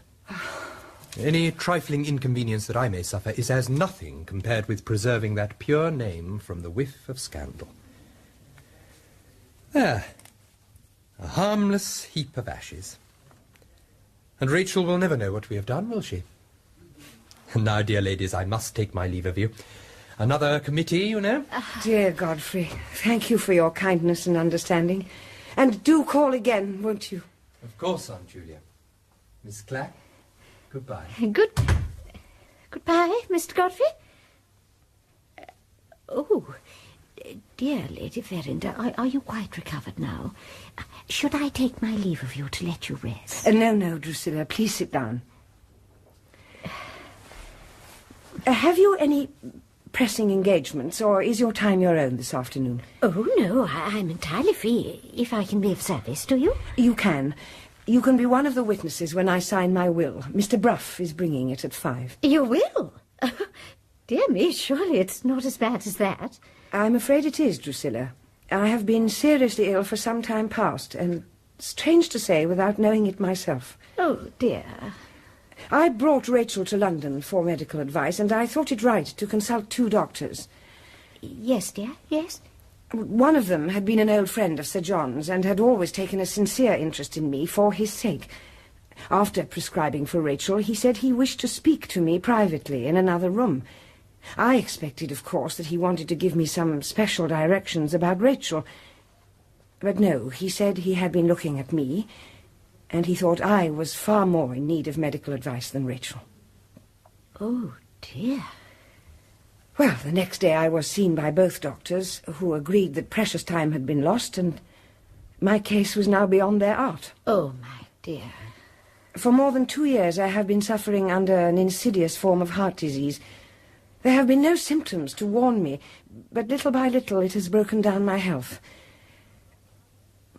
I may live for some months, or I may die before another day has passed over my head. Oh, what terrible news, my dear.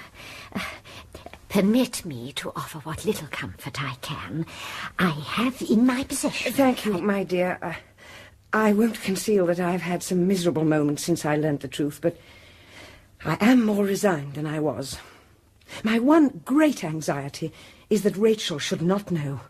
She will be bound to think it was due to anxiety about the diamond and reproach herself bitterly. Oh, my dear aunt, you inspire me with such interest. I shall do you such good before we part. Good, Drusilla? What do you mean? Now, I have any number of clerical friends who would be only too happy to see you and prepare you. It would be such a pleasure to me to... My dear, I really don't think I could face strangers. Not under the circumstances. Of course not. But perhaps books. I have a little library of enlightening and fortifying works. Perhaps I may bring you a few. Turned down at all the right places and marked in pencil? Well, if you really think so, then I will do what I can to please you. The clock on the mantelpiece informed me that I had just time to hurry home to provide myself with a first series of selected readings, say a dozen only, and to be back in time to meet the lawyer and witness Lady Verinder's will. The servant who answered the door upon my return informed me that the doctor had called and was still with my aunt. I was shown into the library and found Mr. Bruff, the lawyer, who had arrived a minute before. Miss Clack, how do you do? You'll find Lady Verinder somewhat occupied with business this afternoon. I'm well aware of that, Mr. Bruff. She has been so good as to ask me to be one of the witnesses to her will. Oh. Well, you'll do. You're over 21, and you have no pecuniary interest in it whatever. I'm relieved to hear it, Mr. Bruff. Doubtless there are those who would misconstrue my motives were it otherwise. No. Now, what's the latest news in the charitable circles? How's your friend, Mr. Godfrey Ablewhite, after the mauling he got from the rogues in Northumberland Street? Egad, they're telling a pretty story about him at my club. A vile falsehood, sir. Oh, yes, you believe in your friend, Miss Clack. But the world in general is not so easy to convince as a committee of charitable ladies. He was in the house where the diamond was lost, and he was the first to leave it afterwards. Ugly circumstances, ma'am, viewed by the light of later events. Later events? Oh, and what later events do you mean, Mr. Bruff? I mean those in which the Indians are concerned. What do they do the moment they are let out of prison at Frising Hall? They go straight to London and fix on Mr. Luca, who consequently feels alarmed for the safety of a valuable of great price. He lodges it under a general description in his banker's strong room. Now, whom do the Indians seize and search? Not Mr. Luca only, but Mr. Godfrey Ablewhite as well. I understand from Mr. Ablewhite that he had been seen speaking to Mr. Luca earlier that same day. That won't do, Miss Clack, that won't do. Half a dozen other people spoke to Mr. Luca that morning.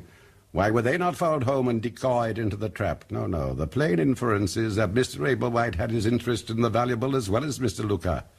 The Indians were so uncertain as to which of the two had the disposal of it, they had no alternative but to search them both. Public opinion says that, Miss Clack. And public opinion on this occasion is not easily refuted. I don't presume to argue with a clever lawyer like you, Mr. Bruff, but is it quite fair to Mr. Ablewhite to pass over the opinion of the famous London police officer who investigated the case? which was that not a shadow of suspicion rested upon anybody but Miss Verinder herself. Do you mean to tell me, Miss Clack, that you agree with Sergeant Cuff? I judge nobody, sir, and I offer no opinion. Well, I do. I judge Sergeant Cuff to have been utterly wrong, and I offer the opinion that if he had known Rachel's character as I know it, then he would have suspected everybody in the house but her. Oh, yes, I admit she's self-willed, and unlike other girls of her age, but true as steel, and high-minded and generous to a fault.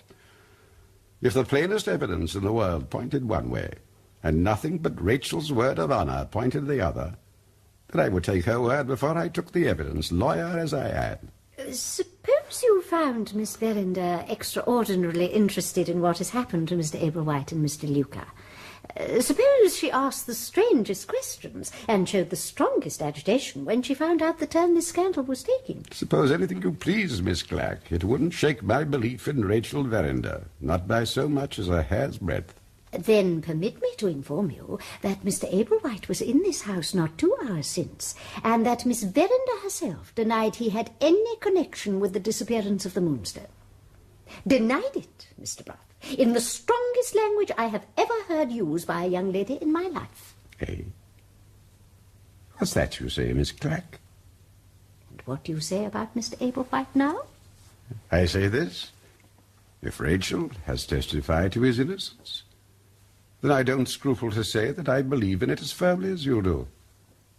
I've been misled by appearances, like the rest of the world. But there is surely another conjecture to be made. Maybe, but I must own I don't know what it is. You said that one of your reasons for suspecting Mr. Godfrey Ablewhite was that he was in the house at the time of the diamond's disappearance. But so was Mr. Franklin Blake. Ah, it won't do, Miss Clack. It really won't do a second time. I own that Franklin Blake is a prime favourite of mine, but that doesn't matter. You see, Franklin Blake had no possible cause to steal the Moonstone.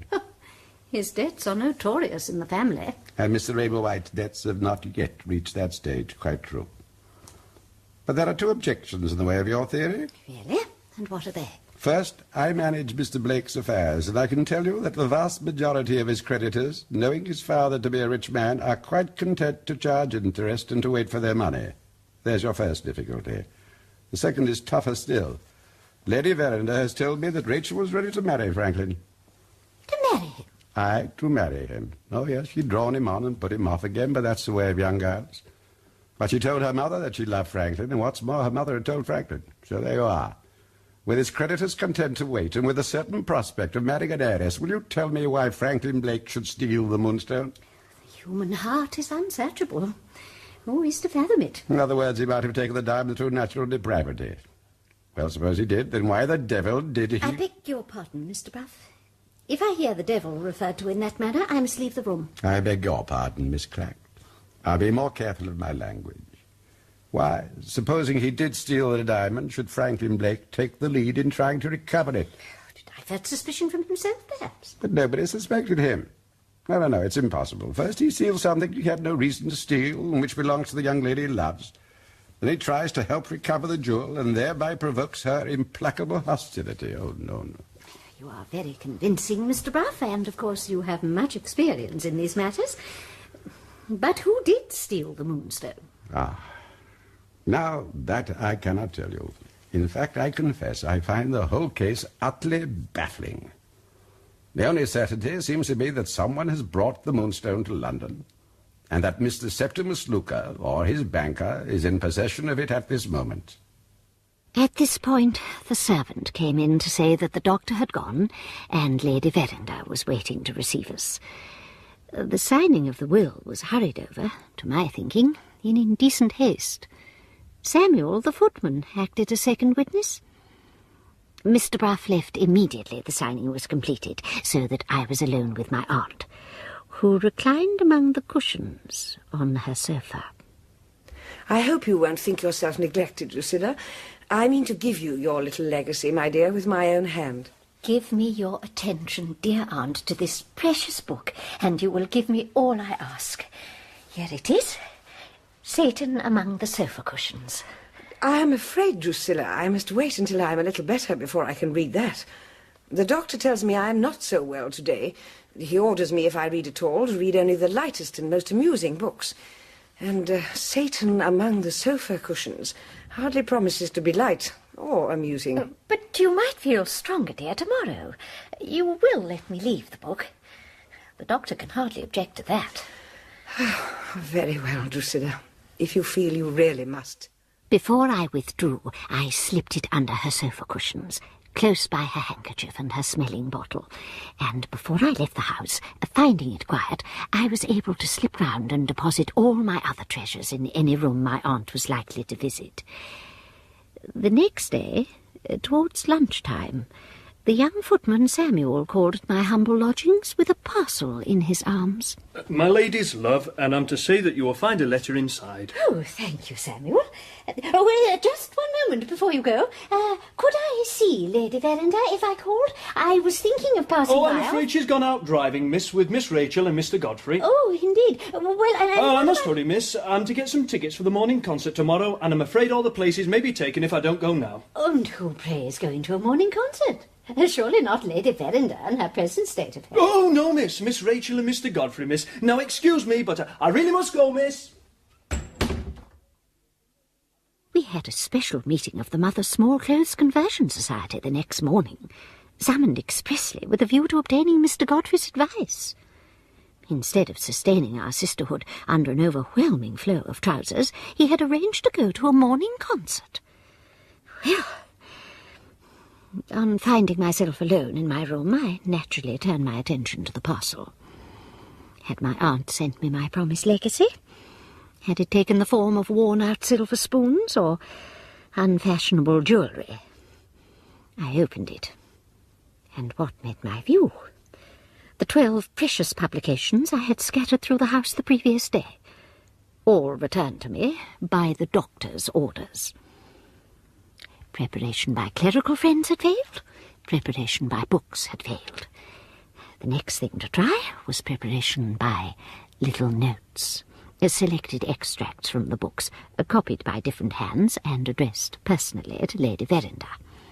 Some I wrote myself, some were written by my fellow workers at the Mother's Small Clothes. 6 were sent through the post, 6 I kept myself for personal distribution. Soon after 2 o'clock the following day, I was again on the field of pious conflict.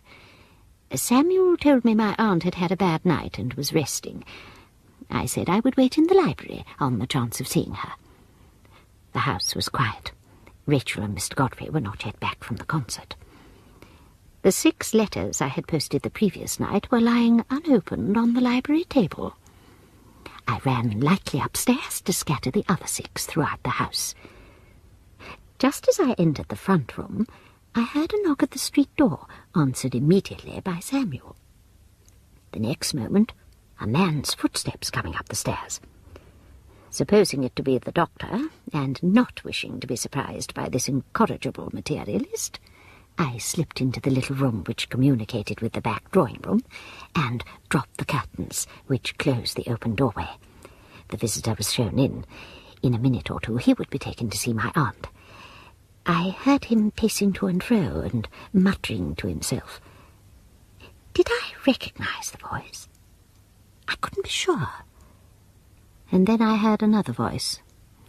A voice I did recognise. Why have you come up here, Godfrey? Why didn't you go into the library? Samuel tells me that Miss Clack is in the library. You were quite right, Godfrey. We had much better stop here. Godfrey Ablewhite. Imagine my feelings. What to do? To show myself after what I had just heard was out of the question. To retreat was impossible. No choice but to stay in here. I told them that you didn't like to leave your mother in her present condition, and they quite understood. You don't think it's serious, do you, Godfrey? Oh, no. In a few days, I'm quite sure she'll be well again. It seems very hard that you should miss the concert. Mendelssohn's your favourite. But I'm so much happier here with you. Do try not to pay me compliments, Godfrey. I never paid you a compliment in my life. Hopeless love always speaks the truth. Have you forgotten what we agreed on when you spoke to me in the country? I break the agreement every time I see you. Then don't see me. Oh, but I break it even when I think of you. Rachel, you told me the other day that I was higher in your estimation than before. Am I mad to build the hopes I do on those dear words? To dream of some future day when your heart may soften towards me? His voice trembled. He put his handkerchief to his eyes. Even her obdurate nature was touched. Are you so fond of me as that? Really? Oh, Rachel, I've lost every interest in life except you. Would you believe it? My charitable business is an unendurable nuisance to me. When I see a ladies' committee, I wish myself at the ends of the earth. Was there anything in the annals of apostasy to compare with it? What a backsliding I was witness to. Shocked though I was, I did not lose a syllable of the conversation. I wonder if it would cure you if I made my confession. Would you think to look at me that I am the wretchedest girl living? It's true, Godfrey. What greater wretchedness can there be than to live degraded in your own estimation? That is my life now. My dear Rachel, you can have no possible reason to speak of yourself like that. How do you know I have no reason? Because I know you. Besides, your silence has never lowered you in the opinion of your real friends. Of course, the disappearance of the diamond seems very strange. Your connection with the disappearance may seem stranger still, but to your true friends... Are you speaking of the Moonstone, Godfrey? I certainly thought that you referred to them. I referred to nothing of the sort. If that story ever comes to light, people will see I had to keep a miserable secret. Yes, but not that I did anything to be ashamed of. No, you misunderstood me, and it's my fault for not speaking more plainly. I will be plainer now. Suppose you were in love with some other woman, and suppose you knew it was a shocking disgrace to waste another thought on her, and suppose, in spite of all that, you couldn't forget her. And this is what you're trying to tell me is the case with you? That there is a man who... Oh, he doesn't know. Of course he doesn't know. But try as I may, and I have tried, God knows, I can't forget him. I can't tear him out of my heart. Oh, Godfrey, I'm so unhappy. Will it be credited that at this point Mr. Godfrey fell on his knees before her? Not just one knee, mind you, but two. I was indescribably shocked. Noble creature. Yes, you are a noble creature. A woman who can speak the truth for the truth's own sake, a woman who will sacrifice her pride rather than sacrifice an honest man who loves her, is the most priceless of all treasures. Oh, Rachel, let me cure your poor wounded heart. Will you honour me? Will you bless me by being my wife? At this point, Rachel Verinder uttered the first sensible words I had ever heard fall from her lips. Godfrey, you must be mad. Oh, no, I never spoke more sensibly in my life, believe me. Oh, think of the future. Are you going to sacrifice your whole happiness on this man who doesn't even know how you feel towards him? In justice to yourself, you must not. Think of the consolations of a home, motherhood, peaceful claims and happy duties. But then she began to weaken. Oh, how differently I should have acted in her place. It would be useless, Godfrey. I don't love you. I don't ask for your love. You say I have your esteem and respect. I am content with that. Oh, don't tempt me. I am wretched and reckless enough as it is. Hundreds, no, thousands of women marry only for esteem and respect, yet they and their husbands get on very well. A girl with your attractions cannot possibly sentence herself to a single life. You may marry some other man, some years from now, or you may marry me, and know that I prize your respect far more than the love of any other woman on earth. Godfrey, I am miserable enough and desperate enough to give in if you keep on like this. Take the warning and go. I won't even rise from my knees until you have said yes. If I do, we shall both be sorry when it is too late. No, we shan't. We shall bless the day.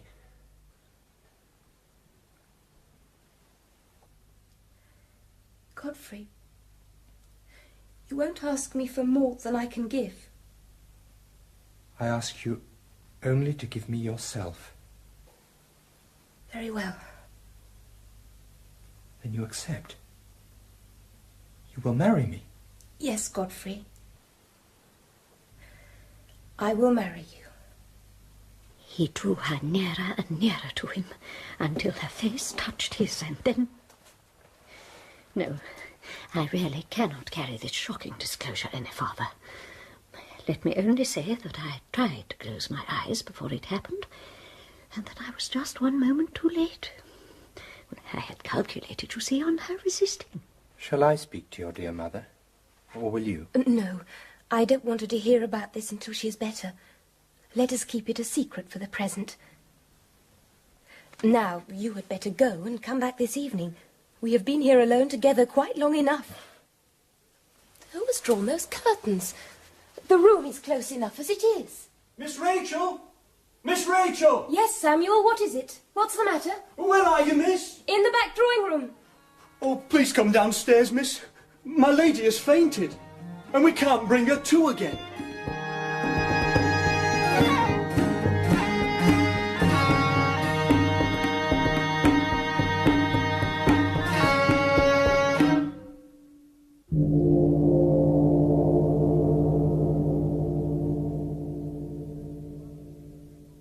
That was part 3 of The Moonstone by Wilkie Collins, dramatised for radio by Brian Gear. The cast: Sergeant Cuff, John Franklin Robbins, Gabriel Betteredge, John Sharp, Franklin Blake, John Telfer, Rachel Verinder, Sally Baxter, Godfrey Ablewhite, Geoffrey Beavers, Mr. Bruff, Nat Brenner, Miss Clack, June Barry, Lucy Yolland, Liza Flanagan, and Samuel Matthew Adams. The music was composed and conducted by Sidney Sager, and the programme, which came from Bristol, was directed by Brian Miller.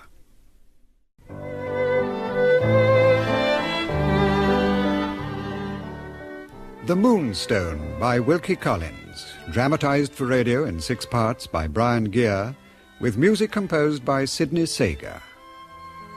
The Moonstone, Part 4.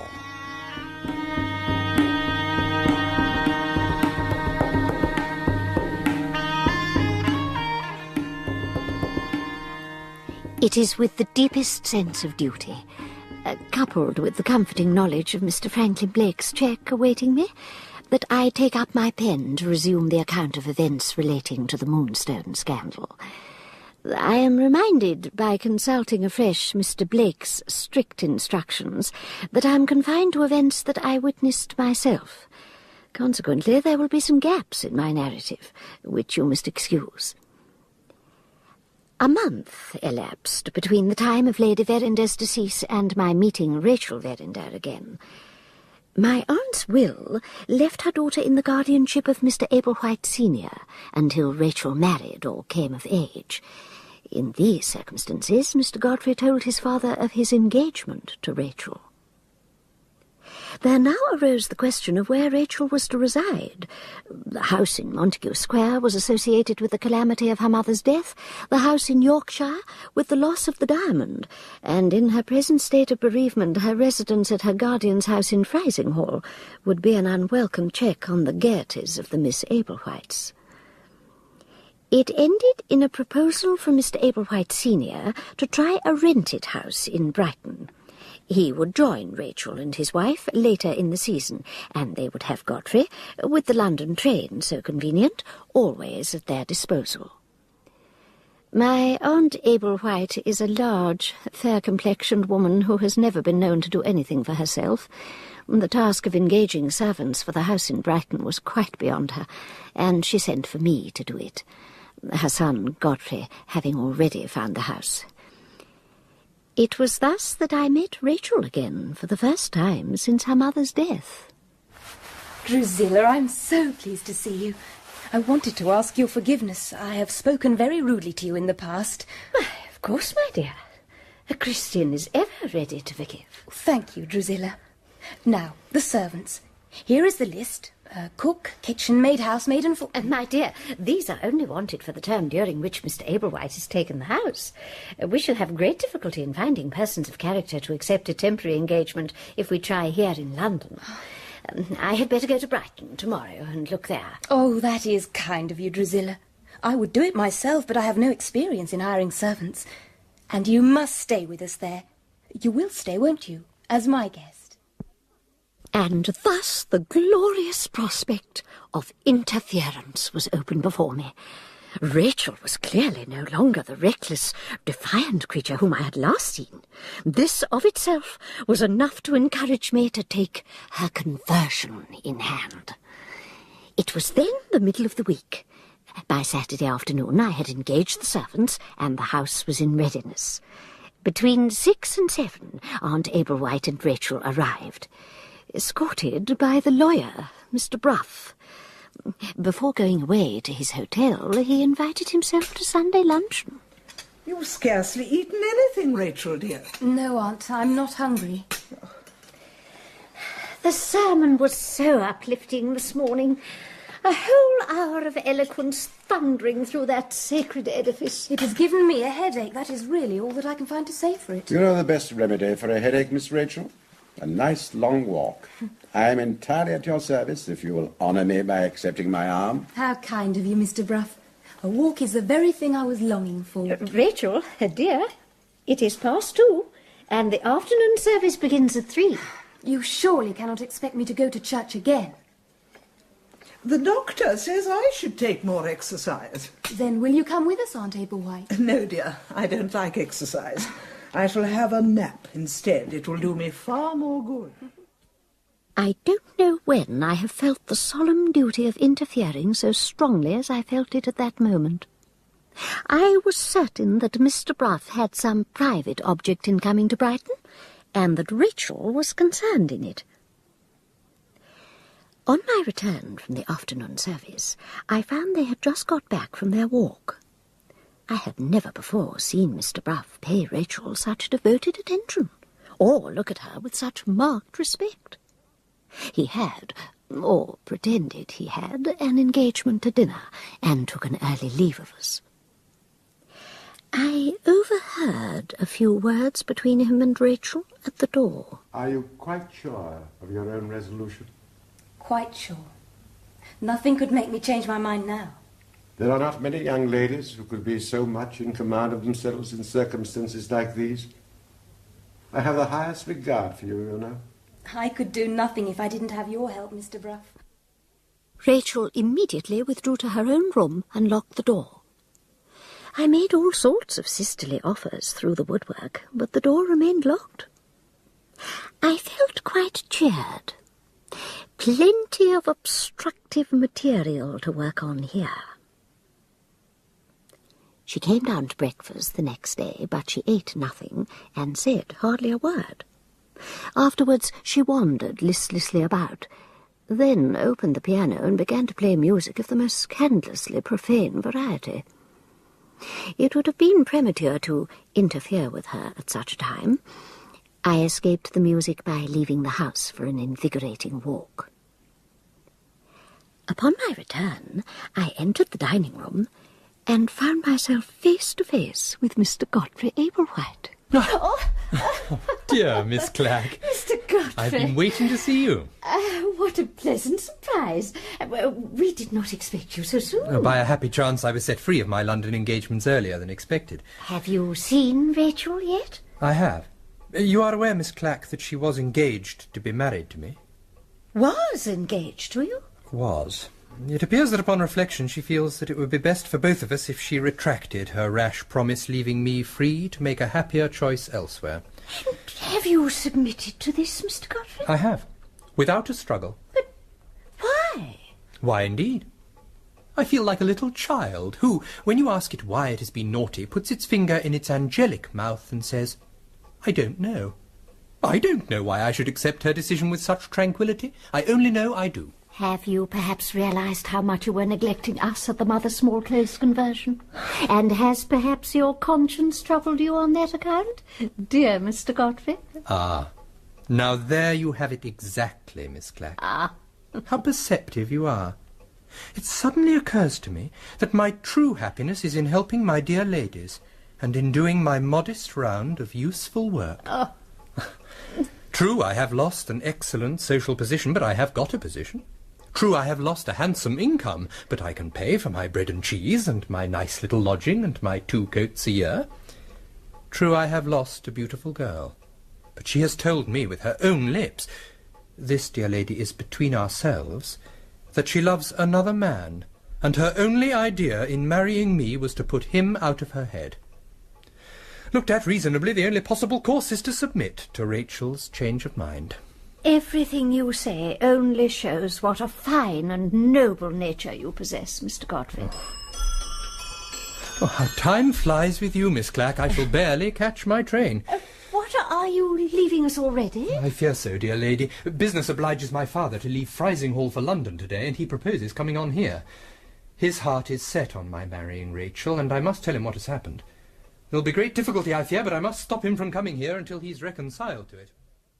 I will rapidly pass over the feelings of joy which assailed me when I realised that Mr. Godfrey had come back to the fold, and content myself with noting that at lunchtime it appeared to me that the recovery of her freedom had led Rachel to thinking again of that other man whom she loved.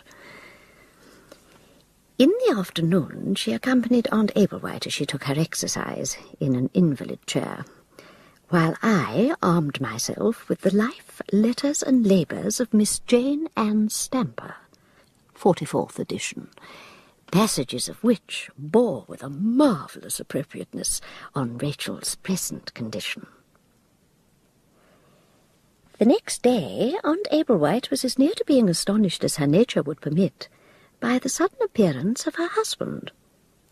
A minute later he was followed, to my astonishment this time, by Mr. Bruff. This is a pleasant surprise, Mr. Bruff. When I left your office yesterday, I didn't expect to have the honour of seeing you here today. I turned over our conversation in my mind after you'd gone, and it occurred to me that I might be of some use. Only just had time to catch the train. No opportunity of discovering which carriage you were in. Rachel, my dear, I have heard some very extraordinary news from Godfrey, and I'm here to inquire about it.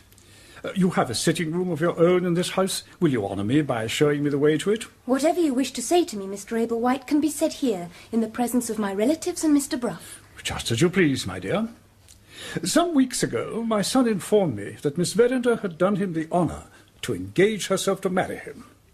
Is it possible, Rachel, that he can have misinterpreted or presumed upon what you really said to him? Certainly not. I did engage myself to marry him. Very frankly answered. So, the error is evidently in what Godfrey told me yesterday. I begin to see it now. You and he have had a lover's quarrel, and my foolish son has interpreted it seriously. Pray let us understand each other, Mr. Ablewhite. Nothing in the least like a quarrel took place yesterday between Godfrey and me. If he told you that I proposed breaking off our marriage engagement and that he agreed on his side, then he told you the truth. Oh, come, my dear. Now, don't be angry, and don't be hard on poor Godfrey. He has evidently said some unfortunate thing. Well, he was always clumsy from a child. But he means well, Rachel, he means well. Mr. Ablewhite, I have either expressed myself very badly or you were purposely mistaking me. Once and for all, it is a settled thing between Godfrey and me that we remain cousins and nothing more. Now, is that plain enough? Am I to understand, then, that your engagement is broken off? You are to understand that, if you please. Am I also to understand that the proposal to withdraw from the engagement came, in the first instance, from you? Yes, it did. And it met with your son's consent and approval. I beg to ask you, Miss Verinder, what complaint you have to make of my son. You are not bound to answer that question, Rachel. Don't you forget, Mr. Bruff, that you are a self-invited guest here. Your interference wasn't asked for. Your son, Mr. Ablewhite, put the same question to me. And my answer was that reflection had convinced me that I should best consult his welfare in mind by retracting a rash promise and leaving him free to make his choice elsewhere. What has Godfrey done? I have a right to know that. What has he done? You have had the only explanation I think it necessary to give to you or to him. In plain English, it's your sovereign will and pleasure, Miss Verinder, to jilt my son. I have exposed myself to worse misconstruction than that, and I have borne it. I have nothing more to say. Well, I have. I have something more to say. I have to say that if my son doesn't feel this insult, I do. Insult? What insult? You know very well what insult, and so do I. I know it as certainly as if you had confessed it in so many words. Your cursed family pride is insulting Godfrey, as it insulted me when I married your aunt. Her beggarly family turned their backs on her for marrying an honest man who'd made his own place and won his own fortune. I had no ancestors. I wasn't descended from a set of cutthroat scoundrels who lived by robbery and murder. I wasn't good enough for the Herncastles when I married, and now it comes to the pinch my son isn't good enough for you. I suspected it all along. A very unworthy suspicion. I'm astonished you have the courage to acknowledge it. Surely, Mr. Bruff, this is beneath notice. You've got the Herncastle blood in you, young lady. Really, Mr. Ablewhite, I think you ought to control yourself. Really, I do. Who asked you to put your piece in? Now, Miss High and Mighty, it all comes out, doesn't it? Blood will out. Dear Mr. Ablewhite, one word. Blood will... Eh? Who were you? An affectionate well-wisher and friend. As one long accustomed to arouse, convince, prepare, enlighten, and fortify others, permit me to take the liberty of composing your mind. I know you. Miss Clack. Drusilla Clack. Sit down, woman. Don't suppose that I claim attention for my humble words. Oh, no. The blessed words of Miss Jane Ann Stamper. Miss Jane Ann Stamper be damned. Oh, such language in a Christian household. Where are my tracts? Your tracts be damned too. Here is one, entitled Hush, for heaven's sake. There. That's what I think of. Hush, for heaven's sake. That and that. Who asked this impudent fanatic into the house? Did you, Mrs. Ablewhite? Miss Clack is here as my guest, Mr. Ablewhite. Oh. Miss Clack is here as your guest. In my house. Mr. Bruff, what does he mean? You appear to forget, Mr. Ablewhite, that you took this house as Miss Verinder's guardian for Miss Verinder's use. Not quite so fast. I have a last word to say, which I should have said some time since if this rampant spinster had not interrupted me. I beg to inform you, Mr. Bruff, that if my son is not good enough to be Miss Verinder's husband, I cannot presume to consider his father good enough to be Miss Verinder's guardian. In your legal phrase, Mr. Bruff, I decline to act. This house has necessarily been hired in my name. I have no wish to hurry Miss Verinder. On the contrary, I beg her to remove her guest and her luggage at her own entire convenience. And now I pray you will excuse me. My dear, I should be ashamed of my husband if I didn't know that it is his temper speaking and not himself. Thank you, Aunt. But I have no wish to stay where I am not welcome. You, Miss Clack, are the mischievous person who has irritated him. I hope I shall never see you or your tracts again. Now, Rachel, dear, in my husband's name, what can I do for you? If I may be permitted to answer for Miss Verinder, might I ask you, Mrs. Ablewhite, to send Penelope down with her mistress's bonnet and shawl? This minute, Mr. Bruff. Leave us 10 minutes together, Mrs. Ablewhite, and you may rely on my setting matters right. Oh, Mr. Bruff, you are a friend indeed. Miss Clack, might I ask you to... I, too, have an interest in Rachel. An infinitely greater one than yours, I make leave to say, concerned as it is with her Christian soul. Rachel, my dear, you are quite right. Mr. Ablewhite is beneath our notice. What is to happen now? I'm coming to that. When your dear mother named Mr. Ablewhite as your guardian, I persuaded her to insert a clause in her will empowering her executors in certain events to consult with me about the appointment of a new guardian. One of these events has happened today. Now then, will you honour Mrs. Bruff and myself by becoming our guest? And will you remain as one of our family until we've settled what is to be done next? Oh, Mr. Bruff, how kind you are. I can think of nothing that would give me greater pleasure. Stop! Stop! I must be heard. Mr. Bruff, you are not related to her, and I am. I summon the executors to appoint me guardian. Rachel, dearest Rachel, I offer you my modest home. Come to London by the next train and share it with me. You are very kind, Drusilla, but I have accepted Mr. Bruff's invitation, and I think it will be best if I remain under his care for the present. Come along, Rachel. See to the packing of your things. Miss Clack, good day. Reviled, deserted by them all, I was left alone in the room. From that day forth, I never saw Rachel Verinder again. She had my Christian forgiveness then, and when I die, she will have as a legacy from me the life, letters, and labours of Jane Ann Stamper.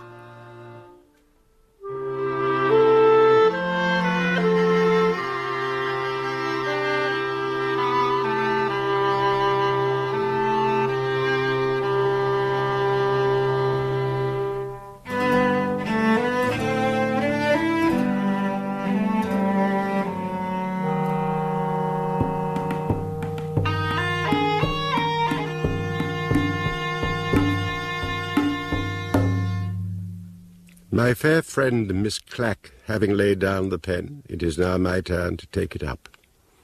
My first task is to fill in the gap in Miss Clack's account, the conversation that took place in Brighton after Sunday lunch between Miss Rachel and myself.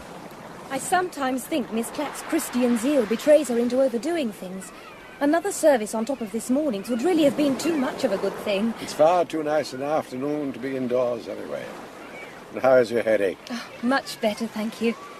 Will you forgive an old friend and servant of your family if I ask whether your heart is set on your marriage to Godfrey Ablewhite? Let us sit on this bench, Mr. Bruff. By all means. To tell you the truth, I'm marrying in despair. It is at least a positive act. It will certainly change my life, which is intolerable to me at the present. I suppose it may bring some sort of happiness to it. I don't know. Does that answer your question, Mr. Bruff? It goes some way, certainly. But Mr. Ablewhite's heart must be set on it at any rate. He says it is.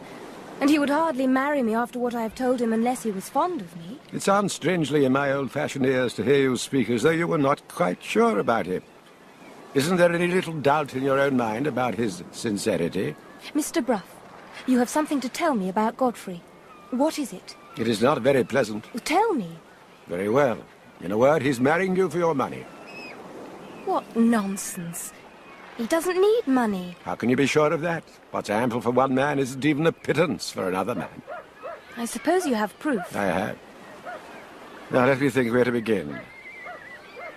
I don't suppose you know, and why should you, that before a will can be acted upon, it has to be proved, as we call it. Now, all wills go to a proctor, who lodges them in Doctors' Commons. I happened to be calling on my own proctor one day, and he told me that your mother's will had been asked for and examined. Why? And who examined As it? for who, I'm coming to that in a minute. As to why, it's perfectly normal practice for anybody who applies to Doctors' Commons to be allowed to look over a will. They pay a shilling fee, that's all. But in your mother's case, there was absolutely nothing that could be contested. And I could think of nobody who would have the slightest interest in examining it, so I asked my proctor who'd wanted to see it. Godfrey Ablewhite. Solicitors acting for Godfrey Ablewhite. Are you sure? Positive. I got in touch with the solicitors concerned. It was somewhat irregular, I admit, but I have a small hold over them in the form of work that I can't be troubled with. I pass over to them. Strictly speaking, they broke confidence with their client, but you see, I was thinking of your interests. But why should Godfrey want to see my mother's will? I'm afraid, my dear, the cruel truth is, it must be to see if it's to his financial advantage to marry you. But he proposed before my mother died. He would have known then that I would one day inherit from her. But only in general terms. He wanted to know exactly how much and when. But why? Let me explain. To protect you from fortune hunters, I advise your mother to draw up her will so that you have nothing but a life interest in the property. What does that mean? It means that neither you nor your husband, if you should marry, can raise sixpence either on the property and land or the property and money. You would have the houses in London and Yorkshire, and you would have the handsome income. But that is all. And is that not enough for Godfrey? That I don't know. It wouldn't be enough if he needed to raise a large sum of money quickly. But of course I know nothing of Godfrey Ablewhite's financial position. All I know is he has an interest in finding out what it would be when, or if he marries you. And that's why I'm here now. I see it as my duty to put these facts before you. I thank you, Mr. Bruff. I thank you from the bottom of my heart. If you hear any rumours of my marriage when you get back to London, contradict them at once, on my authority. So you mean to break your engagement? Of course. After what you have told me, it's unthinkable that I should marry Godfrey Ablewhite. You may find some difficulty in getting him to release you from your promise. Can you not advise me? Tell him, the next time you see him alone, that you know about his mercenary motive, and that in the light of that knowledge, the marriage is simply impossible. Then put it to him whether he thinks it wisest to secure your silence by agreeing, or if he persists in holding you to the engagement, to force you to make the facts generally known. What if he denies it or tries to justify himself? In that case, refer him to me. Thank you for your advice, Mr. Bruff, but I can't follow it. You can't? Why ever not? Don't you see? I have believed in this man. I've promised to marry him. After giving that promise, how can I tell him to his face that he's the most contemptible of all things, a mere fortune hunter? I couldn't endure the shame of it. Your principles are admirable, my dear, but you cannot possibly withdraw from your engagement without giving him some reason. I shall say that I have thought it over, and I think it will be best for both of us if we do not marry. Is that all? And have you thought of what he may say on his side? He may say what he pleases. And what may public opinion say? I have braved public opinion once over the Moonstone. I can brave it again over this, Mr. Bruff.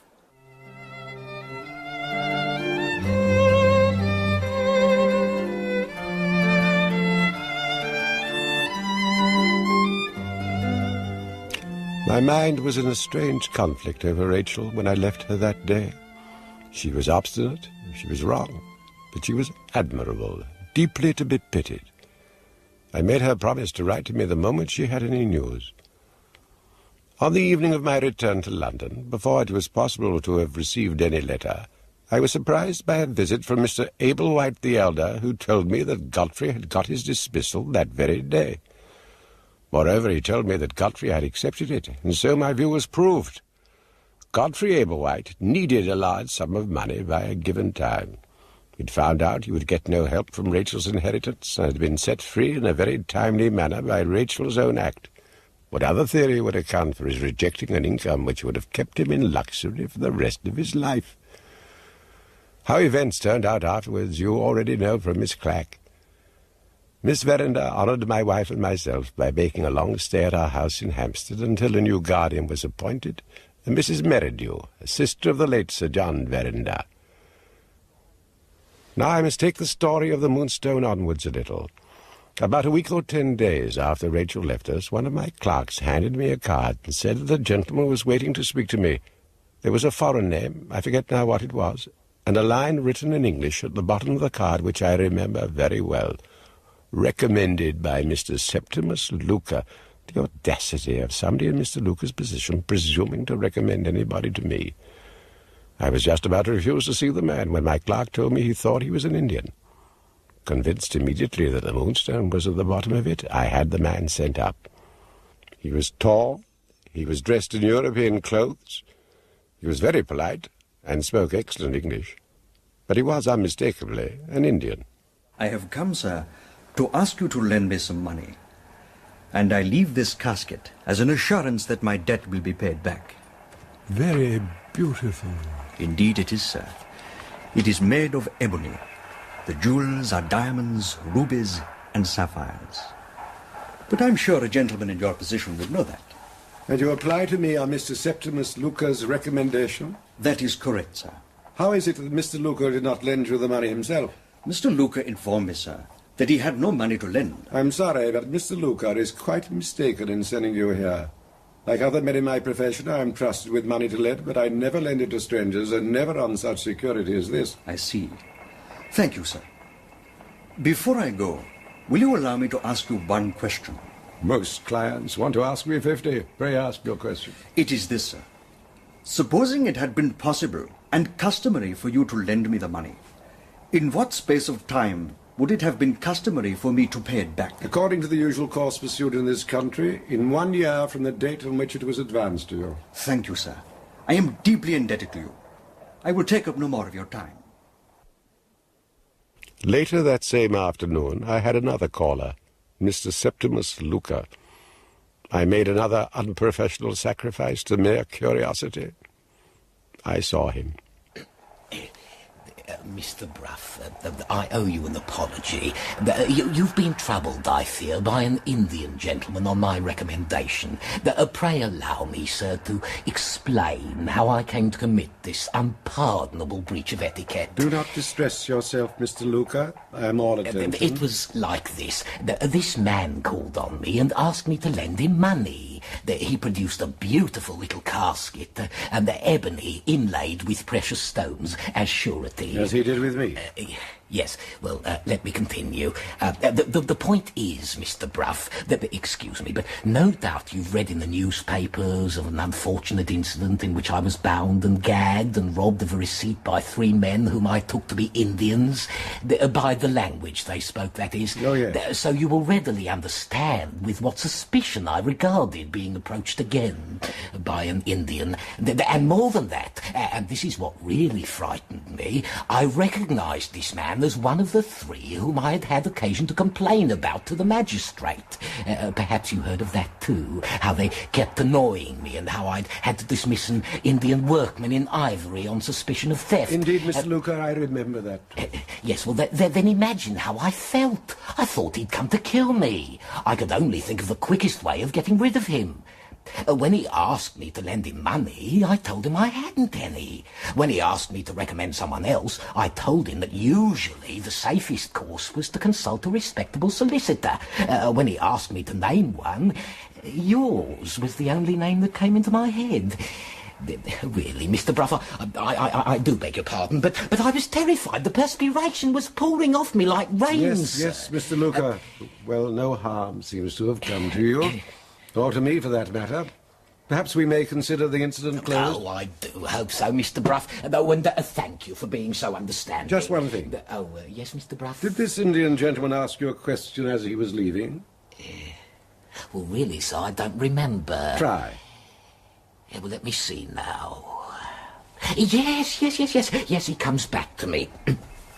He asked me, supposing I could lend him the money, how soon I would want it back. He asked me exactly the same thing. And you know, I had the distinct impression that that was the only thing he really wanted to know.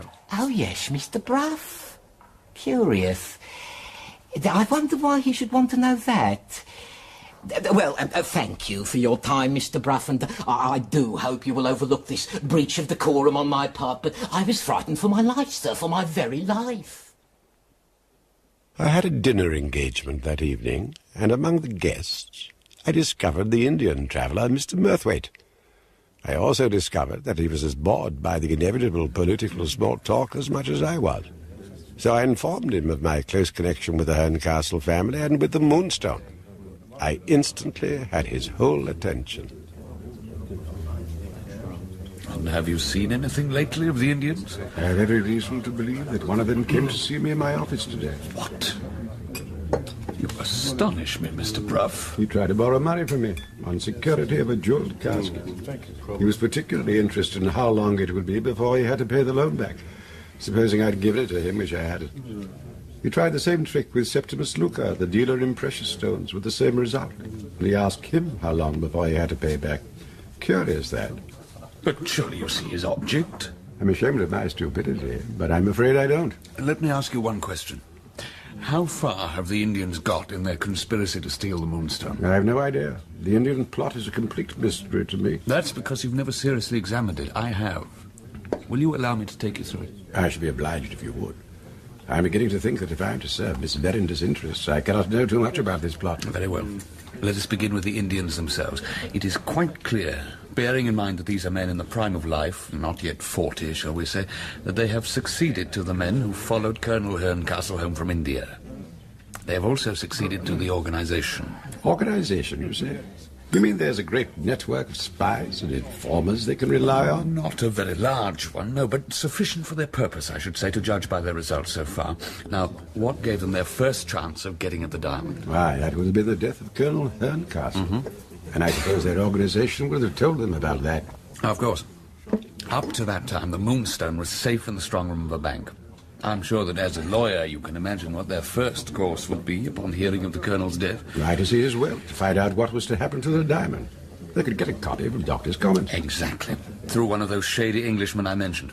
And they would learn that the Moonstone was bequeathed to Miss Rachel Verinder, and that Mr. Blake the Elder, or some person appointed by him, was to place it in her hands.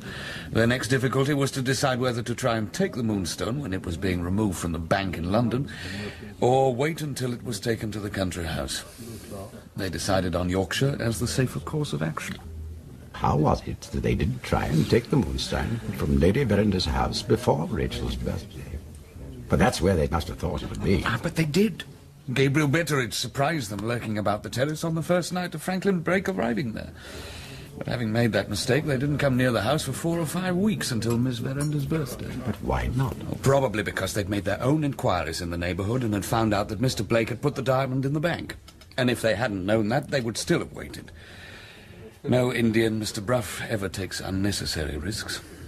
And which would have been the safer course? To try and take the diamond while it was being looked after by a young and active gentleman, or to wait until it was in the possession of a young girl who would naturally take a great delight in wearing it at every opportunity. And the proof of that is surely that they made no more attempts upon the diamond until Miss Verenda's birthday. They had calculated that she would wear it that night, and they were quite right. I was at her dinner party. I saw her wearing it. And I sent the Indians packing. They were prevented from making any further attempts because the next day they were thrown into prison as rogues and vagabonds. And that, I may fairly say, ends the first act. Indeed. Well, so what happened next in the conspiracy? Well, now, I'm coming to that. I was staying with some friends at Freising Hall at the time, and a day or two before the Indians were set free, the governor of the prison came to me with a letter addressed to them. It had come through the ordinary post to their lodging house, and the landlady had brought it to the prison.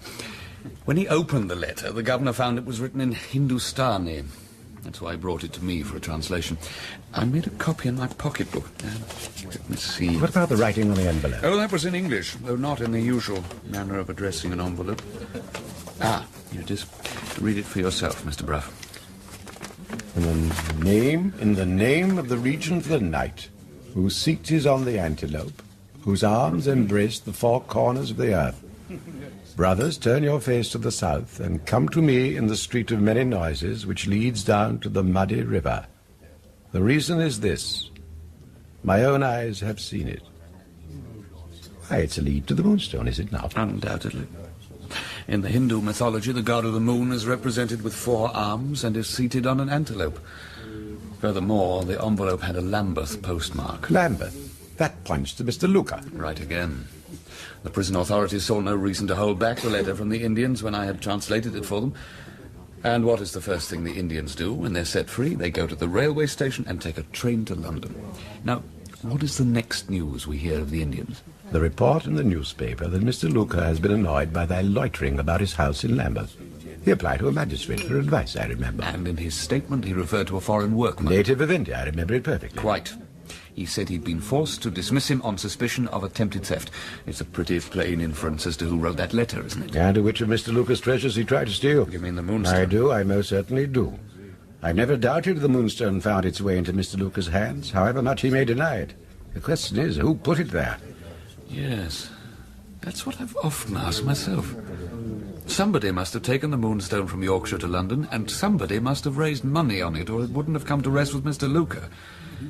And you say there's been no discovery made of who that person was? None that I know of. There was a story, was there not, about Mr. Godfrey Ablewhite? There was, but I can tell you that Mr. Ablewhite has been completely removed from suspicion. Is that the case? On what evidence? Somebody... It will be a breach of confidence to tell you who. Somebody has sworn to his innocence, and I consider it evidence beyond dispute. Very well. Let us leave it to time to clear the matter up.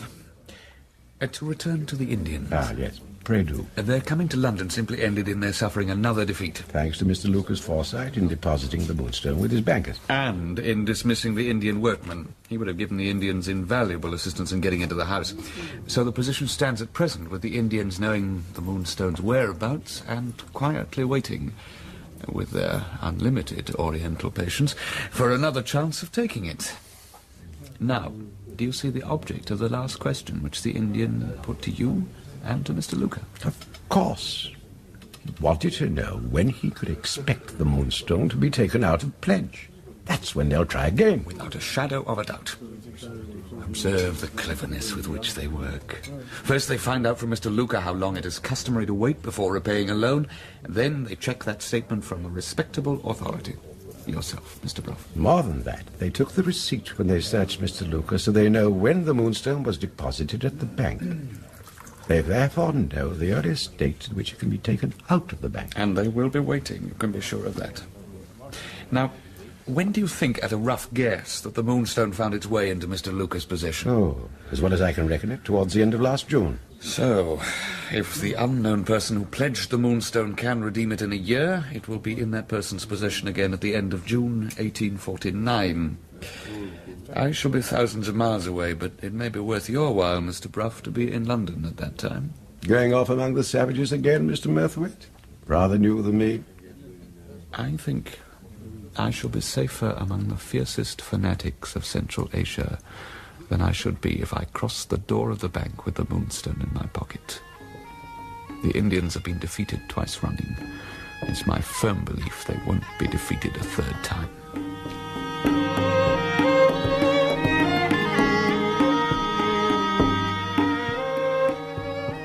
I made a note of the date, end of June 49, in my pocketbook. And now I hand the pen to the writer who follows me, Mr. Franklin Blake himself.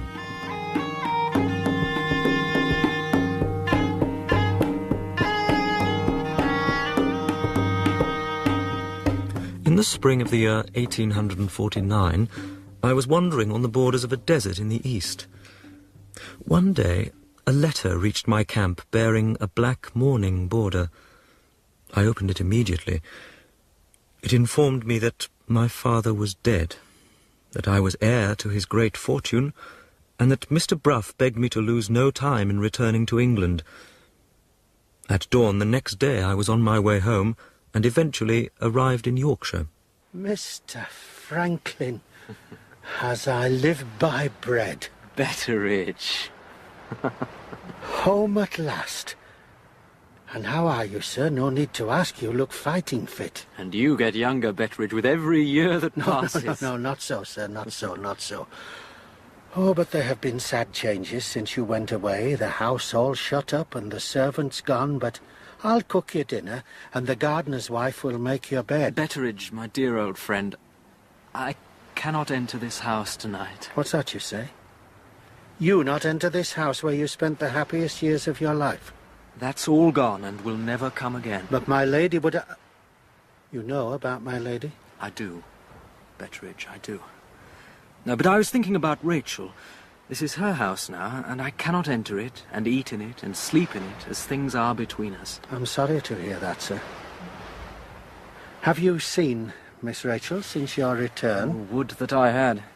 You know she's under Miss Merridew's guardianship now. Oh, yes, a sister of Sir John. A widow, is she not? Yes, and I've been to her house in Portland Place, but Rachel won't see me. She won't even write to me.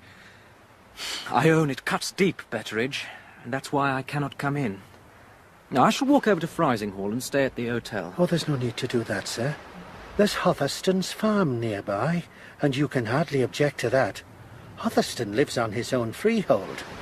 They let rooms to anglers and artists and such like. And are they free now? Mrs. Hotherston asked for my good word to recommend them only yesterday. Oh, then I'll take them. And you must come and have breakfast with me tomorrow. I'm heartily sorry, sir, to hear the way things still are between you and Miss Rachel. I had hoped they were all smoothed over by now. And so had I. But you still can't forgive me for that business of the Moonstone. And, that's why I'm here now. Oh, sir, you've not come to take that up again. I have, Betteredge. I've got to get to the bottom of it. No, sir, let it be.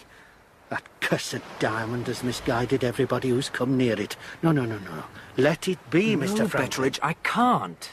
It's as simple as that. I can't. It's the only way I can see to put things right again between Rachel and me. Have you thought, sir? Supposing you make any discoveries, what you might find out about Miss Rachel? I'm as sure of her as you are. Now, whatever I find out, nothing can alter my opinion of her. The question is, how on earth do I begin when even the great Sergeant Cuff failed? I can put you on the track, Mr. Franklin, if you're sure you want me to. You, Betteredge? In heaven's name, how? Do you remember Rosanna Spearman? Of course. I always thought the poor girl was trying to make some sort of confession to me about the Moonstone. I think you can find out what that confession was, whenever you please. What? She left a letter, sir. A letter addressed to you. Have you got it? No, sir. And where is it? At the fishing village, Cobb's Hole. Lucy Yolland has it. But why wasn't it sent on to me? Because Rosanna also left Lucy a note. in which he said your letter was to be given into your hands and no other way. Lucy had such a regard for Rosanna that nothing would make her part with it. And besides, you'd left for abroad before I could write to you. Well, let's go and get it at once. Wouldn't do any good, sir. They're great savers of candles along our coast, and they go to bed very early at Cobb's Hole. Nonsense. We could be there in half an hour. You might, sir. And when you get there, you'd find the door locked and bolted. Much better wait until tomorrow. I'll come with you. Early? As early as you like, sir. I didn't wait for breakfast at the farm next morning. I took a crust of bread in my hand and set out. I had some misgivings that I might surprise Betteredge in his bed, but I found him ready and waiting, with his stick in his hand. Good morning, Mr. Franklin. A good night at the farm. I own I didn't sleep much. Too excited. And how are you this morning? Very poorly, sir. Oh, I'm sorry to hear it. What's the trouble? A new disease, sir. I don't want to alarm you, but you're certain to catch it before the morning is out. The devil I am. It'll lay hold of you at Cobb's Hole. I first caught it in the company of Sergeant Cuff, and I call it the detective fever. Sergeant Cuff. Yes, I might want a few words with him. I'm afraid he's retired now, sir. Got a little cottage at Dorking and up to his eyes in the growing of roses. Well, and I must do without his help. I assume you know all that has happened regarding the Moonstone while you've been abroad. Yes, Mr. Bruff told me everything as soon as I got back. To tell you the truth, Betteredge, the one grain of consolation I found was the fact that Rachel withdrew from her marriage engagement to Godfrey Ablewhite. How she could have contemplated it, I really don't know. Lucy Yolland insisted on taking me down to the beach before she would give me the letter. She led me behind some boats out of the sight and hearing of the few people in the village. She had a limp, it is true, but also remarkably beautiful hair, and there was a fierce keenness in her eyes. That she had no love for me was obvious from the start. So you are Mr. Franklin Blake? I am. Perhaps you'd like to see some formal identification before you give me the letter. I believe I have a note here from my lawyer, Mr. No, I don't want any lawyer's notes. Mr. Betteredge brought you, that's good enough for me. I just want to look at you first. I just want to see you with her eyes. Well, if you insist. I do insist. It's the least you can do for her. No. I can't see what she saw in your face, or your eyes. I can't hear what she heard in your voice, the poor daft thing. You know, she'd be living now if it weren't for you, Franklin Blake. What? I scarcely knew the girl. I certainly never encouraged her in any way. Oh, no, you wouldn't, would you, with a shoulder like hers? Oh, she was in love with you, God rest her. In love? Yes. No, I can't see why. You're not even average height. Now, look here. And that's why she killed herself, because you never noticed her. Oh, but for you, we'd have been in London now, living together like sisters and earning an honest living from our needles. Oh, I suppose that doesn't seem much to you, does it? But it's better than living in service to someone like you, who tears your heart out every time he looks at you. Here, take your letter. I don't know what's in it, and I don't care. All I hope is I never set eyes on you again.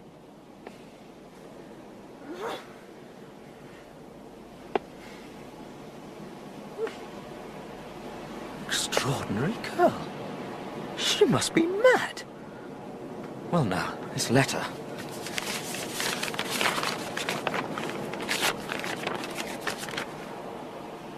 If you want to know the meaning of my behaviour to you while you were staying at Lady Verinder's, do what the enclosed instructions tell you to do. Your humble servant, Rosanna Spearman. Go to the shivering sand at the turn of the tide. What on earth? Walk out on the South Spit until you get to the beacon and the Coast Guard station in line. Mr. Franklin, I can't stand it any longer. What does it say? Yeah, read it yourself. Go to shivering sand, turn of tide, get beacon and Coast Guard station in line, lay a stick down on the rocks. I knew it, sir. I knew it. Knew what, Betteredge? And you're right, man. I have got the detective fever. So, what does all this rigmarole mean? Sergeant Cuff said it all along. From first to last, sir. He said she'd got a note of how to get to the hiding place, and this is it. Lord save us. Here's the secret that puzzled even the great Cuff, ready and waiting to show itself to you. Now then, At the turn of the tide, she says. It's the ebb now, but when's the turn? There's young Duffy over at the nets, he'll know. Duffy! Duffy, hello! I hear you, Mr. Betteredge. How long till the turn of the tide? Oh, about half an hour, I should say. Come along, Mr. Franklin. We can just get round to the south spit before the turn, but we must hurry.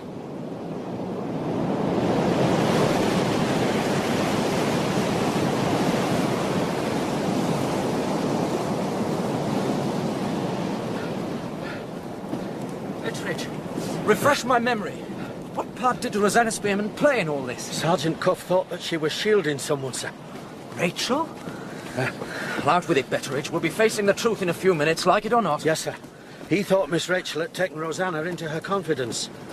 And there were suspicious circumstances.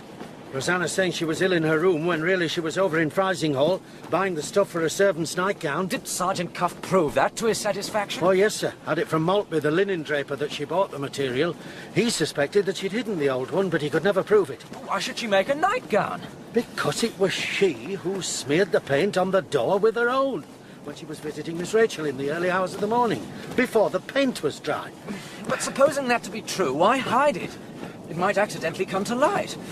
If it was evidence against Rosanna Spearman, surely she'd have destroyed it, burnt it, or thrown it in the quicksand. That's what puzzled the sergeant.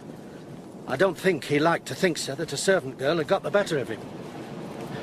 She bought a tin trunk and some chain from Mr. Yolland, and that's how she hid it. Somewhere out there, in the water.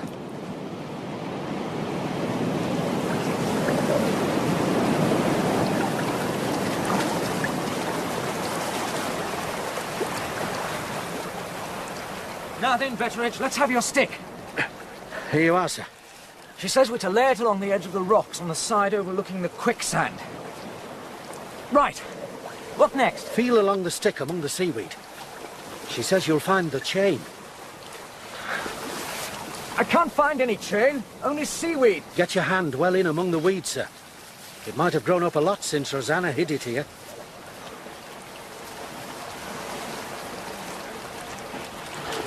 Wait a minute. Huh? What's this? Have you found it, sir? I think so. It's deep in among the weeds.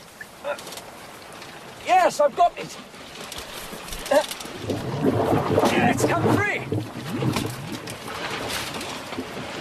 There.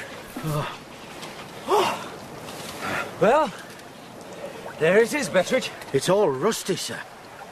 Let's hope it's watertight.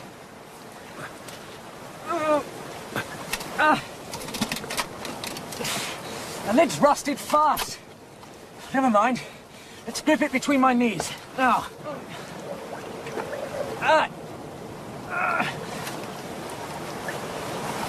Got it!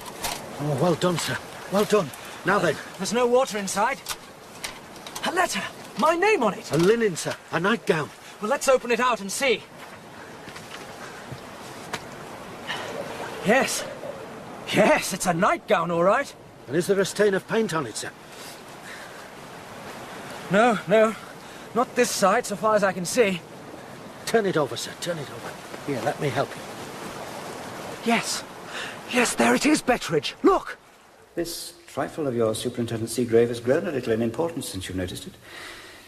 We have now to look for an article of dress in this house with a smear of paint on it, and to ask the owner of that article how he or she can account for being in Miss Verender's sitting room in the early hours of Thursday morning. If that person can't satisfy us, we haven't far to look for the hand that took the diamond. Mr. Franklin, sir? Yes, Betteredge? I said, is there a name in the nightgown? Oh, yes. Wait a minute. Let's see. Oh, my God. What's the matter, sir? Betteredge. The name is my own. This is my nightgown. It's mine.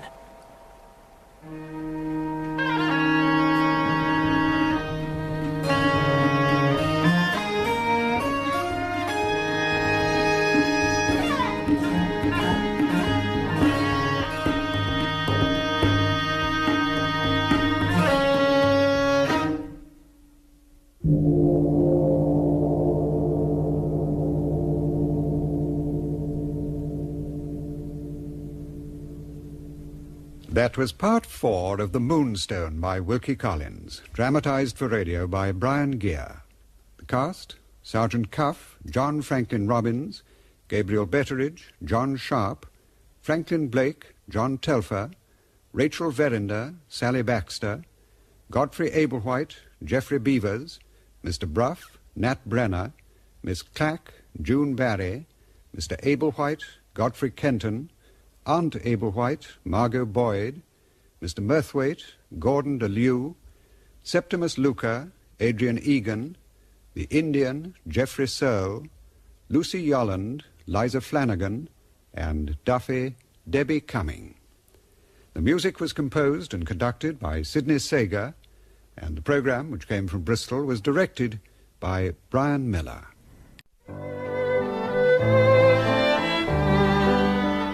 The Moonstone by Wilkie Collins, dramatised for radio in 6 parts by Brian Gear, with music composed by Sidney Sager. The Moonstone, Part 5.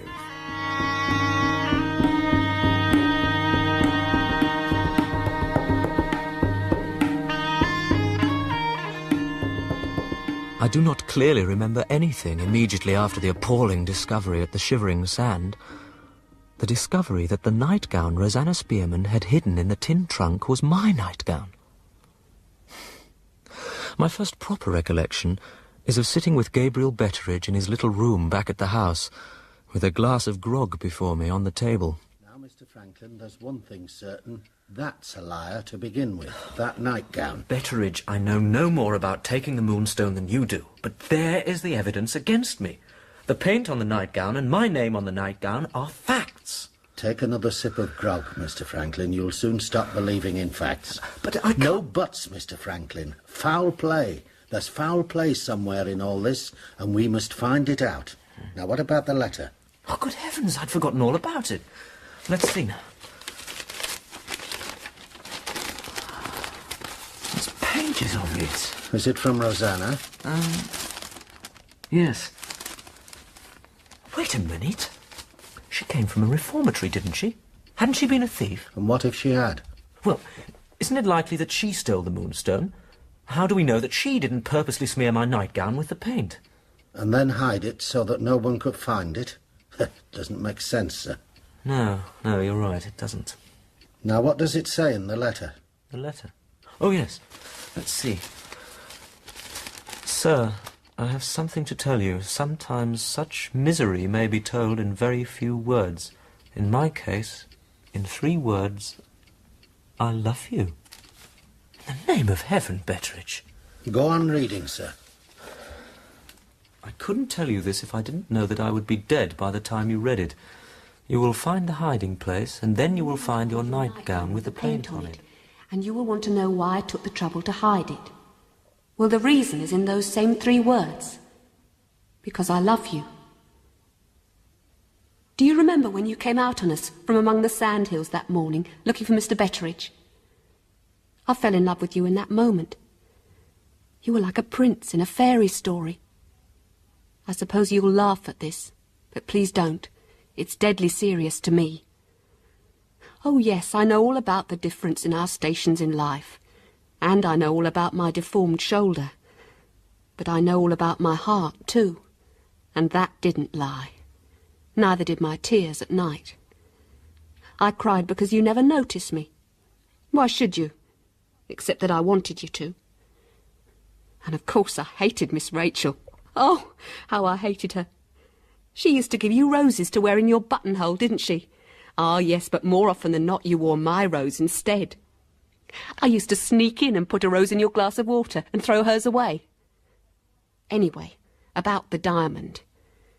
As you know, Superintendent Seagrave began by setting a guard on all the women's bedrooms, and we all chased after him to ask what he meant by it. We found him in Miss Rachel's sitting room. He pointed to the smear on the door and said, "Look at the damage we'd done already," and sent us away again.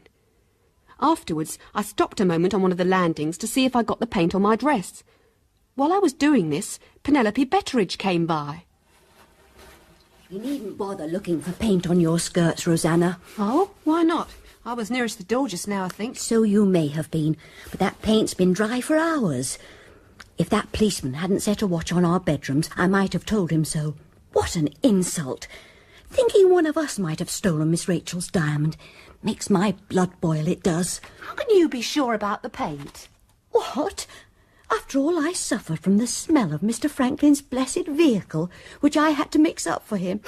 Oh, there's nothing I don't know about it. Miss Rachel asked him if it would be dry in time for the dinner company to see it last night, and Mr. Franklin said no, it wouldn't be dry for 12 hours.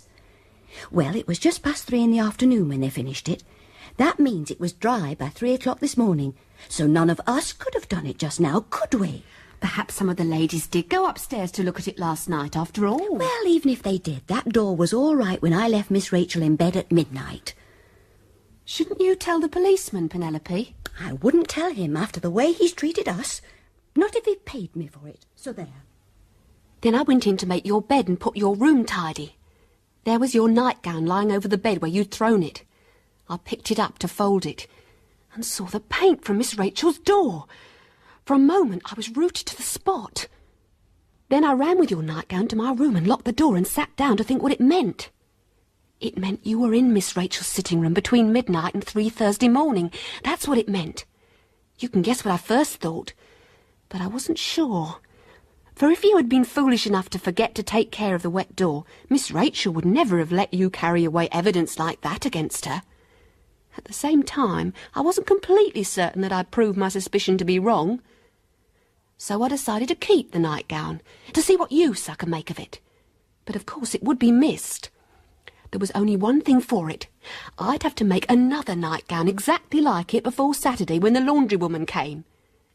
I locked your nightgown in my drawer and went back to your room to make sure there was no paint on any of your other things. There wasn't, except a few streaks on your flannel dressing gown, and I got rid of those by scraping them away.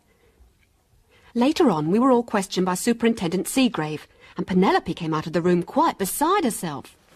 That dreadful man thinks I did it. I know he does. Did what, Penelope? Stole Miss Rachel's diamond, of course. But why? Simply because I was the last one to be in her sitting room, where it was in the Indian cabinet.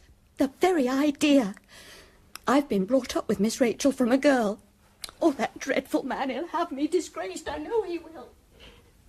Then I thought, if the last person in the room is to be suspected, then the last person was you, Mr. Franklin, and I hold the evidence. This seemed to open such a chance of bringing myself to your notice that I passed in a moment from suspecting to believing. And the reason you've been so busy trying to help the police was simply to draw suspicion away from yourself. I saw my opportunity, and I came down to you in the library. Yes, what is it?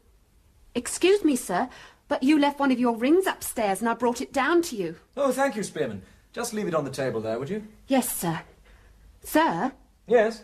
This is a strange thing about the diamond, isn't it? Yes. Yes, it is, indeed. They'll never find the diamond, will they? No, nor the person who took it. I'll answer for that. What are you talking about, girl? That made you look at me. And just then I heard Mr. Betteredge's step outside the door. That spoilt it all. I only just had time to get out of the room. When I got back to the servants' hall, the bell was going for dinner. Afternoon already, and the material for the new nightgown still to be got. I pretended I wasn't well and went to Frising Hall for the stuff. On the Friday morning, there was the new nightgown all ready to go back in your drawer. And even its newness wouldn't give it away, because you'd had all new things when you got back from abroad. The next thing I heard was that the sergeant had come round by his own road to my opinion, that the owner of the stained article of dress was the thief. That left me holding the only proof against you, and not a living creature knew it. Not even you. Good heavens, Betteredge, this is unbelievable. I didn't know any of this. Why should you, sir? There's no governing the human heart, is there? Now, who can that be? Come in. Oh, I beg your pardon, Mr. Betteredge. I didn't know you were engaged. I brought you the list for next week, that's all. Oh, thank you, Mr. Jennings. Yes, I'll see to it. Would you care to join us in a glass of grog? No, thank you, Mr. Betteredge. I have some calls to make. Who was that, if I may ask? Ezra Jennings, Mr. Candy's assistant. Candy? Candy? You remember, sir, the little doctor you had that argument with on Miss Rachel's birthday? Oh, yes. Told me I ought to go through a course of medicine if I was ever to get a good night's sleep again. You were rather sharp with him, sir. So I was. He caught a severe chill going home in the storm. He was delirious for days. It left him just a shadow of his former self. And what's happened to his practice? Mr. Jennings does it. The poor aren't fussy about who doctors them, and that's mostly all the practice is now. You don't seem to like him. No one likes him, sir. There's a story that Mr. Candy took with him a very doubtful character. That list he left with you, what is it? This? Oh, it's the sick people hereabouts who stand in need of a little wine. My lady always had a regular distribution of good, sound port and sherry among the infirm poor, and Miss Rachel wishes the custom to be kept up. Shall we go on with the letter, sir? Yes, but you read it for a while, would you, Betteredge? Very well, sir. She'd made the nightgown. Go on from there. Yes, sir. Sergeant Cuff would be sure to examine all our linen and dresses. There was nowhere safe from him. For the time being, I decided to wear it under my dress. The next thing that happened, I was told to take the washing book to Sergeant Cuff. He looked at me as if I was a stranger, and he was very polite in thanking me for bringing the book. Both bad signs, I thought. Then it was time for you to come back from seeing Mr. Godfrey off by the railway. I went to the shrubbery to try for another chance of speaking to you. But you never appeared, and what was worse, Sergeant Cuff and Mr. Betteredge came along, and Sergeant Cuff saw me where I was hiding. I thought I'd better get back to work before any more disasters happened. Just as I was going to step across the path, you came back. You were making straight for the shrubbery when you saw me, and you turned away and went into the house.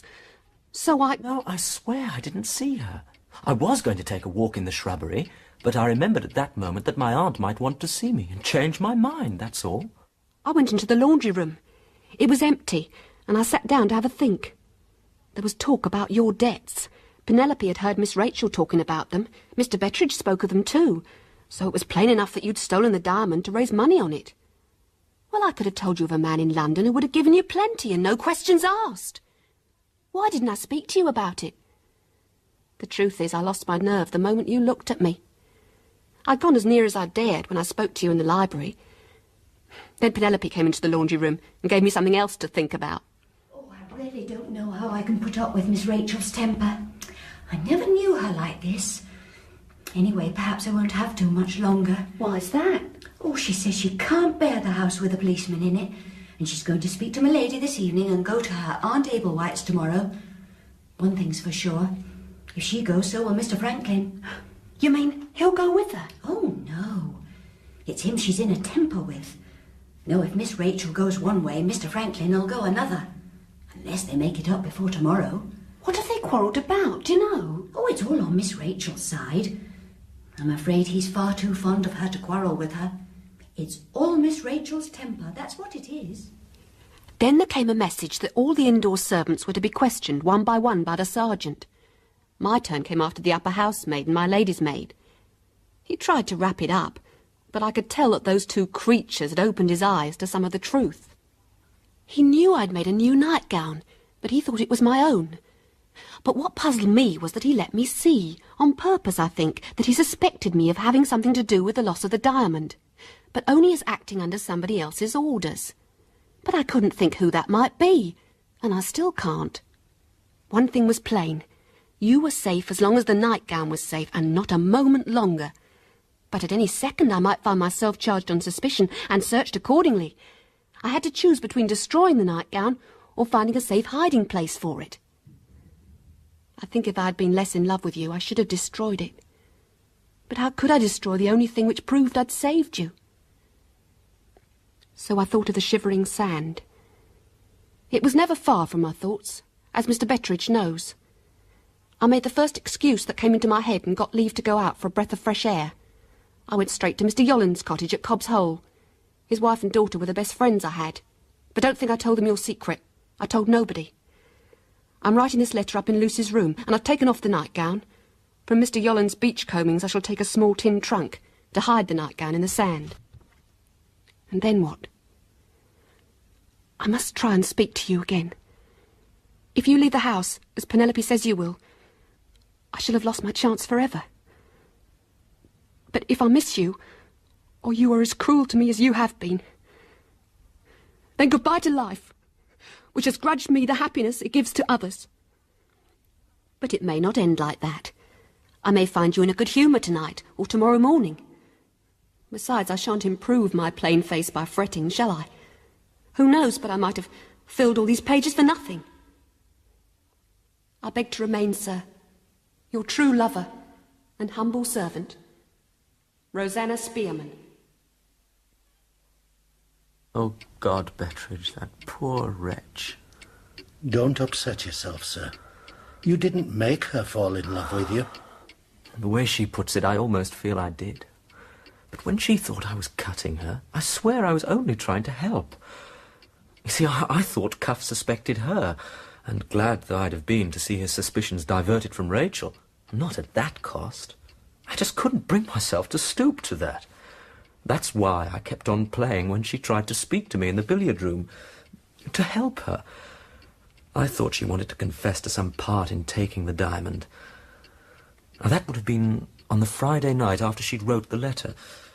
Then, the next morning, when she wanted to see me in the shrubbery walk, Cuff was trying to make me tell him what she'd said to me in the billiard room. And so, to warn her, I said loudly I took no interest in Rosanna Spearman, and she misunderstood. Must have been that. That was the last straw. If only I'd let her speak. We'd have been at the point where we are now. And Rosanna Spearman might still be alive today. Take my advice, sir, and dismiss that thought from your mind. You still have to untangle yourself from this mess. Now, have you any plan? No, only to see Mr. Bruff tonight and lay it all before him. Walk me to the station, Betteredge. There's a good chap. Betteredge, was I drunk the night of Rachel's birthday? You drunk? Why, it's your greatest defect of character, Mr. Franklin, that you only drink with your dinner. Yes, but that night, I might have had a drop too much. No, sir. I'll tell you what did happen. You looked so wretched ill, we persuaded you to have a drop of brandy and water to cheer you up a bit. Precisely. I'm not used to brandy and water. It's possible. No, sir, it isn't. I know you're not used to brandy and water, and to my eternal shame, I drowned half a glass of our 50-year-old cognac in a tumbler full of cold water. A baby couldn't have got drunk on what you had that night. I see. Well, what about this? You saw a great deal of me here when I was a boy. Did you ever know me to walk in my sleep? Never. Oh. Are you sure? Perfectly. You never walked in your sleep in your life. I see what you're driving at, but it won't do. Why not? Well, suppose you did take the jewel when you were drunk or walking in your sleep, or both together, if you like. Mm-hmm. That doesn't explain what's happened since. It doesn't explain how you took the jewel to London and pledged it to Mr. Septimus Luca. Were you drunk or walking in your sleep when you did those two things? No, sir. The sooner you put your head together with Mr. Bruff's, the sooner you'll get an explanation for all this. We reached the station with only a minute or two to spare.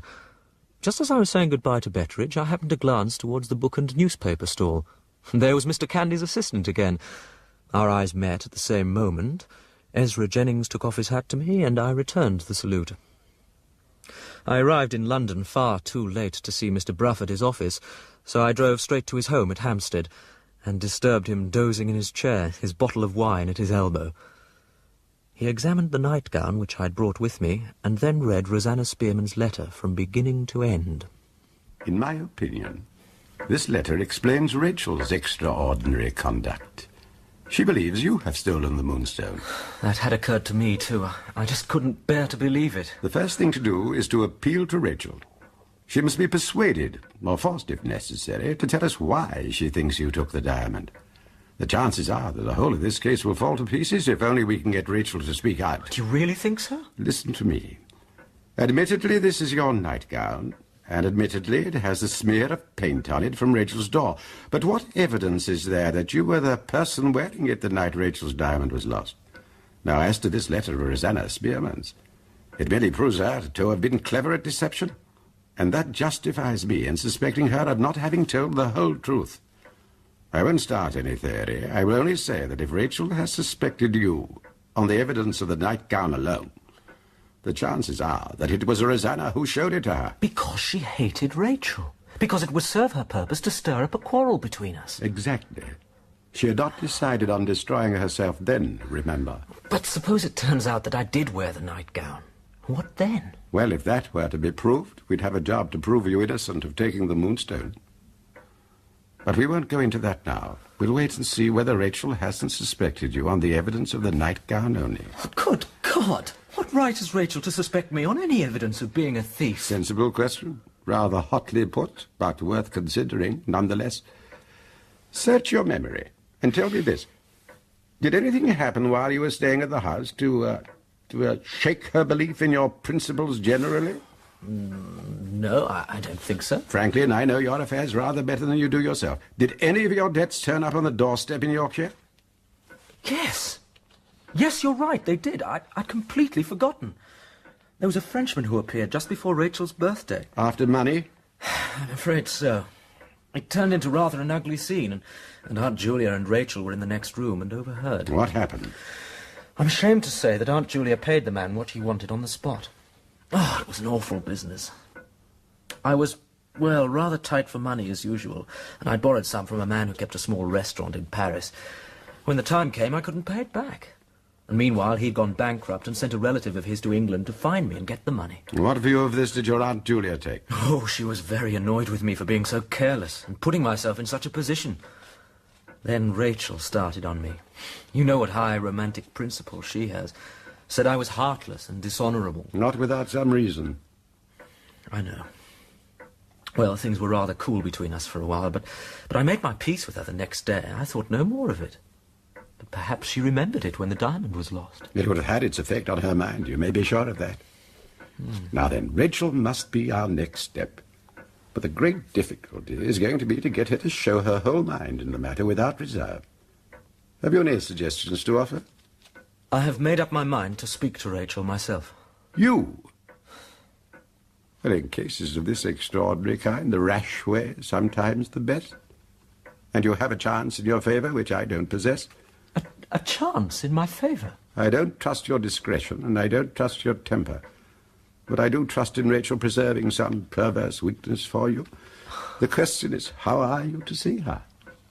May I venture to suggest, if nothing was said about me beforehand, that I might see her here? Cool. But may I? In plain English, my house is to be turned into a trap to catch Rachel, with a bait in the shape of my wife and daughters. If you were anyone else than Franklin Blake, and if this matter were one atom less serious, I should refuse point blank. As it is, consider me your accomplice. Oh, thank you, Mr. Bruff. But when? Say the day after tomorrow. Stay at home all morning and expect me to call on you and tell you precisely when to be here.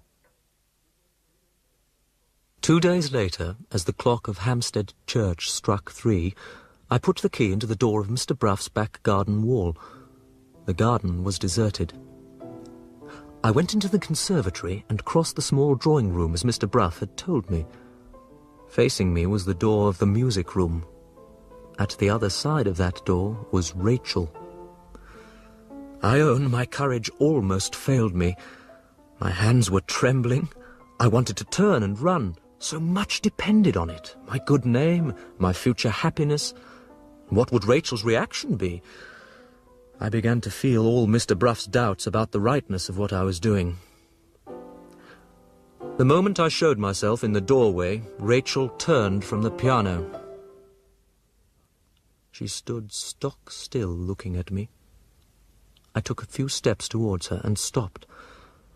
Slowly, as if in a dream, she advanced towards me. I forgot every consideration, past, present, and future, which I was bound to remember.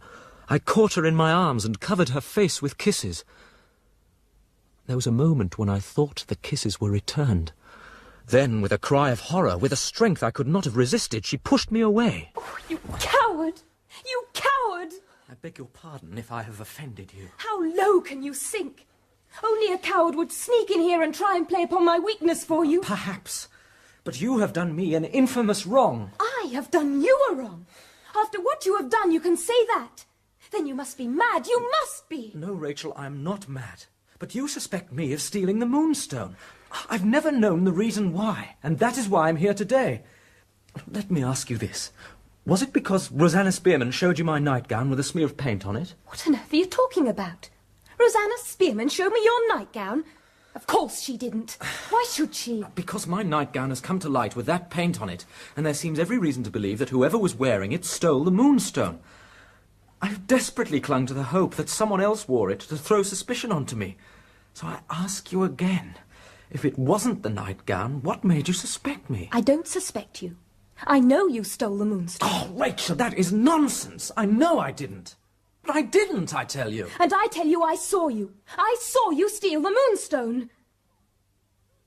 What? You saw me? Yes. Rachel, I can't explain the contradiction, but I swear before God that until now I did not know I had taken the Moonstone. Do you believe me? I believe what I saw. Rachel, I want you to tell me everything that happened, from the time you wished me good night to the time you saw me take the diamond. Why go back to it? How can you go back to it? Because we are both the victim of some monstrous delusion that has worn the mask of truth. If we look at it together, if we look at what happened that night, we may end in understanding each other yet. Very well. What do you want to ask me? After we'd said good night, did you go to bed or did you sit up? I went to bed. Did you notice the time? Was it late? Not very. About midnight, I think. Did you go to sleep? No. I couldn't sleep that night. I was thinking of you. Was there a light in your room? No. Yes. I got up again and lit my candle. When was that? About 1 o'clock. I put on my dressing gown and I was going into my sitting room to get a book. I had just opened my bedroom door when I saw a light under the door from the landing and I heard footsteps coming towards it. I thought it was Mamma. She tried to make me give her the diamond to look after for the night. I thought she was coming to see if I was awake and to speak to me about it. What did you do? I blew out my candle. I wanted to keep my diamond. Did you go back to bed? I had no chance. The minute I blew the light out, the sitting room door opened. And you came in carrying your bedroom candle. What was I wearing? Your nightgown. Are you certain? Quite certain. Could you see my face? Yes, clearly. Were my eyes open or shut? Open. Was there anything strange about them? Were they fixed or staring? No. They were very bright, I remember, but quite normal. You looked about you as if you were afraid of being found where you ought not to have been. But apart from that, there was nothing strange about me. No, nothing.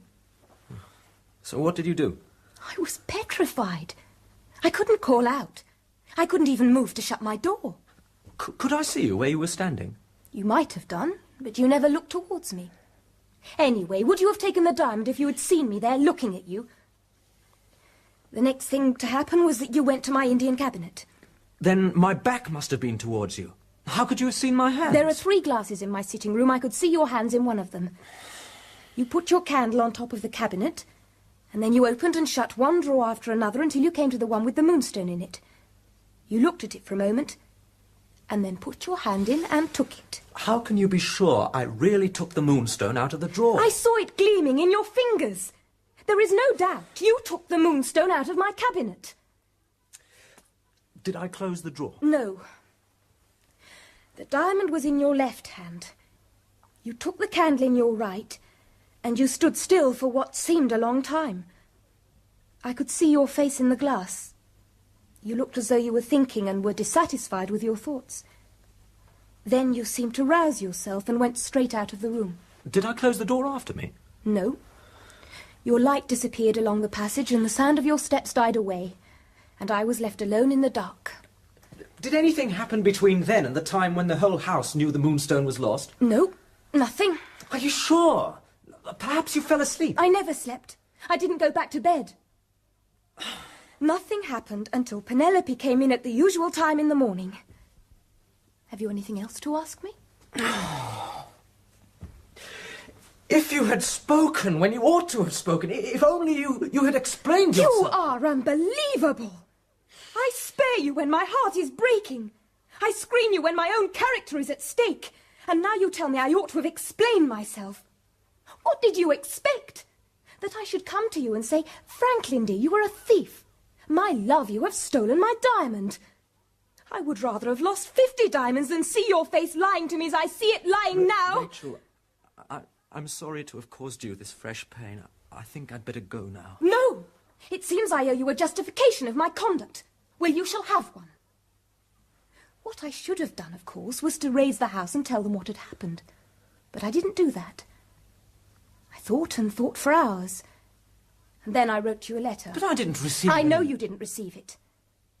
My letter said that I had reason to know you were in debt. There'd been that man from France, do you remember? Yes, and I remember how much it had disturbed you. So you would have known what I was referring to.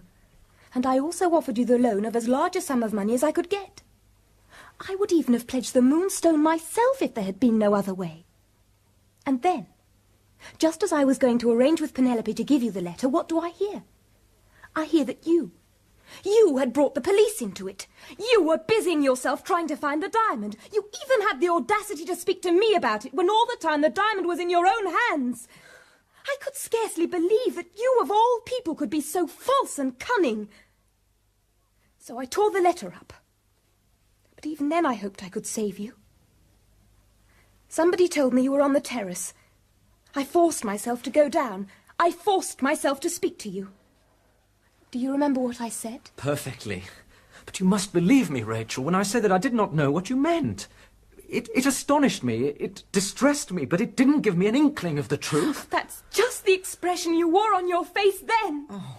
How can you persist in this charade after all this time? This charade of injured innocence. But in my own eyes, I was innocent. So how could I have understood what you were trying to say to me? Those veiled hints and suggestions did no more than make me uneasy about you. You should have spoken out. How dare you tell me what I should or should not have done? Is there no limit to your audacity? And besides, if I had spoken out in front of other people, you would have been disgraced for life. If I had spoken to you alone, you would have denied everything just as you're denying it now. I tell you, I shrank from the horror of it.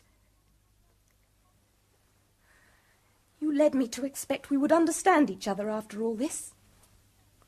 Well, do we?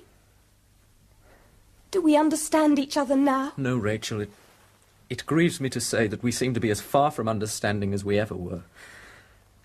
I had hoped for so much from this visit. I had hoped that everything would be set right again. How could it be? It's just where it was. You stole the diamond. You pretended to help the police. You pledged the diamond to the moneylender in London and went abroad with the money. And now you come here and tell me what I should have done. There is only one thing I should have done. Only one thing I should do now, and that is to expose you and ruin you. But I can't. I couldn't then, and I can't now. God knows why, but I can't bring myself to.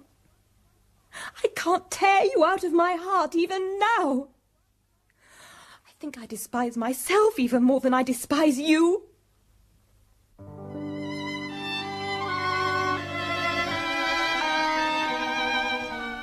I had set out with the hope raised by Mr. Bruff that if only Rachel would tell what she knew, the whole case against me would fall to pieces. And what had happened? She had told me that with her own eyes she had seen me steal the Moonstone. How was I to clear my name now? And until I had cleared it, what hope was there of my marrying Rachel? For I was certain of one thing at least, that Rachel still loved me.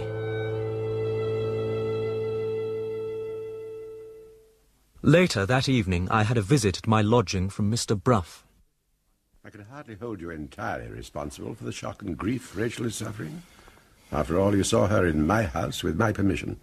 But I must insist that you give me your promise you will not try to see her a second time, except with my approval. I can assure you, Mr. Bruff, I'm in no hurry to repeat this afternoon's experience. You have my promise. Good. But I think we can now be sure that Rachel has told you the whole truth. But we can hardly blame her for believing you to be guilty. Do you believe I am? No, not even on Rachel's evidence, not even on the evidence of the nightgown. I think there must be a dreadful mistake somewhere in all this, and somehow it must come to light. Oh, I wish I could feel so confident. Sergeant Cuff couldn't get at the truth, neither, it seems, can I. Come, Franklin, you really must stop looking back to the past. We must close our minds to all that and see what we can discover in the future. But it is a matter of the past. Do you remember, Mr. Bruff, when we met over a year ago? Just after my father had given me the Moonstone to take to Rachel in Yorkshire? Aye, I do. Well, we wondered then why Colonel Herncastle had left the Moonstone to Rachel. I don't think we need wonder any more. Is that your opinion? Isn't it yours? Can you possibly doubt that he meant it to cause trouble? He must have thought that the Indians would pursue it to Yorkshire and steal it, perhaps even killing people if anyone came between them and it. He must have. What he could not have known was that he would cause even greater harm, that he would turn a happy household into one of suspicion and mistrust. This final blow, that I, of all people, should take Rachel's diamond, that she should see me do it. Oh, that's a master stroke, that is. He could never in his wildest imaginings have dreamt of that. Franklin, you're allowing things to get out of proportion. Oh, it's only natural, I grant you, but listen to me for a moment. There's not the slightest ground for what you've suggested. Oh, come, Mr. I repeat, Bruff. not the slightest basis in fact, and facts are what I deal in. But he knew the danger that followed him. He must have known that it would follow the Moonstone wherever it went. He thought he'd scotch the danger. He thought that by letting the Indians know the Moonstone would be cut into separate stones if he were killed, then he'd put pay to their pursuit. He could not have known how persistent they'd be. But he knew how I haven't finished. The only piece of factual evidence we have is the Colonel's will. You know yourself what he said in the clause relating to the Moonstone? That he left it to Rachel in token of his forgiveness of her mother for closing her house against him in his lifetime. That's a blatant lie. You know it is. Excuse me, Franklin, but I know nothing of the sort. Neither in words nor in writing did Colonel Herncastle give me any cause to suspect his motives. He may have been all the things in his lifetime that people said he was. I knew he collected occult books, took opium, dabbled in chemistry, kept the lower society, but does that stop him repenting of his ways at the end? No, Franklin, there's no basis for your suspicions, not at all. Now let's stop looking to the past and concern ourselves with the future. I confess I see no future. Ah, Franklin, that's not like you. Come, I have a little plan. At least we agree that the Moonstone's at the bottom of all this now. What do we believe was done with the Moonstone when it was taken to London? It was pledged to Mr. Luca. Correct. And we know it was not you who pledged it. Do we know who did? No. And where do we believe the Moonstone to be now? With Mr. Luca's bankers. Exactly. Now observe. We are already in the month of June. Towards the end of the month, a year will have elapsed from the time when we believe the jewel to have been pledged, and there is a chance that the person who pawned it may redeem it. Now, under the terms of Mr. Luca's own arrangement, he himself must take the Moonstone out of the bank. So, I propose setting a watch at the bank to see if he does, and trying to discover to whom he returns it. That may lead us by a short road to who took it. What do you say to that? Very clever, Mr. Bruff. The only thing is, it means we've got to wait. About a fortnight. Is that so very long? It is when you're in my situation. I can understand that. But what else is left for you to try? I thought of talking to Sergeant Cuff. I'm afraid he won't help you. He's retired now. Betteredge has his address. I thought he might find the case interesting enough to help if he could. Perhaps. Keep me informed as to results. Meanwhile, I'll do what I can with my watch on the bank. But my inquiries produced only the information that Sergeant Cuff was in Ireland to look into some astonishing development in the art of rose-growing. I wrote him a letter outlining the new developments and asking him to contact me upon his return.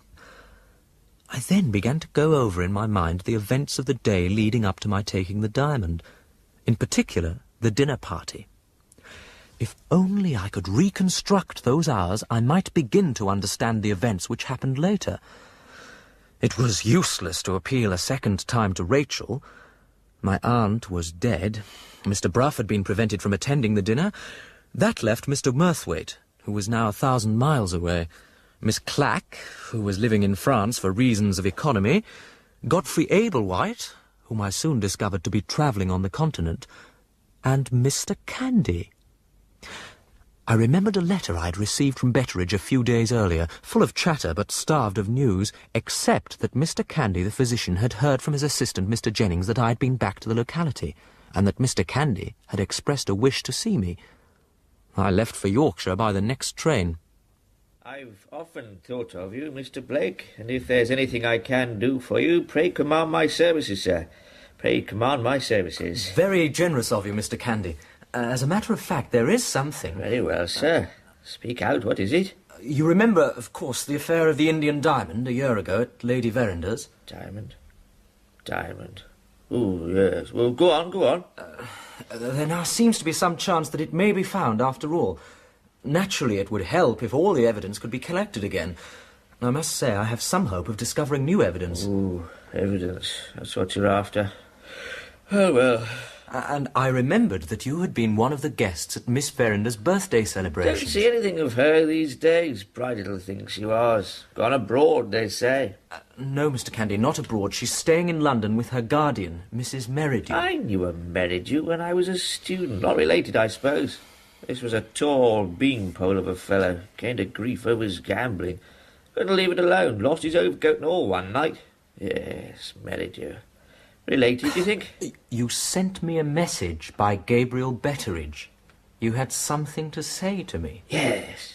Yes. Betteredge was quite right. I had something to say to you. Yes. Oh, what a wonderful man, Betteredge. At his age, what a memory. Was it by any chance about the dinner party? That's it. The dinner, the birthday dinner. Yes, the dinner. Perhaps you made a note in your diary of what you wanted to say. I require no notes, Mr. Blake. I am not such a very old man yet, and my memory is thoroughly to be depended on. Yes, the dinner. It was a very pleasant dinner, was it not, Mr. Blake? A very pleasant dinner. I really had it on my mind to speak to you about it. I don't know when I ever spent such a pleasant evening among friends. Yes, come in, come in. Excuse me, Mr. Candy, but I'm just off on some calls. Is there anything you need? Oh, no, thank you, Mr. Jennings. This is Mr. Blake. Indeed, we are already acquainted. Perhaps I may walk a little way with you, Mr. Jennings. It would be a pleasure, sir. Yes, a very pleasant dinner, Mr. Blake. Very pleasant indeed.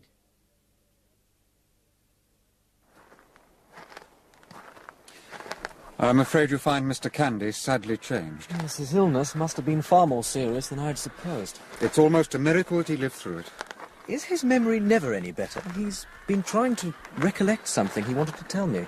Was it something that happened before he was taken ill? Yes, that is, it happened immediately before. Then I'm afraid it's most unlikely that he'll be able to recall it. Is it important to you? Yes, Mr. Jennings, it is. Can you, as a medical man yourself, can you suggest anywhere I might be able to assist his memory? Mr. Candy's memory is beyond the reach of any assistance. I know. I've tried often enough to help him remember. That's a very disappointing answer, I must confess. But it may not be a final one.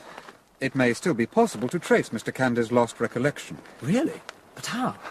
Before I come to that, I must tell you a little about his illness. You have heard how it happened, I dare say. It was after a dinner party at Lady Verenda's. He drove home in his gig, and it was pouring with rain. That was the start of it. When he returned home, he found an urgent message waiting for him, and he went straight off to visit his patient without stopping to change his clothes. I was out myself on a case some way from Frizinghall, and by the time I got back the next morning, the mischief was done. The fever had set in. I sent at once to 2 other physicians to give me their opinion. They agreed with me that it was serious, but unfortunately we differed over treatment. Eventually they left the house and I managed the case alone. But obviously your treatment was successful. Mr. Candy is alive today, it's true. It was successful to that extent. But it was not a rapid recovery. I sat by his bedside for days on end as he hovered between life and death. I wondered all the time if I had done the right thing. It must have been an exhausting experience. It was. The only relief I had, though you may not think it a relief, was to pass the time working on my book, on the brain and the nervous system. I'm sure you would have found it professionally most interesting. So will you, I think, Mr. Blake. It has some bearing on Mr. Candy's memory. For long periods he was delirious. Now, it's part of my theory that although the power of speaking connectedly may be lost under such circumstances, the faculty of thinking connectedly is not necessarily impaired. Do you begin to see what I'm driving at? I think so, but how does it help me to discover what he was trying to tell me just now?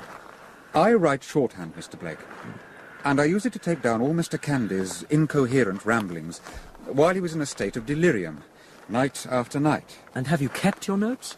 More than that. I have transcribed them into ordinary writing, and I think I've been able to fill in the gaps.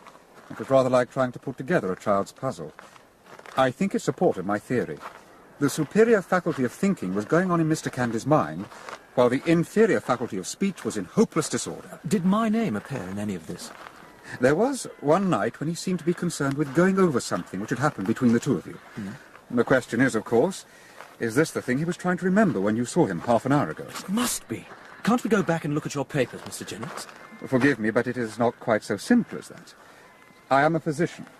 I cannot disclose what a patient of mine said when he was quite helpless and unable to act for himself. Not unless there's a very compelling reason for me to do so. Naturally, I understand your delicacy of feeling, Mr. Jennings. My reason for wanting to know what Mr. Candy was trying to remember is that later that night, the night on which he got soaked and caught his illness, A very valuable diamond was stolen from Miss Verinder's sitting room at the house. Now, there is some reason to hope that it might be recovered, and as a member of the family, I'm trying to collect every scrap of information about the events of that night. I am sorry to disappoint you, Mr. Blake, but the information I have has nothing to do with a diamond. In fact, Mr. Candy didn't say a word about diamonds the whole time he was ill. Now, if you will excuse me... Mr. Jennings, I have not treated you quite fairly. The fact is that it's very painful to have to tell you the real reason for my interest. In a word, I took the diamond. You, Mr. Blake? There seems to be no doubt about it, no doubt at all. Miss Verinder herself has told me that she saw me take the diamond. But why do you need to appeal to Miss Verinder?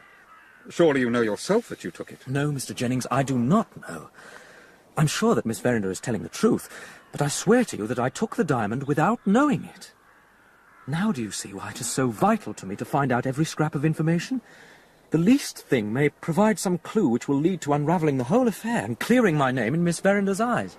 Then Miss Verinder has not made her statement publicly? Of course not. I am going to ask you a question, Mr. Blake. I want you to think carefully before you answer it, and I want you, for your own sake, to tell me the truth. You have my word. Very well. It is this. Have you ever taken opium, Mr. Blake? Opium? Good heavens, no. Why do you ask? Were your nerves out of order this time last year? Were you unusually restless and irritable? Why, yes, I was, now you mention it, but what has all this to do with... Did you sleep badly? Yes, wretchedly. Many nights I never slept at all. Was the birthday night an exception? Try and remember. Did you sleep well on that one occasion? Yes, I do remember. I slept marvellously well. Mr. Blake, will you come back to the house with me? Can you spare me an hour of your time? Of course, but what are you driving at? The truth of what happened that night. It's in my notes.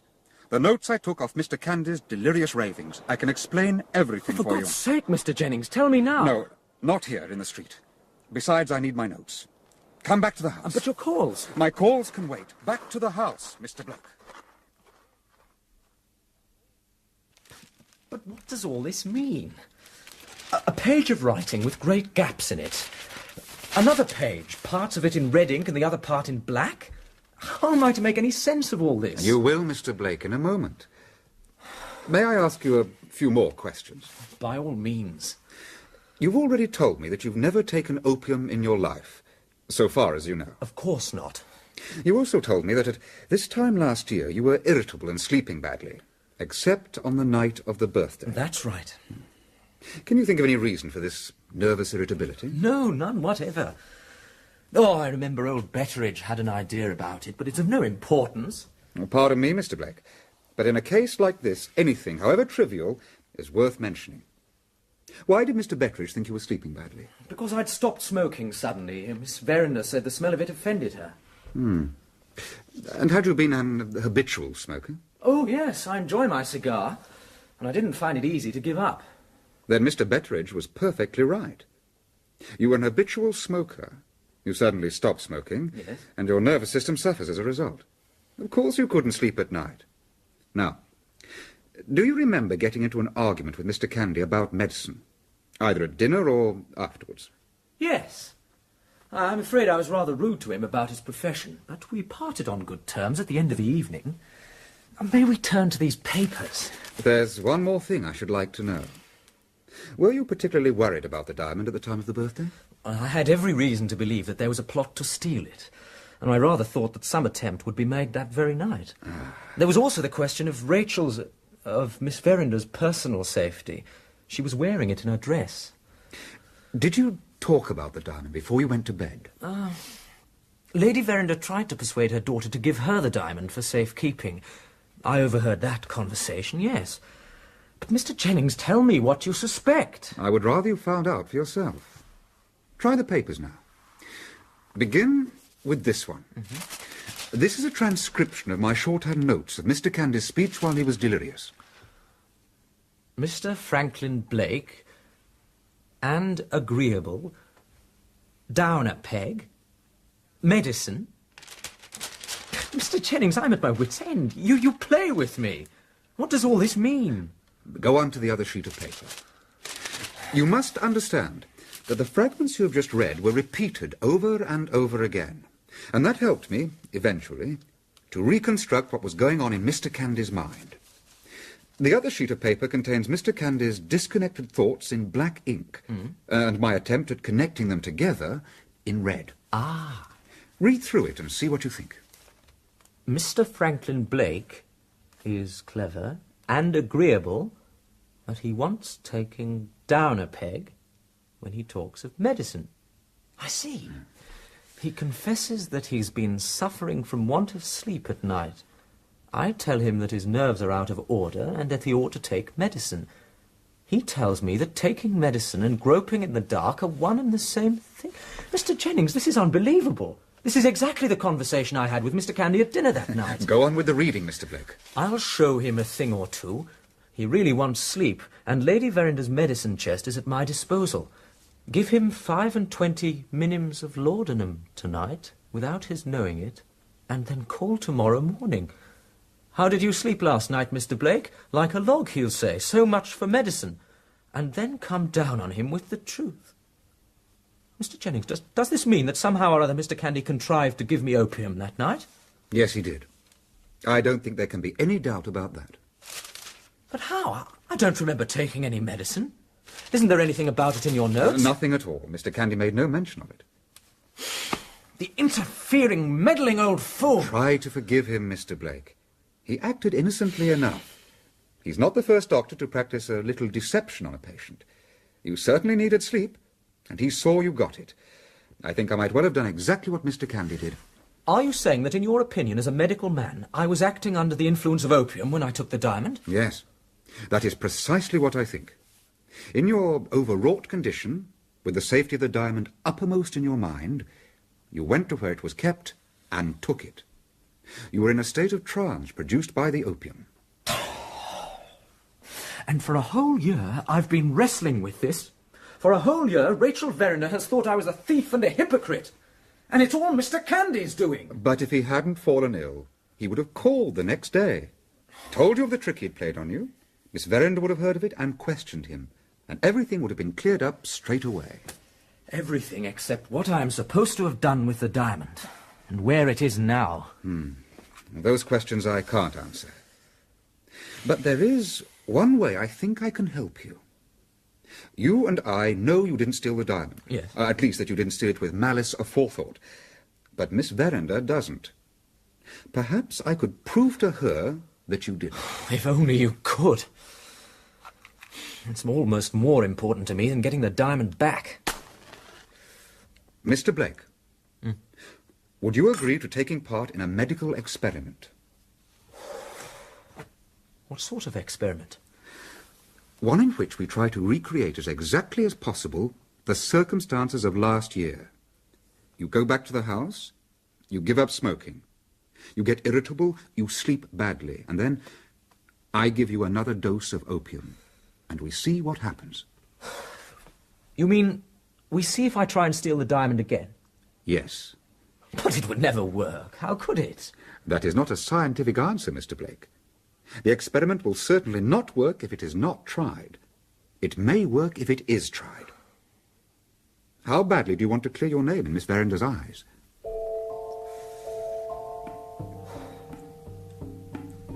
Very well, Mr. Jennings. I agree. When do we begin? This very moment. Put that cigar out, Mr. Blake.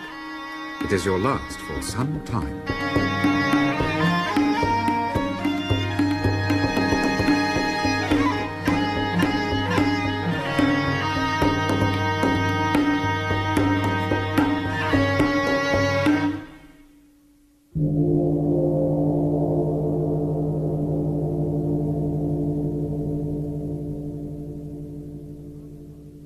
That was part 5 of The Moonstone by Wilkie Collins, dramatised for radio by Brian Gear. The cast: Gabriel Betteredge, John Sharp, Franklin Blake, John Telfer, Rachel Verinder, Sally Baxter, Rosanna Spearman, Tammy Ustinoff, Penelope Betteredge, Josie Kidd, Mr. Bruff, Nat Brenner, Ezra Jennings, Philip Sully, and Mr. Candy, Danny Schiller. The music was composed and conducted by Sidney Sager, and the programme, which came from Bristol, was directed by Brian Miller.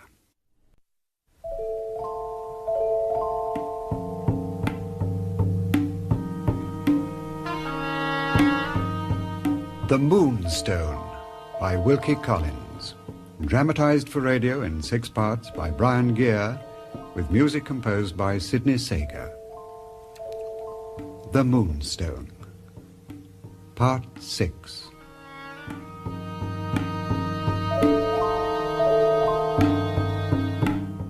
I sat facing Ezra Jennings in the bare little room. On the table between us lay Mr. Jennings' notes, pieced together through the long nights of Mr. Candy's delirium, and hovering in the air, the suggestion that I should put myself back, as nearly as might be, into the frame of mind I found myself in a year ago, and then take another dose of opium to see if it would induce me to steal the diamond a second time.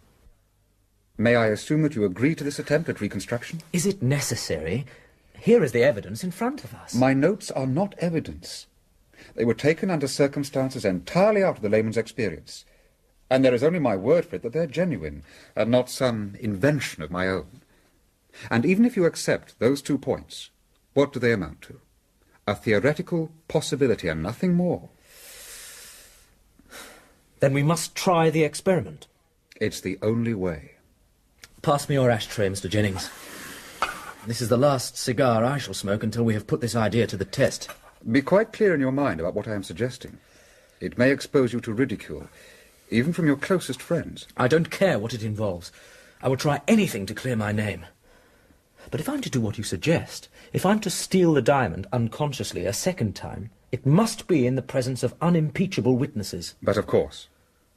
Now there's another point. I want you to go into this expecting a reasonable success, not failure. This isn't just some eccentric idea of my own with no scientific foundation. I'm acting on sound physiological principles. Would you like me to turn up the relevant passages in the textbooks? No, thank you. But I'd be grateful if you'd explain one thing. How could I have walked into Rachel's sitting room, opened the cabinet, taken the diamond, and gone back to my own room again? I thought the effect of opium was first to stupefy you, and then to send you to sleep. A common error about opium, Mr. Blake. Would you have supposed that I am, at this moment, under the influence of a dose 10 times larger than the one Mr. Candy gave to you? Why, no, Mr. Jennings, I should not. There's no need to look so alarmed. I take it strictly for medical reasons. From necessity, I might say. Besides, as to the point you have just made about the effect of opium, De Quincey, in his Confessions of an English Opium Eater, tells us that after what he calls a debauch of opium, he either went to the opera to enjoy the music, or he wandered about the London markets on Saturday nights. But there is no doubt that I had a perfect night's sleep after Mr. Candy gave me the opium. When you take opium, 2 things happen. First, you are stimulated. Then you are sedated. Now, going back to the night in question. In the stimulating phase, the latest and most vivid impression left on your mind, the anxiety about the diamond, yes, would be likely to become intensified in your brain. Little by little, this anxiety would drive you to take whatever steps you could to make sure the diamond was safe.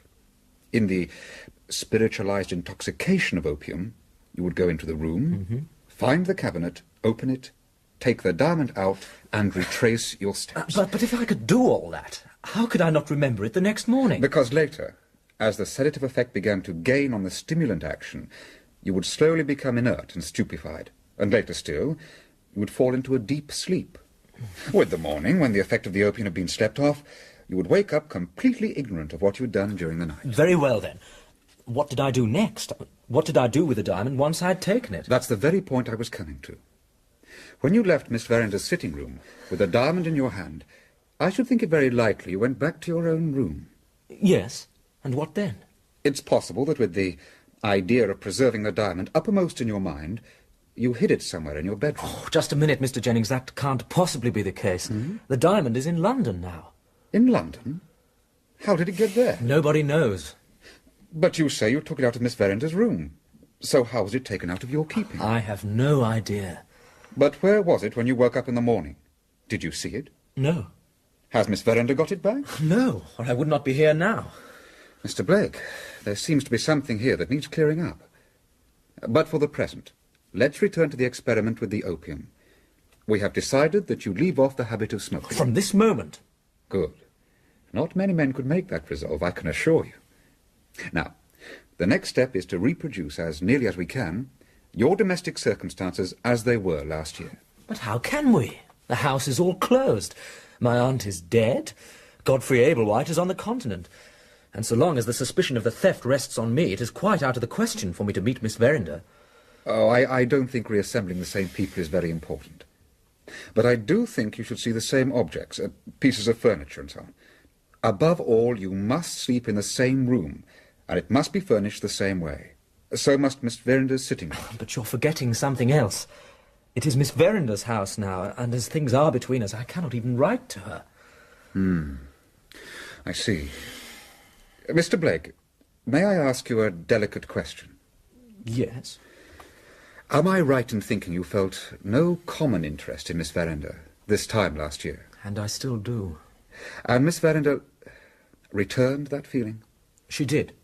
So it would not be unreasonable to assume that she would like to see you proved innocent? Well, there's no doubt of that.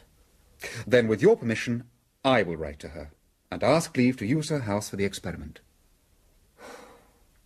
Mr. Jennings, if you would do that, I believe you would be doing me the greatest possible favour. Then that's settled. I shall write by today's post. Now, don't forget to lock up your cigars when you get back to the hotel. Yes. I'll call tomorrow and hear how you have passed the night. It was then the 15th of June. The events of the next few days are all recorded in the journal kept by Ezra Jennings. Let him tell how the venture with the opium was tried and how it ended.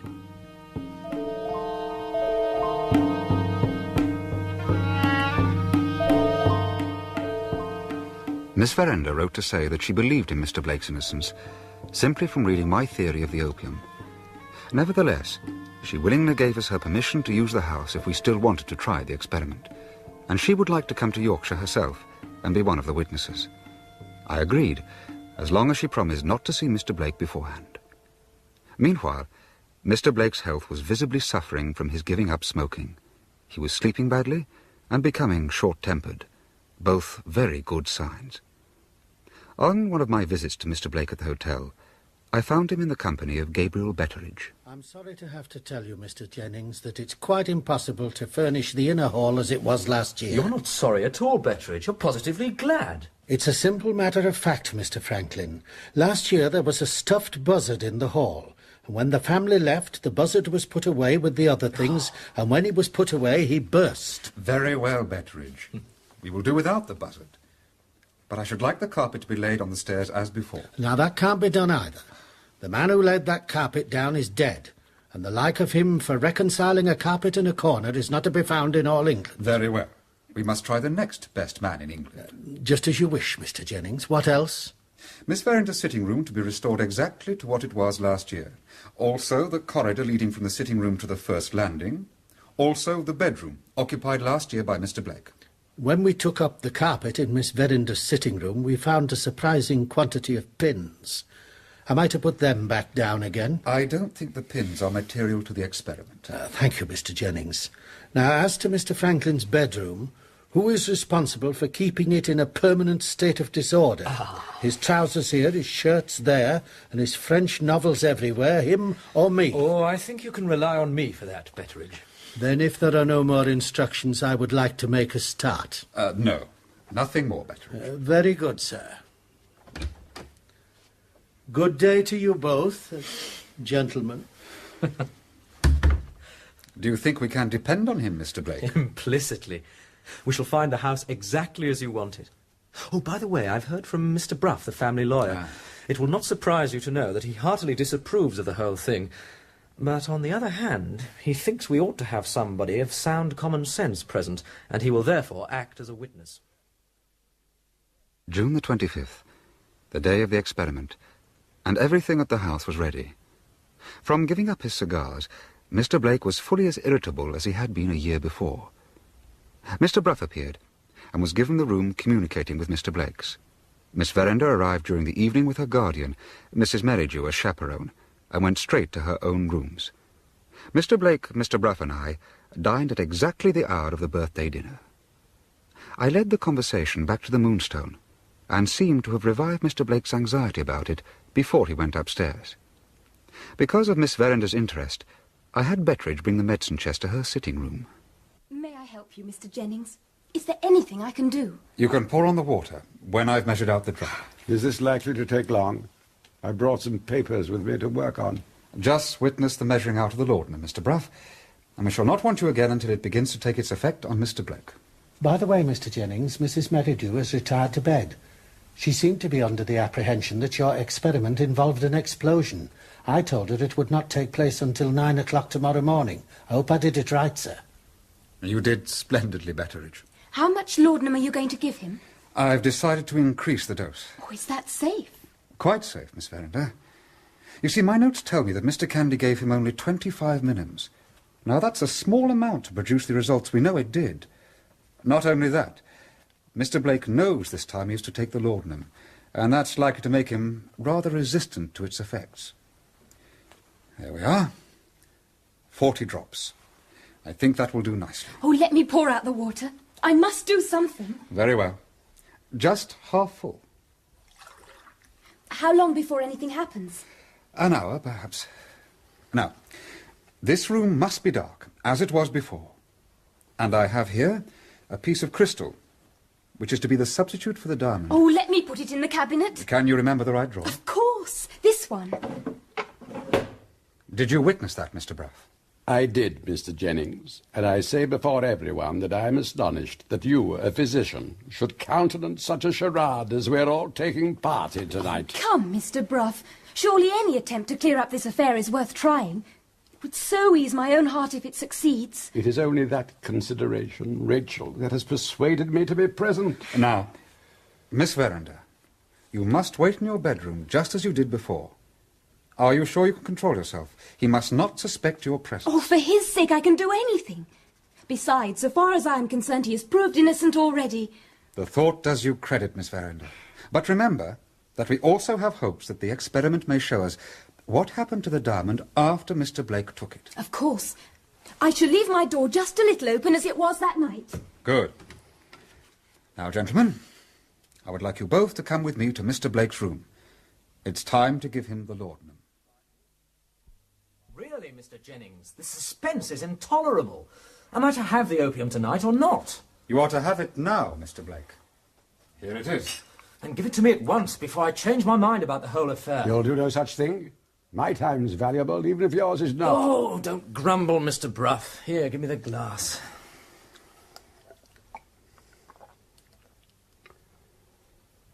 Ah, there you are, Mr. Jennings. Now, are you satisfied, Mr. Bruff? You've seen me take the laudanum? I've seen it. Now may I do some work on my papers? Oh, you have no more imagination than a cow, Mr. Bruff. A cow is a very useful animal.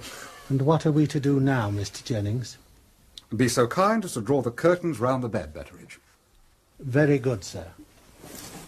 They were not closed on this side, Betteredge. Then leave those. We will wait in the other part of the room. Mr. Jennings, I own I'm not a little apprehensive. The dose I have given you cannot possibly do you any harm. No, it's not that. I mean, I'm afraid it may not work, that nothing at all will happen. Put your mind at rest on that point. It will all happen as it did before. Of that I am convinced. Very well. And thank you, Mr. Jennings. Now, let me try and compose myself for sleep.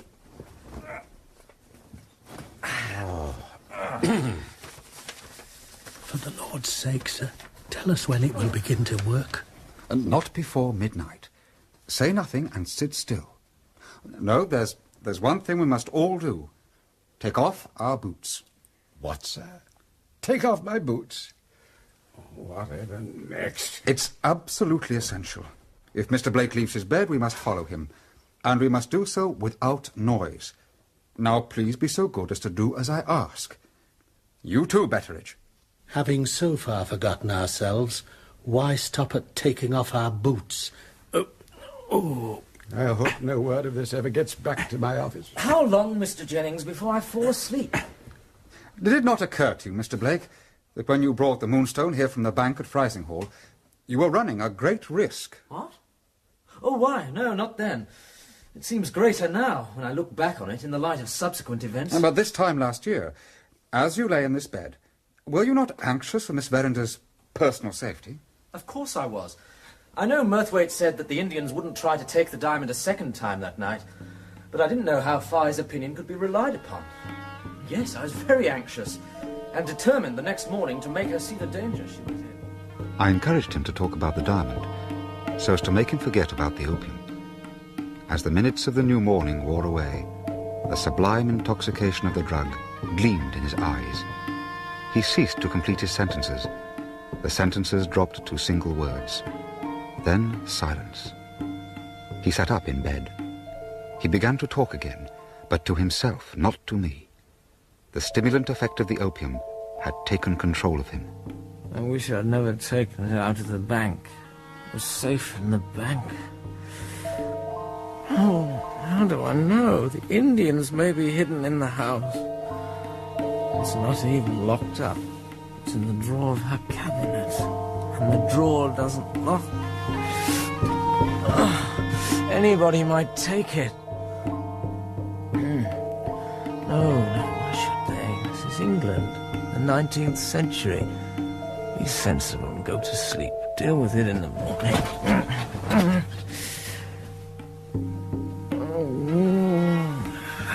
How the devil am I to sleep with this on my mind? Must make sure it's safe. He rose, took the candle from beside his bed, and went swiftly out of the room. We followed him along the corridor, down the stairs, along the second corridor. He never looked back. He never hesitated. He went straight into the sitting room, leaving the door open. He advanced to the middle of the room and looked about him. I saw the door of Miss Verender's bedroom standing ajar, and the dim outline of her summer dress. Not a sound, not a movement from her. Mr. Blake put his candle on top of the Indian cabinet and opened one drawer after another until he came to the one with a piece of crystal in it. He took it out with his right hand and picked up his candle with the left. All this was what he had done last year. Would he now repeat what he had done next? He put the candle down on a little table, wandered irresolutely towards the sofa, and collapsed on it in a heap. The crystal fell from his hand. He was asleep. The experiment was over. Come along. We may go into the room now. Nothing will disturb him for some time. The sedative effect of the opium is upon him.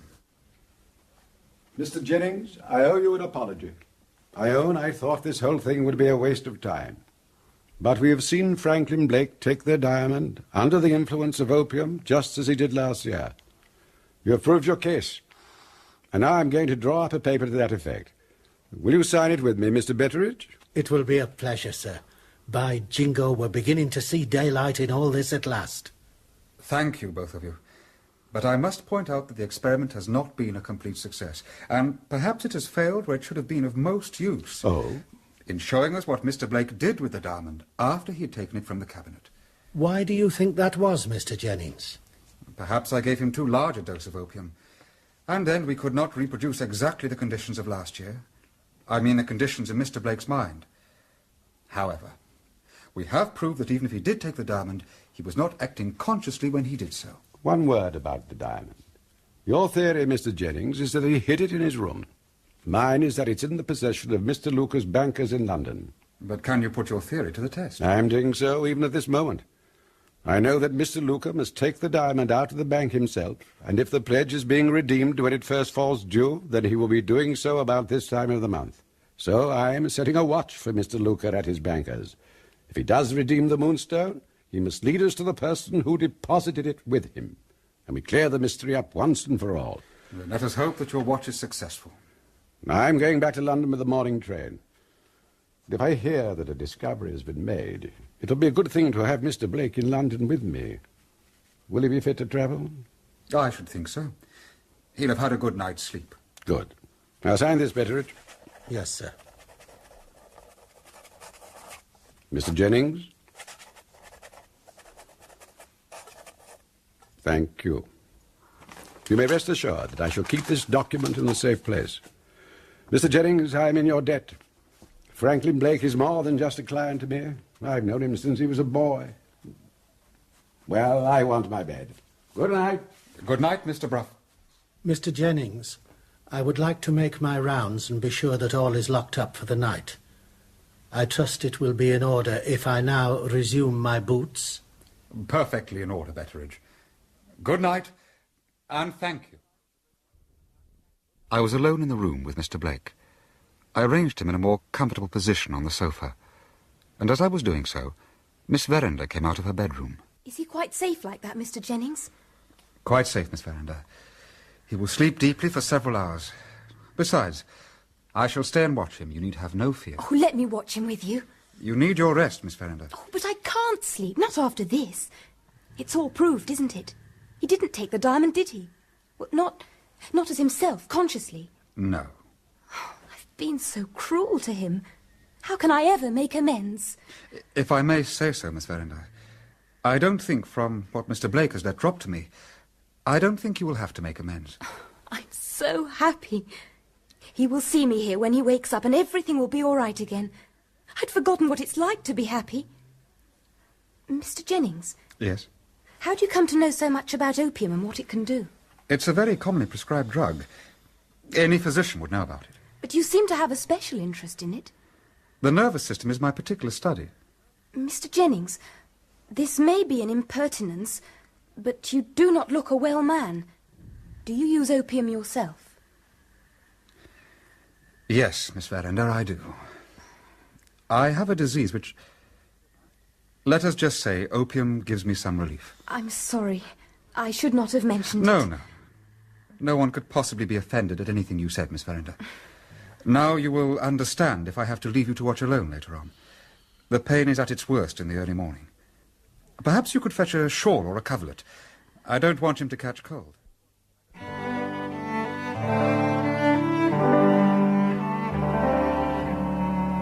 I woke up without the slightest knowledge of what I'd done under the opium.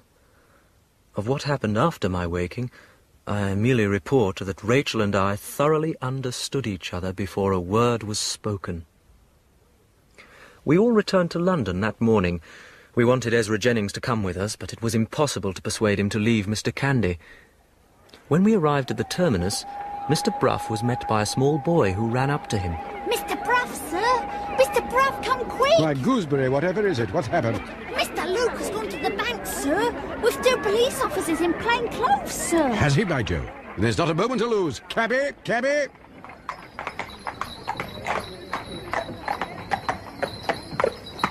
Where to, sir? Lombard Street. Quick about it. Right, sir. In with you, Franklin. Quick. You boy, on the box. Look lively.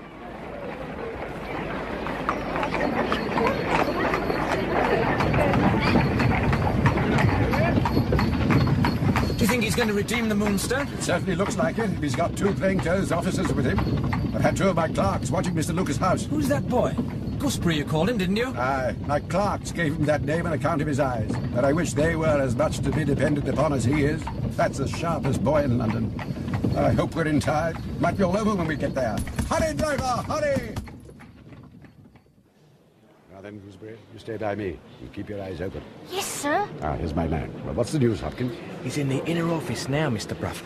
Been there nearly half an hour. Good man. Well, we'll wait here. You go back to where you are. Yes, sir. I see no sign of the Indians, Mr. Bruff. In fact, nothing but perfectly ordinary people going about their business. Excepting that man with a beard and a round hat. Looks like a sailor. So he couldn't be one of the Indians in disguise? No. He's taller than any of them. Well, he must have their spy somewhere, and he may be the man. Mr. Bruff, here's Mr. Luke and his two plainclothesmen coming out the office. Keep your eye on him, Gooseberry. If he passes the diamond to anyone, he'll do so here. I don't think he's seen us. There. As he passed that man in the grey suit, I saw his hand move. And I. And now he's out of the door with the two policemen either side of him. That's my other man slipping out after them. Now then, where's Hopkins?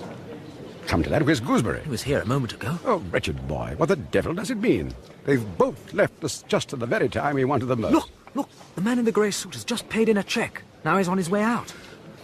What's to be done? We can't degrade ourselves by following him. I can. I wouldn't lose sight of that man for £10,000. In that case, I wouldn't lose sight of you for twice the money. He's getting on to that omnibus. Come along, Mr. Bruff.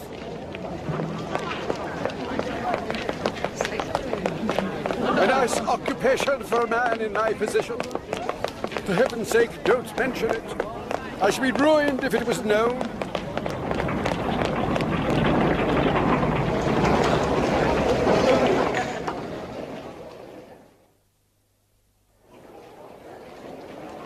Well, what did you find out? It's greatly to our credit, Franklin, that you and I are the two worst amateur detectives that ever tried their hands at the trade. You mean the man in the grey suit knows nothing about the diamond? He went into that chemist shop. I know the proprietor well. Been going there for years. And? I had a few words with him in private. The man in the grey suit has been in his service 30 years, and he would trust him with the crown jewels, let alone the Moonstone. He was simply paying money into his master's account, and that's all. Now what's to be done? Come back to my office. Gooseberry and Hopkins have evidently followed somebody else. Let's hope they're better at the game than we are. I'm very sorry, Mr. Bruff, but I made a mistake. I could have taken my oath I saw Mr. Luca pass something to an elderly gentleman in a light-coloured overcoat. I followed him. It turns out to be a master ironmonger. I'm most respectable. Oh, dear. And I suppose you've no idea where Gooseberry is? No, sir. I've seen nothing of him since I left the bank. Very well, Hopkins. That'll do. Thank you, sir. Well, it looks as though we've all made a mess of it. There's still Woods, my other clerk, the one who followed Mr. Luca. And the boy. Yes, I've great faith in young Gooseberry. Perhaps he saw something we didn't. What do you say to dining here on the chance he may come back in an hour or two? There's some good wine in the cellar. We can get it chopped from the coffee house. Excellent. Though I should like to see Rachel in Portland Square this evening and bring her up to date with events. Of course. Come in. Woods. Well, what news? I followed Mr. Luca as per your instructions, sir. He went back to his house and dismissed the two policemen when he got there. Did you see any sign of the Indians? No, sir. I looked carefully in the street and in the alley behind the house. There was no one at all loitering nearby. Thank you, Woods. Thank you, sir. Well, there we are. We must have lost the diamond. Mr. Luca would surely not have dismissed the policeman if he still had it with him. Exactly my opinion. So Gooseberry's our only hope. But Gooseberry didn't come back before I went on to see Rachel at her guardian's house. So I left my card at Mr. Bruff's to be given to the boy, with a message saying he could find me at my lodgings at 10:30 that night. But I stayed too late with Rachel and found he'd been and gone, leaving me a note to say he'd return next morning. Come in, Gooseberry, there's a good chap. Thank you, sir. Good morning. Sergeant Cuff! Excuse me, I was not addressing you. I was expecting someone else. That's quite all right, sir. I thought I'd look in on the chance of your being in town before I wrote to Yorkshire. Well, come in, come in. Would you like some breakfast? No, thank you, Mr. Blake. 6 o'clock is my breakfast hour these days, and I go to bed with the sun. The complete country gentleman, eh? Well, you certainly look the part. I would not have recognised you. The smell and noise of London is fearful, Mr. Blake. I don't know how I endured it all these years. Pray, take a seat. Oh, thank you, sir. I only got back from Ireland last night. But before I went to bed, I read your letter. So I know what's happened in the affair of the Moonstone since last year. I'm afraid I completely mistook my case. It's only in books that officers of the detective force don't make a mistake. But now you're in the nick of time to recover your reputation. Oh, I beg your pardon, Mr. Blake. But now I have retired from business. I don't care a straw about my reputation. Lady Verinder was very liberal to me in the matter of my fee, and that's why I'm here now. I'll go back to work, if that's what you want. Only on condition that not a farthing is to pass from you to me. If those are your terms, Sergeant Cuff, then I gratefully accept them. Just plain Mr. Cuff these days, sir. Now, perhaps you'd tell me how the case stands since your letter. Well, I told you that Miss Verinder had seen me take the diamond. She was quite right. I did. But I did so under the influence of opium given me some time the previous night by Mr. Candy. Good gracious. Can that be proved? It has already been proved. Mr. Candy's assistant, Mr. Jennings, conducted an experiment. He gave me a second dose of opium, and I repeated my actions of that night, witnessed by Mr. Jennings, Miss Verinder, and Mr. Bruff. That's quite amazing. In all my experience, I never heard the like. However, did you repeat whatever it was you did with the Moonstone after you took it? Unfortunately, no. But Mr. Jennings thinks I must have hidden it in my room. Then how did it get to London? No, that won't do. But I agree with him that you must have taken it back to your room. Well, and then what happened? Have you no suspicion yourself? None whatever. And there's one more thing I must tell you. Mr. Luca took the Moonstone out of the bank yesterday. Oh, come in. Gooseberry, come in, boy. Good morning, Mr. Blake. Mr. Cuff, this is Mr. Bruff's office boy and budding detective, Gooseberry. Not the Mr. Cuff. Sergeant Cuff of the Detective Police. Formerly of the Detective Police, now retired. But newly come out of retirement to help us in the affair of the Moonstone. Shut the door, Gooseberry, and tell us your news. Now, Did you follow anyone yesterday at the bank? Yes, sir. But first I am to tell you that Mr. Bruff presents his compliments and says he's prevented from being with you today. Gout, sir. Oh, dear, I am sorry. Poor man. Well, my lad, and what have you got to tell us? Please, sir, may I tell you in a cab, sir? And why in a cab, Gooseberry? Because I think we ought to get over the docks as quick as we can. And why do you think that? Because yesterday at the bank I followed a man and that's where he went, sir. It was a tall man, sir, with a big black beard, and he was dressed all like a sailor. I remember him. Mr. Bruff and I thought he was a spy for the Indians. And why did you follow him, Gooseberry? Because I saw Mr. Luca pass something to him. Why didn't you tell Mr. Bruff or Mr. Blake what you saw? No, there was no time. He went out in such a hurry. Well, what did he do when he got into the street? He called a cab, sir, and I held on behind and ran after it. And he went to the docks, you say? Yes, sir, Tar Wharf. Spoke with the steward of a Rotterdam steamboat. He asked if he could go aboard and sleep in his berth overnight. The steward wouldn't let him because of the cabins being clean. Then what did he do? He left the wharf and came back into the street. It was then I noticed a man. What man? Well, a workman, sir. He seemed to be watching the sailor. And when the sailor went into an eating house, the workman waited on the other side of the road. Then after a minute, a cab came by and stopped by the workman. A man leaned forward at the window. A man with a dark face, all like an Indian, sir. And he spoke to the workman. I couldn't hear what they said. Well, then the cab went on down the street, and the workman went across the road into an eating house. What did you do? Oh, well, I waited till I was hungry, and then I went in too. I had a shilling in my pocket, and I had black pudding eel pie and a bottle of ginger beer. Mr. Blake, what can a small boy not digest? The substance in question has never been found yet. What happened in the eating house? Well, the sailor read the newspaper at one table, and the workman read the newspaper at another table. Well, then the sailor got up and went out, so I went out too. Here, he didn't seem too sure of where he was going. But in the end, he went into the Wheel of Fortune public house. They do very good pork pies there, sir. And what of the workman? Oh, he followed too, on the other side of the road. And in the Wheel of Fortune, what happened? Well, the sailor asked if he could have a bed. The landlord said they were full, but the barmaid said, no, number 10 was empty. And they sent for a waiter to show the sailor up. Just before that, I'd noticed the workman among the people at the bar. But before the waiter had answered the call, he'd vanished. Who's vanished? The workman? Yeah, that's right, sir.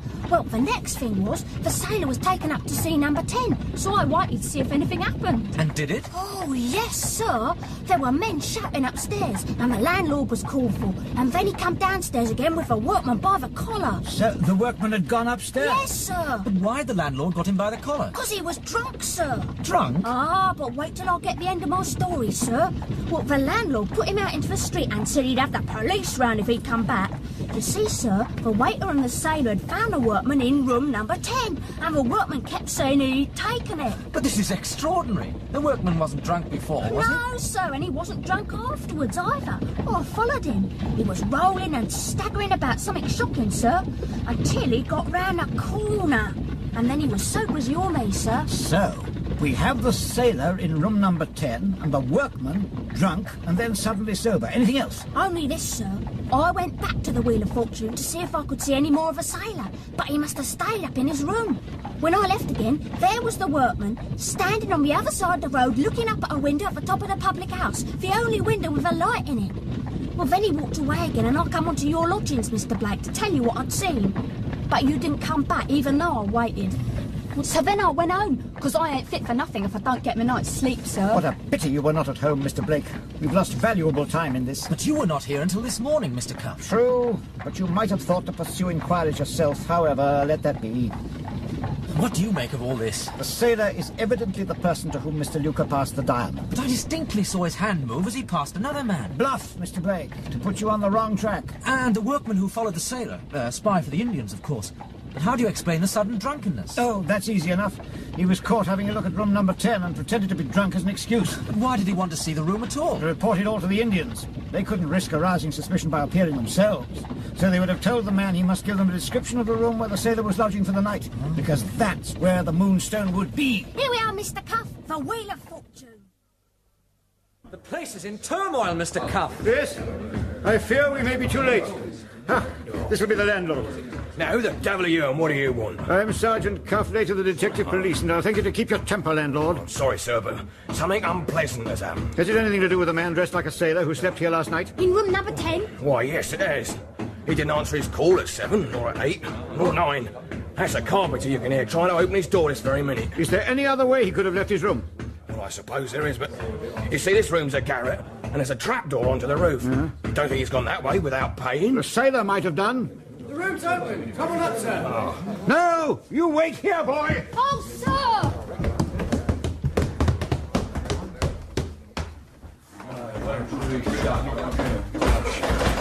We still can't get in. There's something behind the door. Very well. Stand aside. I'll put my soul into it.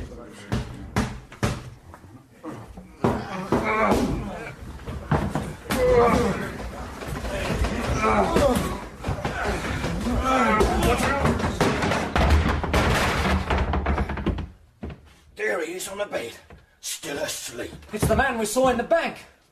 Hold on. This man's in a fit. Look at his eyes. He's dead. What? This man's dead, landlord. You'd better send for a doctor and the police. Go on. You heard what the sergeant said. See to it, man. Yes, sir. Right away. Mr. Blake, sir, look at this. What? You were told to wait downstairs, boy. Yeah, but look at this box on the table and this receipt. Here, give it to me.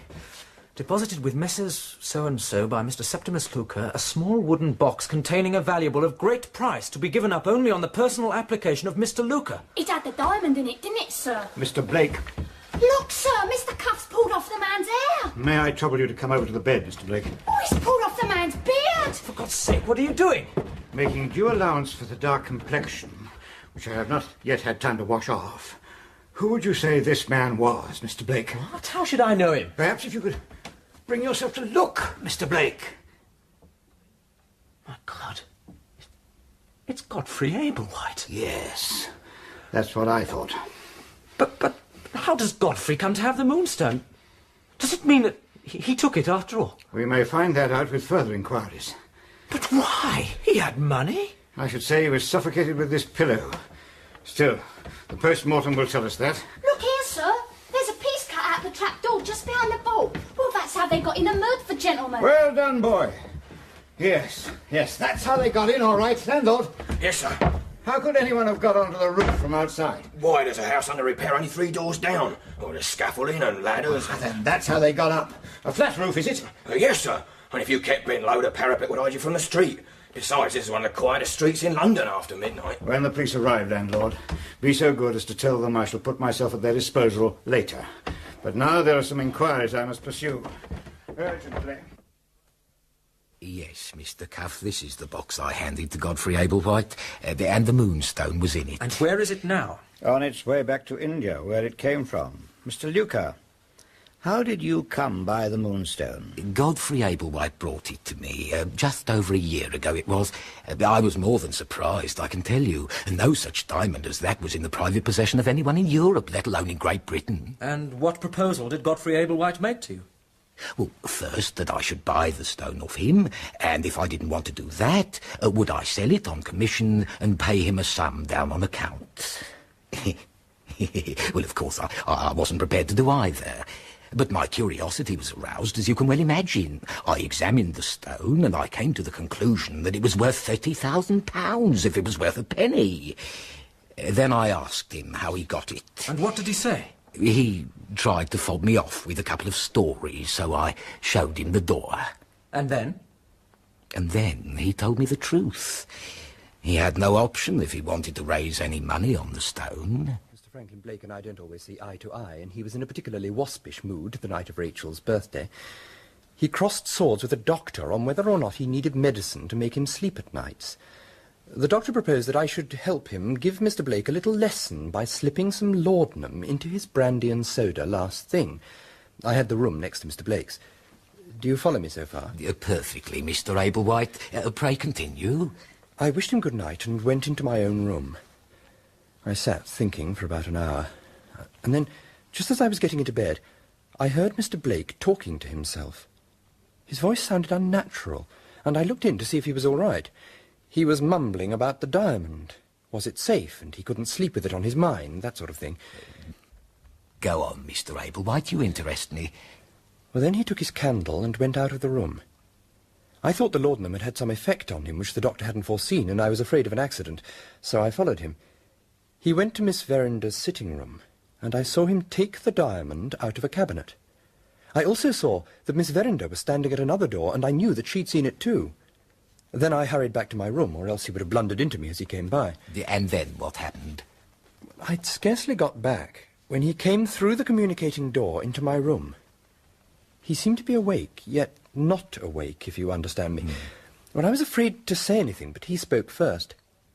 "Put it in your father's bank at Frizinghall," he said. "It'll be safe there." And then he turned and went back into his own room. He gave me the diamond, Mr. Luca. He put it into my hand. But the next morning, was there not a hue and cry? Oh, of course. The police are there still. But for reasons of her own, Miss Verinder has said nothing about what she saw. And I, of course, am not suspected. No. Yeah, but as a man of honour, Mr. Ablewhite, are you not obliged to declare what has happened? That Mr. Blake took this stone apparently under the influence of a drug, and that it's in your possession? Oh, yes, as a man of honour. But I have my reasons for keeping silent. Pure greed, perhaps? How dare you, sir? How dare you, after what you've just confessed, speak to me like that? Come, your reasons. I don't see that my reasons are any concern of yours. If you want me to consider involving myself as an accomplice to your crime, you will tell me your reasons, or you will leave my house. Very well. I am pressed for money. Desperately pressed. Debts? Of course, debts. What kind of debts? I'm one of 2 trustees for a young man's fortune. £20,000. I have sold every farthing of it out of the funds. And why should you do that? Do you not have sufficient income of your own? Not to maintain a villa in the suburbs, and a certain lady who lives in it, and who is accustomed to a luxurious style of living. And the other trustee's signature? Forged. So, forgive me for being so intrusive. So, what is your present financial position? I have £300 to find tomorrow for the young man, the half-yearly payment from his capital. And when the trust lapses on his coming of age next February, 20,000. I don't even have the 300. I've tried to borrow from my father, but he won't lend me a penny. That is why I kept the diamond. It's all that stands between me and ruin.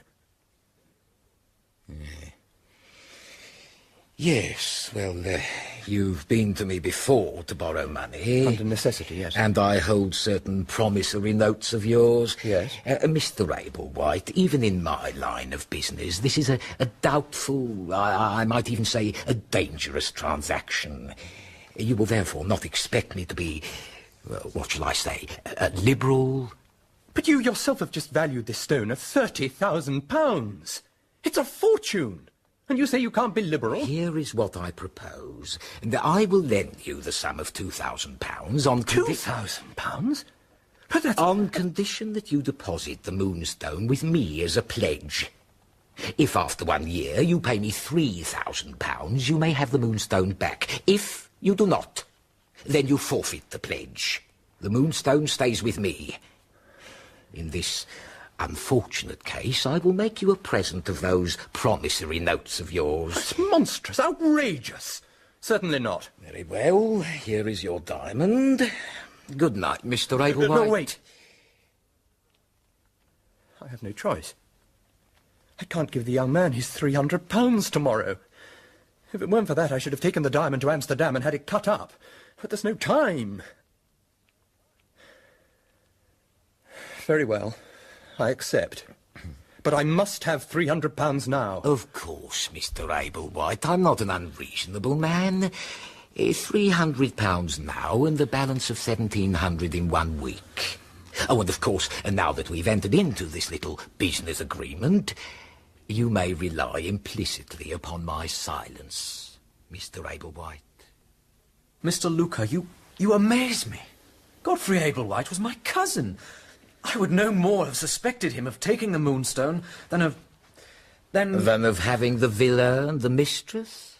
Perhaps. But it is well within my experience, I can assure you, that these philanthropic gentlemen often have another side to their lives, a side which they would not care to have revealed to their ladies' committees. And how did he raise the £3,000 to redeem the Moonstone?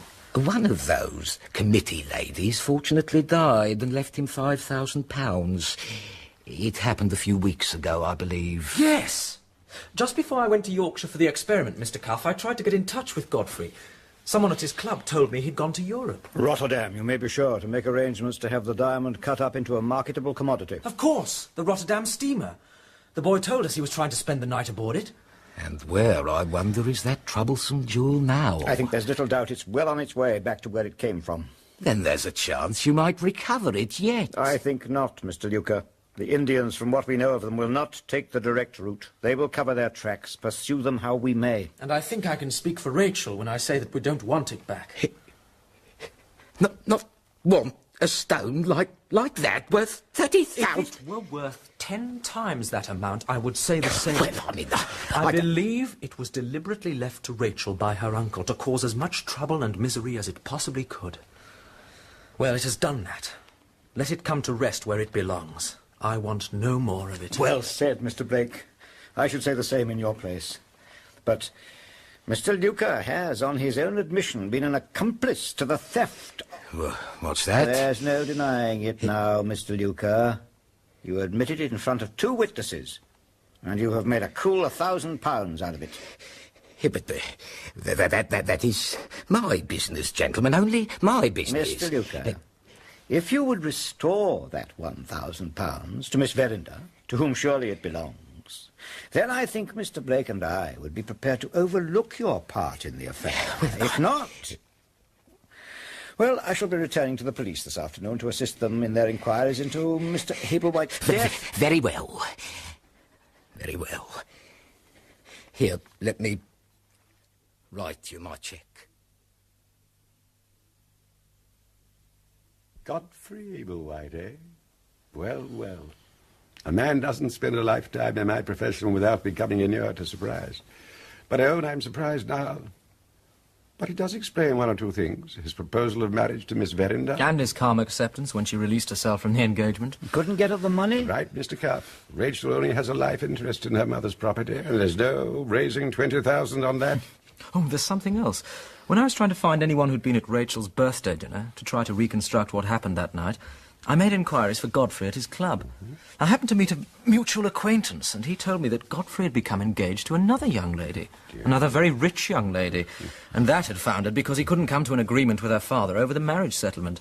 I didn't attach any importance to it at the time. Now, that would have been when he was travelling abroad on his legacy of 5,000. Yes. You know, it may sound absurd, but I can't help feeling sorry for the fellow. Wasted sympathy. It was all his own doing. Yes, but what a position to be in. On the one hand, known in society as a respected philanthropist. On the other, keeping a mistress and having squandered money held in trust by him in order to do so. And he very nearly got away with it. If he'd got to Amsterdam with the Moonstone, there would just have been time to get it cut up into separate stones, to have sold them, and been able to restore the young man's fortune when it was due. He might even have made a small profit. And as it is, he gave his life for it, for a wretched piece of carbon. It's funny. I remember him calling it that the day I gave it to Rachel, and everyone else was saying how wonderful it was. And I suppose there's no doubt it was the Indians who murdered him? No moral doubt, no. Though I don't suppose we'll ever be able to prove it in a court of law. So what will the inquest verdict be? Almost certainly willful murder by person or persons unknown. Well, let's put it all behind us, gentlemen.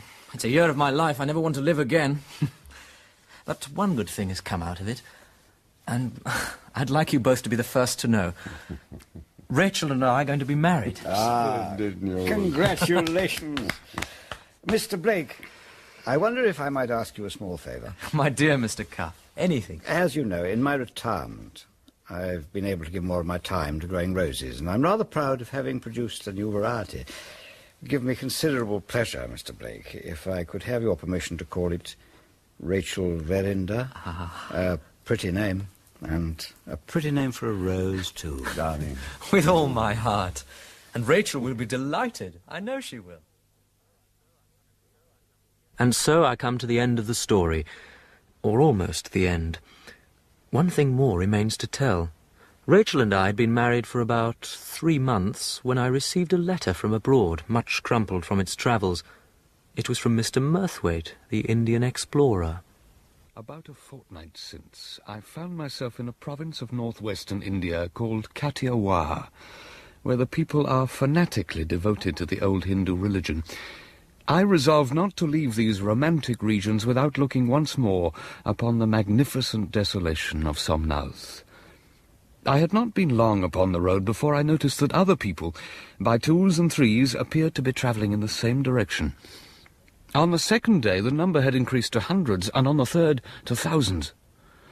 I learnt that there was to be a great religious ceremony in honour of the god of the moon. The shrine was on a hilltop, and looking back I could see tens of thousands of people dressed in white and carrying torches. In front of the shrine stood 3 men. My companion told me they were Brahmins who had forfeited their caste in the service of the god. They were to purify themselves by pilgrimage, to set forth in 3 separate directions, never to look on each other's faces again, never to rest on their wanderings until the day of their death.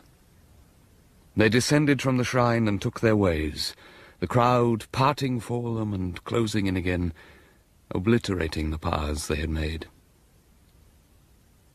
Then the curtain in front of the shrine was drawn aside, and the figure of the god was seen, his 4 arms stretching out to the 4 corners of the earth. And in his forehead shone the yellow diamond I had last seen on a woman's dress in England. How it came back to its rightful place I do not know. But I do know that after 8 centuries, the Moonstone looks out once more over the sacred city in which its story began. What will be the next adventure in the life of that accursed jewel? Who can tell?